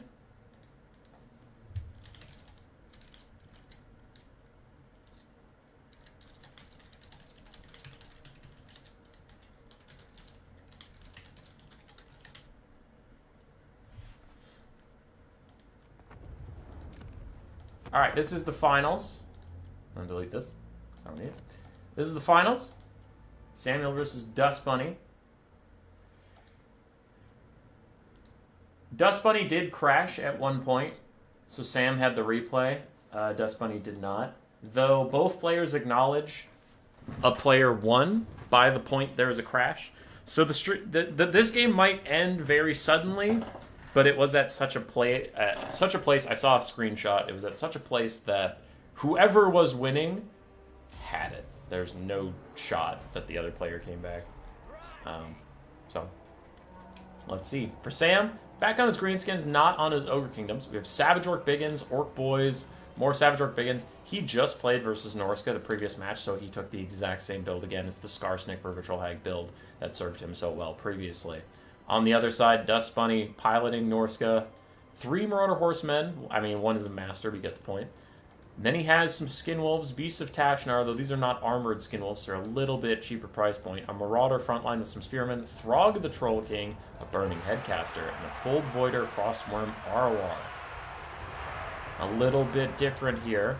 Overall, the same core as Tomo took before. But we do have a giant dragon monster. We do have Throg. Archers teeing off on the Cold Voider a little bit, as the Marauders are losing to the Orc Boy frontline. Again, grouping up a little bit too much. Like, there's 3 infantry units here that could all get Burning Headed, and that would just be a disaster for the side of the Greenskin, so I would criticize that. Don't want to clump up nearly this much. Cold Voider's going to the back line. Wonder what it's going to do with its time. Probably needs to use a breath attack down the front line somewhere. I also really want to see a Burning Head right down these 3 units. Please. Norska's a little slow in the flanks here, though. We have some Skirmish Cav, we have some Skinwolves and Dogs getting onto these guys, but we have 2 Skinwolves and Dogs that haven't joined the fight yet, and meanwhile the frontline fight is already almost decided. And the Burning Head goes down the far side. It does hit those Savage Orc Biggins, it does hit Goblins, and it's maybe going to come hit these guys too. That was still a good cast, though. I really wanted to see it here. But he had a breath attack for this one, doing really good damage onto those 3 clumped up units. And the clumps are getting punished as a Burning Head curves into the back line, further damaging the Greenskins with some continuation of the insane Burning Head RNG we've seen over the last couple of streams. Dogs and Skinwolves going to rear charge the front line, taking out some of these Boar Boy Biggins, and Skirmish Cav are getting into melee with Orc Horror Boys. Overall, really good stuff from Norska. I'm really liking how they're prioritizing this.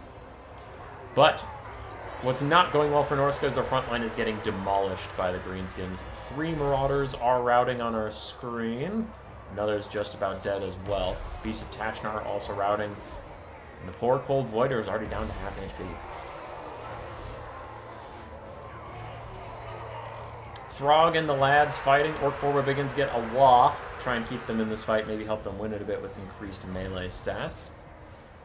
Boar Boy Biggins running around. These guys have rallied. They're already coming back to the fight as the Norscan Skirmish Cav continue to throw around.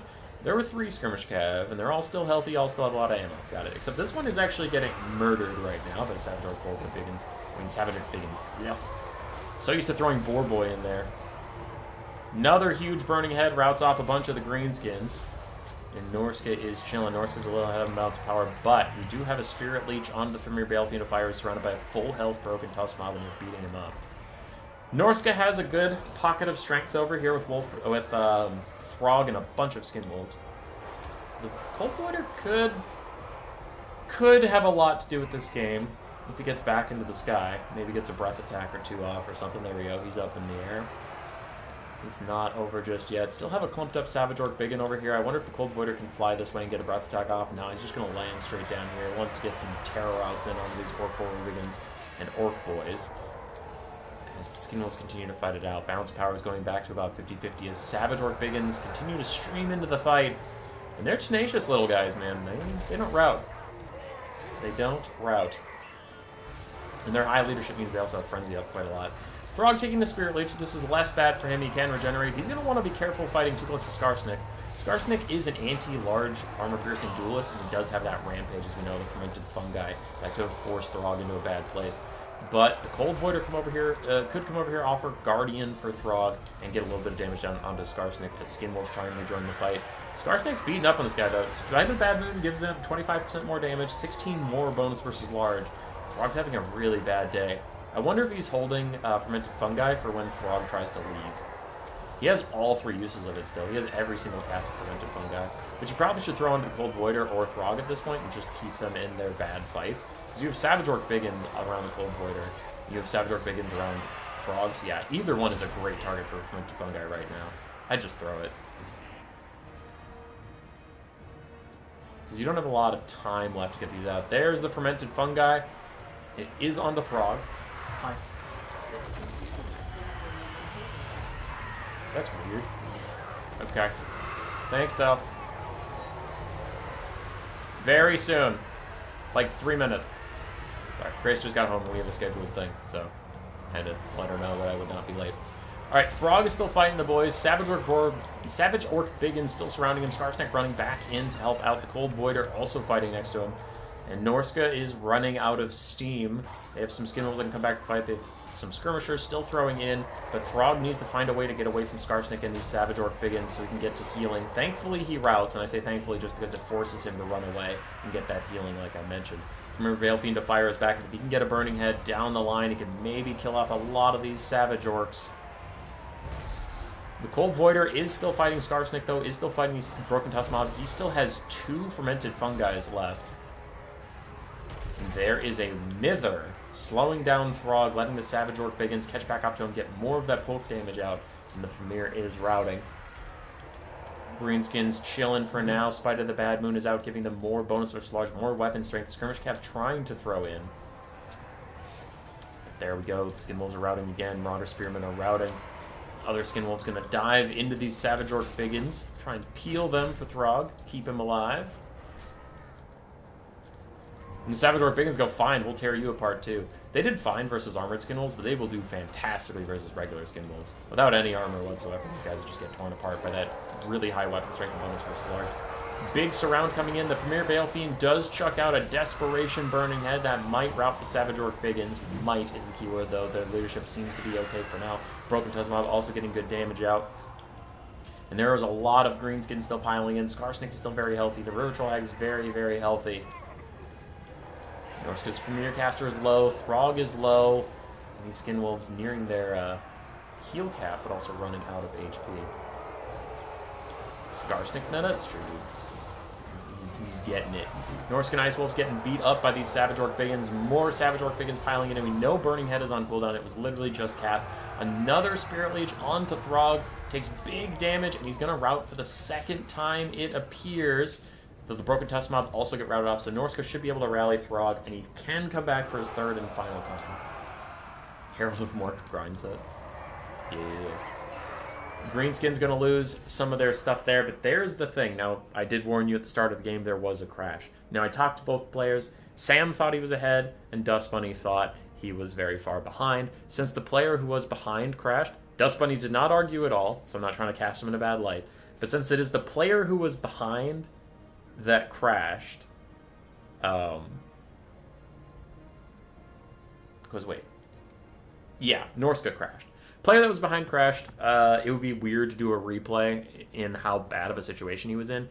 I think 95 games out of 100, Norsca loses that one. They would have to have some insane RNG for Throg to be able to regenerate up and then beat Skarsnik in the late game. I think Skarsnik and the River Troll Hag could kill everything that was left there. Both players agreed. So that win will go to Sam and the Greenskins. And then he would move on to the finals to fight Captain Talus, but Captain Talus had to go to bed. So this was the finals, and it is unfortunate that it crashed that close to the end, but the game was pretty decided. The Greenskins had it. So that'll be GG. First new player tournament, I see XMT Samuel in, and he already wins it. What a legend. Now there's an asterisk because Captain Talus was undefeated today, and he just wasn't able to stick around till finals. So, you know, that's unfortunate, but we can still celebrate that Samuel did play great, even if he maybe went to finals and maybe lost to Captain Talus. I mean, he went to the losers bracket and had a very strong run all the way through. So on the day, what did he go? 1, 2, 3, 4, 5, and 1. He won 5, he lost 1 game. It's GG's, lads. GG's. Good job, Dust Bunny. You also had a very impressive run today. You are improving rapidly every time we see you. That'll be it for me today, and for the weekend, I've got to go and sell board games in the Twin Cities, so I won't be home for the next couple of days. We do have scheduled videos every morning for you guys. As you heard, I do have an appointment I have to get to in 12 minutes, so I have to end this rather abruptly. Thanks for hanging around today. Congratulations again to Samuel for the win. Sorry for a bit of a weird stream here and there with some technical issues.